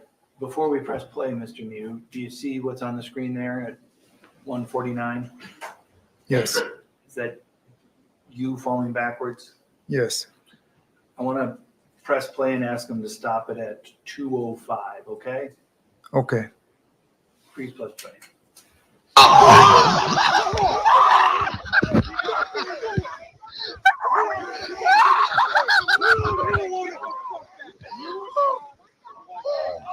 He ain't a woman. He ain't a woman. Did you observe those 16 seconds or so? Yes. Were you, if there's 24 frames a second and we watch for 16 seconds, as you sit here now, are you able to break down exactly what happened in each of those 284 frames? I mean, do you have a memory of No. 1/24th of a second No, for absolutely not. how, as far as time goes, if you can, and I apologize, but if you can, just put yourself back in that space for a moment. Mhm. Can you do that? Yes. When you're back in that space, on that river, in that time, did you seem like you had 284 different chances to do different things and feel different things? No. How did time feel in that moment? It was not real. Everything was not real. Time wasn't following the same rules. When you slow, very slow. When you said you didn't have a memory of some of the details, but you had a memory of the feelings, can you explain, how is that? So feelings are brought on by what's happening, at least with me. If you get hit in the head, that's a feeling of hurt. If you fall back and you hit your head, you fall back on river rock and you get hurt, you feel pain. When you know you can't get away, and you feel like you're drowning, and there are people on top of you pounding you and holding you in the water, that's a timestamp in a filing cabinet that says this is what I suffered. You It's exactly. Go ahead. Sorry to interrupt you. Yeah, it's something I would love to erase from my memory, but unfortunately, there are lots of those feelings, very strong feelings I can't erase. How confident are you in the accuracy of your feelings? I know my feelings. I lived with my feelings for 54 years. How about this feeling? How confident are you in the accuracy of this feeling that you're 100% confident that that is my feeling. 100% confident. even if you can't remember the details of everything you saw? Correct. Even if you can't remember the details of everything you heard? Right. Let me, because there were some questions and I want to just make sure we cover it, right? Mhm. AJ Martin, do you remember each of these acts that you're charged with, each of these acts of stabbing? No. Do you remember the particulars, that is, I should say, the particulars of like X person did this or Y person did this or Z person did this? No. Do you remember, do you have any memory of just randomly stabbing people? No. What is your memory as to why you did what you did? I was afraid for my life, and what I did, I had to do to defend myself. Do you have a memory of stabbing anybody that didn't come towards you or attack you or touch you or push you or hit you? No. Did you ever just randomly go up and hit somebody?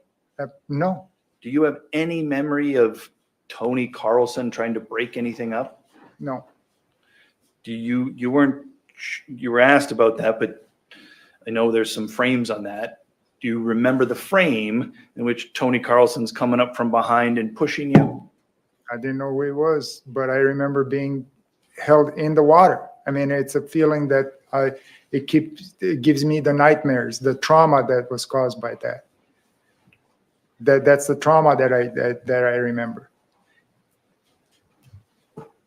There were asked some questions there at the end about the Larian Davis video. Could you make anything out in there?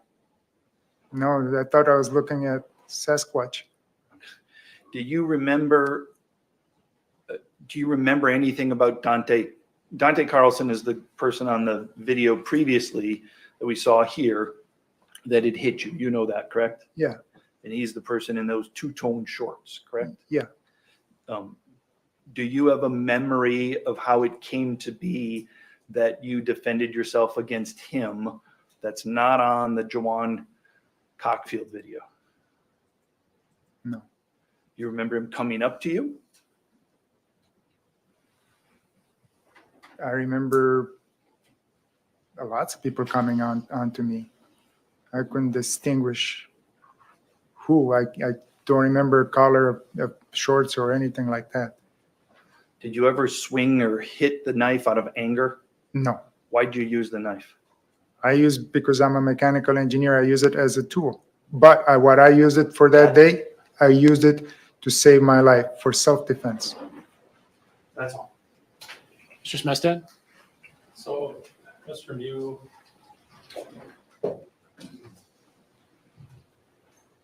we hear over and over again that there was 13 people there, and you're there by yourself, right? Apparently, yes. But we know that's not true because Ariel was behind you. Objection. Sustained. 13 people did not attack you, correct? Looking at the evidence, correct. In the picture at the time, I didn't know that. 13 people were using words that you didn't like, right? In action, right? 2 women touched you on your shoulders and arms, right? They didn't just touch me on my shoulders and arms. You know that. You were 250 pounds at the time, right? Yes. And these women touching your arms caused you to fear for your life? They're not touching. Objection. See objection. That's not the evidence. That's not what he said. Again, members of the jury, disregard what the attorneys say because what they say is not evidence. What the witness says is the evidence that you rely on. Next question. You said the time slowed down for you on redirect, right? You said the rules didn't apply, time slowed down. To me, at that time, everything felt different. If time had slowed down, you would have time to consider your actions, right? If it did slow down, yes. So I was wrong when I said it slowed down, but yes. But that's what you said, right? I understand. You never told the SART nurse that you had been drowning, right? Objection beyond the scope. Overruled. I don't remember what I told the doctor. You ever told Lieutenant Hart that you had been drowning?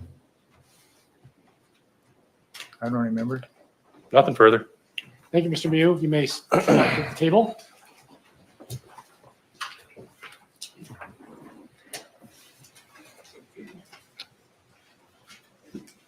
You need a few minutes? Just a couple minutes, yes, please. All right, let's come back at 3:45. Please take the jury out. All right, so the jury. All right. Little break.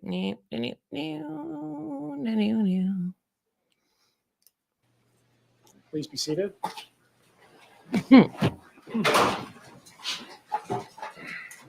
We are outside the presence of the jury. Mr. Nelson, Mr. Trapassi, do you have anything else concerning the evidence? Motions? Yes, Judge, we would renew the motion that we'd made before. The arguments are the same. I believe the burden is different. And so if Your Honor wants additional arguments, the facts haven't really changed. It's just the burden has. I think the burden is the same, but the evidence that I can consider has expanded, correct? I can consider the entire body of the evidence, not just what the state offered. Fair enough. All right. Mr. Anderson, is there anything that you want to add? No. All right. Again, that motion is denied. I stand by my earlier rulings. I think the evidence that has been presented thus far is sufficient to warrant this case going to the jury. This morning, I handed the attorneys rough draft number 3 of the jury instructions. Have you had an opportunity to look at it, or do you need some time? I need some time. How much time? Me too, Judge. I haven't looked at a page of it. Are we going on the record or not? Well, I'd really like to get it done if we could. I don't know how much time you need. I haven't even looked at it. I apologize, but obviously it's been a full day. And so there are 29 pages, you know, you can tell at least 4:15. Will that be enough time for you? Well, I'm going to defer to Mr. Anderson. He's looked at them a little closer than I have. Should be, Judge. I know that the one, it doesn't need to be lengthy, but I think would be appropriate is something on defense of others, because there's testimony that Dante and AJ were defending, responding to Miu punching Maddie when they responded. So Let me just kind of recap where I think we are. I had initiated a rough draft of the jury instructions. Includes instructions that I knew were going to be required, ones that I anticipated the attorneys would want, and instructions I thought the evidence would justify. The attorneys and I have discussed the draft. We spoke most recently yesterday. There were some areas where I needed input. I got the input. In the draft you have now, it reflects the changes that we had discussed yesterday. The areas that are in red are areas that remain unresolved from yesterday or were added based on Mr. Anderson's submission late yesterday regarding the lesser included charges for counts 2 through 5. So it should look familiar to everybody, with the exception of the portions in red. Just give me a better understanding about defense of others instruction, how you see it fitting in, where do you want it? So the testimony from Dante and AJ was they saw Miu punch Maddie, so they were defending her. So I think the jury should be able to know that not only is it legal, is self-defense legal when justified, so defense of others. What's your reaction, Mr. Trofasi? Never heard of an affirmative defense being given in a criminal case for a victim. And I haven't looked at it. It strikes me as completely convoluting everything we're doing. But I would need to know, are they saying that gets rid of the right of self-defense? I don't know what it means in terms of how the jury is supposed to consider that evidence. If they consider that, are they saying, if you find it's defense of others, then self-defense doesn't apply? I don't think it strikes a self-defense. Yeah. Mr. Anderson, how does it fit into your argument? I think when I was reading this before, I think there's a spot where it could be added in very succinctly, but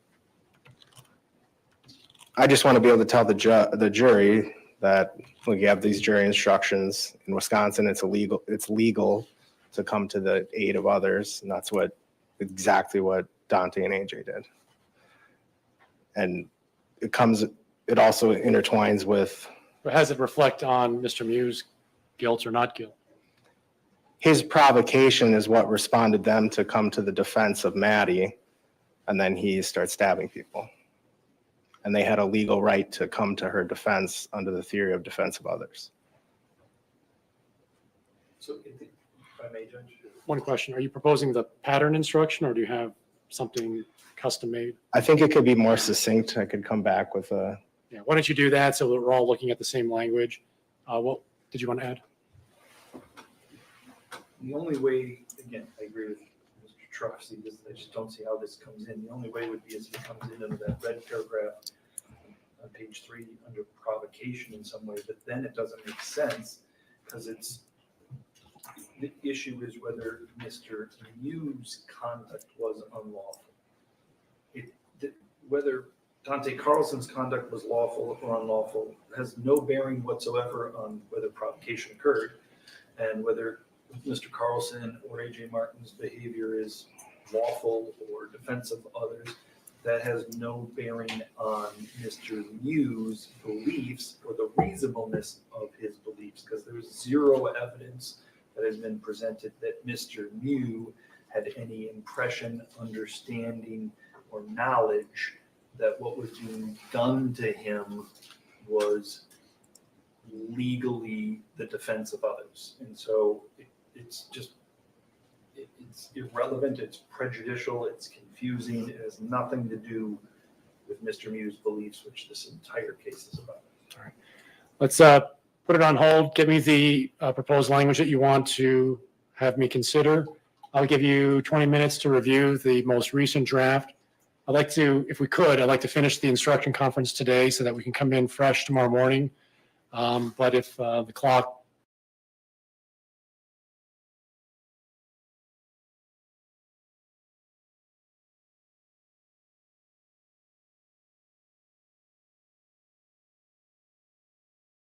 to get you back to Judge Michael.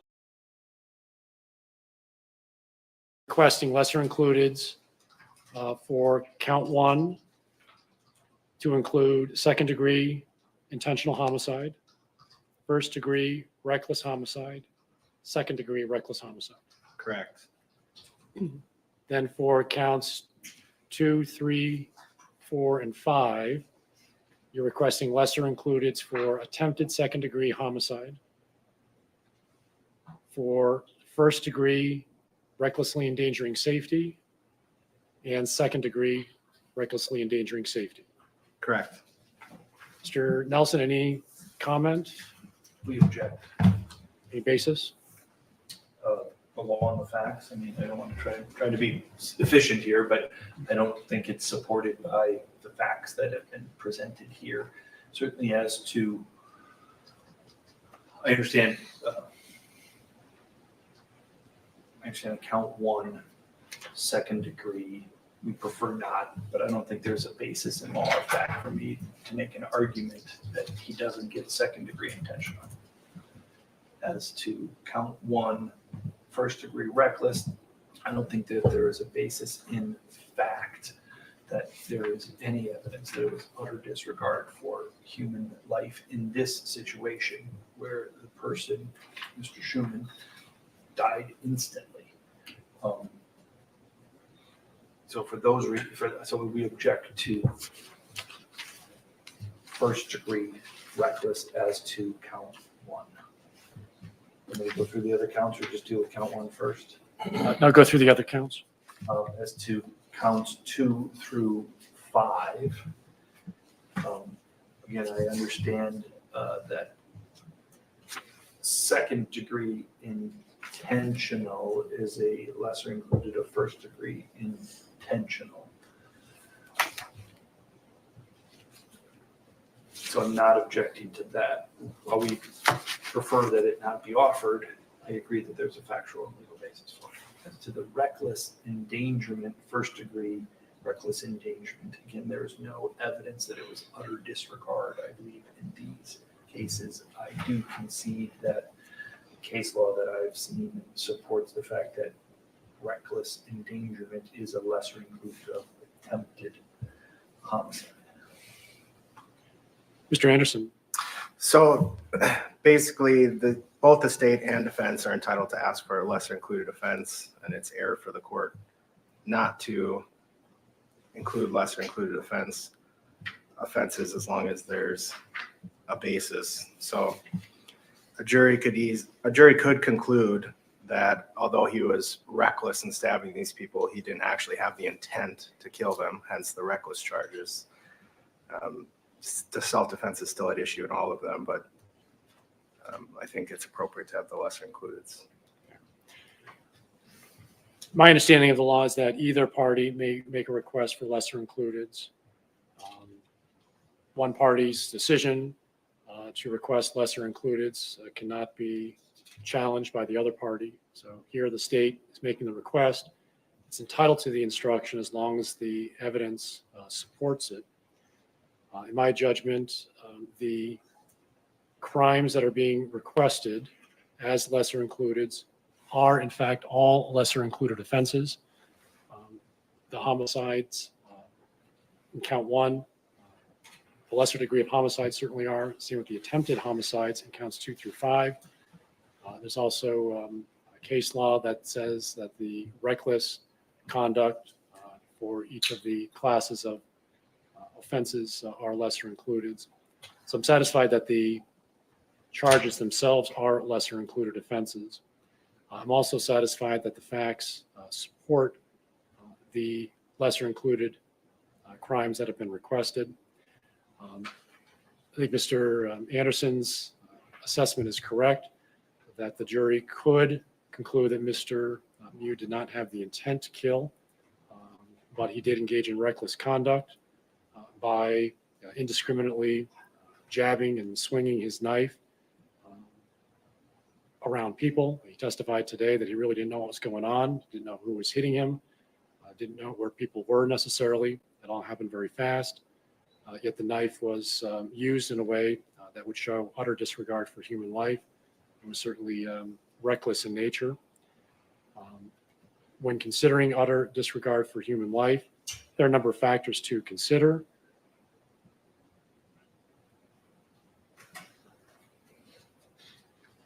What he was doing, why he was engaged in the conduct, how dangerous the conduct was, how obvious the danger was, whether the conduct showed any regard for life, and all other facts and circumstances relating to the conduct. Again, we have a man who is using a knife in a dangerous way, indiscriminately brandishing it against others. Others were injured. Mr. Miu left the scene, left the wounded behind. After a delay, he tubed past them without rendering aid, without notifying police what happened. I think those are all facts that one could conclude are utter disregard for human life. So I'm satisfied that the facts support each of the lesser included instructions that have been requested by the state. All right, what I'd like to do is walk through the instructions that I have. If there's an objection or something that you think warrants discussion, please stop me, and then we can have a conversation about it. I intend to issue 100 opening instructions, 145 information not evidence, 1017 first degree intentional homicide with self-defense, and the 3 lesser includeds that I mentioned. I do have objections about that, just I'm not sure when you want to. Yes. What's the objection? On page 3, I don't have an objection to 1017 in general, Judge, just some of the wording within 1017. On page 3, the first paragraph, the definition of great bodily harm is included based upon our request. We're comfortable with great bodily harm means other serious permanent bodily injury, as opposed to the entire definition. My understanding, the state wants the entire definition. Mr. Anderson? We have a legal definition. I think it makes sense to use the legal definition. I believe that this is the legal definitions out of the statute. There's also a jury instruction with this definition. That's what I used. I didn't feel comfortable taking parts out of it because I didn't know how the attorneys intended to argue. So the entire definition is in there. I think the attorneys can use whichever portions they choose to use, but it is a correct statement of the law. Next objection. The paragraph in red regarding the provocation, I previously filed document 318 in which we had submitted a modified version of jury instruction 815. I sent that again last night via email to everybody at the court's request. I believe that that is a more accurate rendition of the law. It's our position, as is outlined in document 318, that the state needs to specify what was the unlawful conduct, which was of the type to provoke others to attack, and that that there is a need in this paragraph for the court to tell the jury that it is the law that they have to prove the unlawful conduct, which is the basis for the provocation beyond a reasonable doubt. I appreciate they have to disprove self-defense, but since provocation is the state's attempt to put a hurdle in front of whether we even get self-defense, I think it needs to be made clear in that paragraph that it's the state's burden to prove the provocation occurred beyond a reasonable doubt. And again, I'm happy to go on in more detail, but I think the document number 318 with the case law that's cited in footnotes is a better argument than what I'm verbally making right now. Mr. Anderson?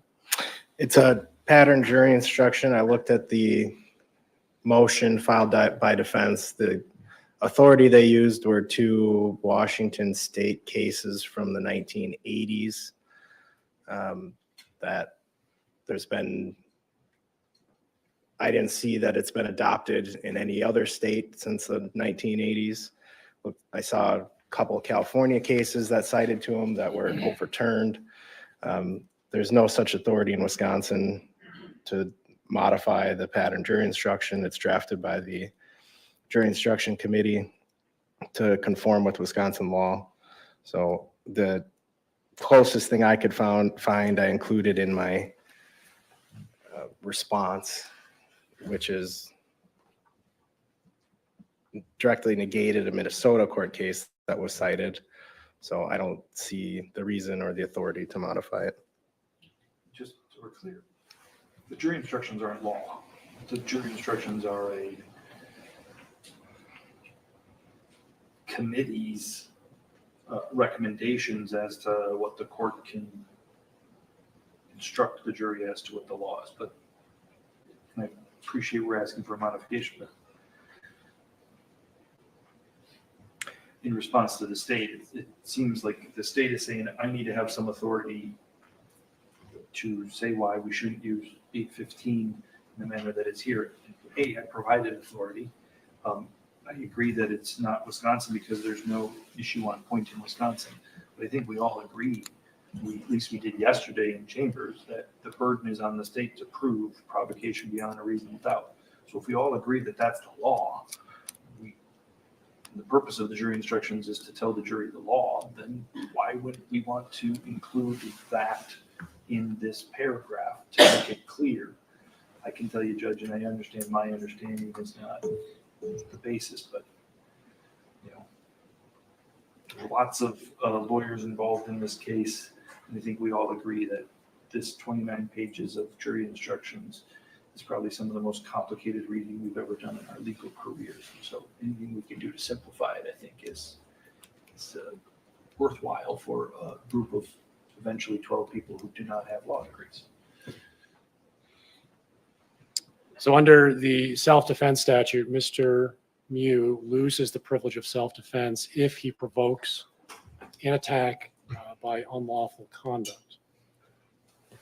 So I'm hearing two arguments. One is that the phrase unlawful conduct must be identified and defined.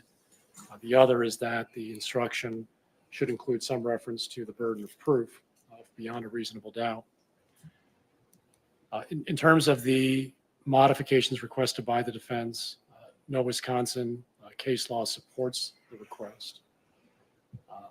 The reference to unlawful conduct is part of the self-defense statute, section 939.48. The phrase is not an element of a crime that may require more specificity. Second, the phrase is not limited to a single act. It is broad enough to include multiple acts, whether they be criminal acts or tortious acts, but acts nonetheless that would cause a reasonable person to physically react. In this case, there is credible evidence that Mr. Miu engaged in unlawful conduct during his encounter with the tubers. There is credible evidence that his conduct was of a type likely to provoke an attack by others. The jury will need to evaluate that conduct and the conduct of others and determine how it affects the self-defense claim. So while I understand some of the issues that other states have wrestled with, in Wisconsin, we do not have any authority to support the specificity that is being requested by the defense. As far as the burden of proof, I also declined to modify the language. In my judgment, the pattern instruction is adequate and it correctly states the law.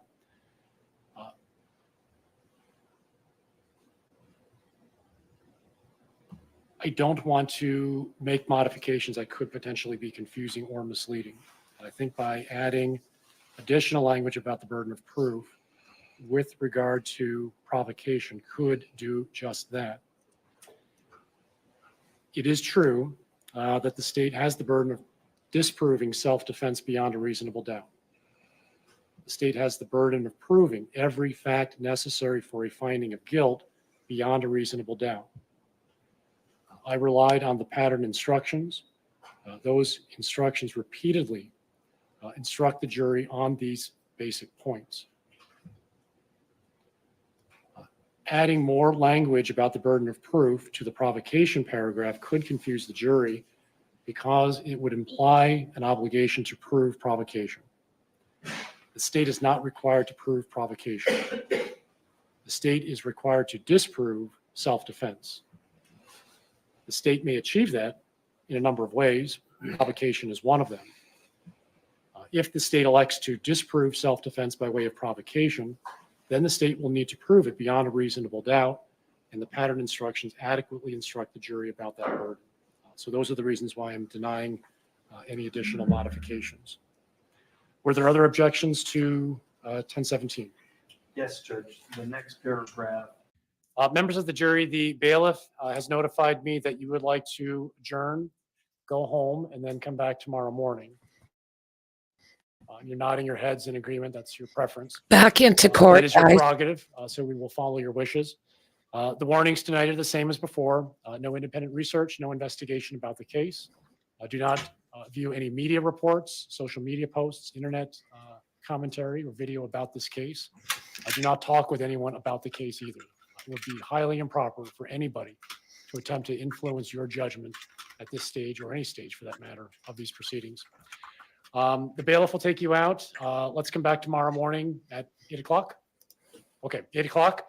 Same routine as before. Please take the jury out.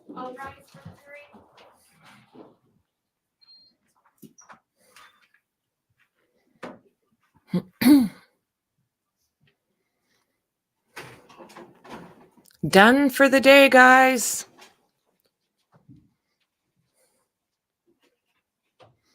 Could be, Dandy. That's kind of what you were thinking with all these instructions. 20 pages of instructions and how many? Outside the presence of the jury, I do have another note. Sorry. They are requesting to see the Cockfield video. Again, the exact wording is, can we see the Cockfield video tomorrow morning from 10 seconds before the confrontation with Maddie Cohen to 2:27 seconds, signed by the foreperson. Comments, Mr. Anderson? No objection. All right, since there's no objection, we will plan for that. As soon as the jury arrives, we'll assemble in the courtroom. I'd like to have the video connected and ready to go, and then we'll follow the same procedure as we did earlier today. No comments, no commentary, no opportunities to persuade or influence the jury. They're simply coming in to view the video, and then they will return to the deliberation room.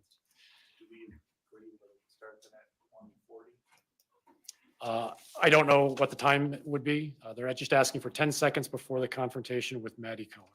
So I'll let the attorneys identify what point in the video that is, and then we'll display that to the jury.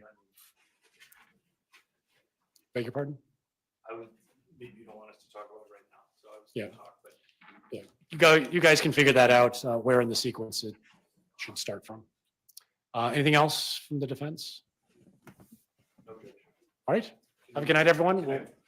Yes, we'll see you tomorrow. Well, well, well, well. There we go. There we go.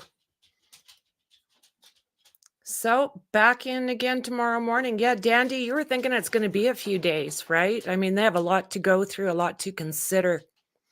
To me, it just seems simple. But that doesn't mean my way of thinking is the right way of thinking. Wow. Yeah, right? Exactly. Wow. So it's been a long day, guys. I bet you have things you need to get done. And I know I do. So, wow. We will check in tomorrow. I'm not too sure if I'll stream all day. I've got some real life stuff to deal with as well. So, yeah, thank you very much for hanging out with me all day. I appreciate you. Mods, awesome as usual. Okay, guys, much love. Bye.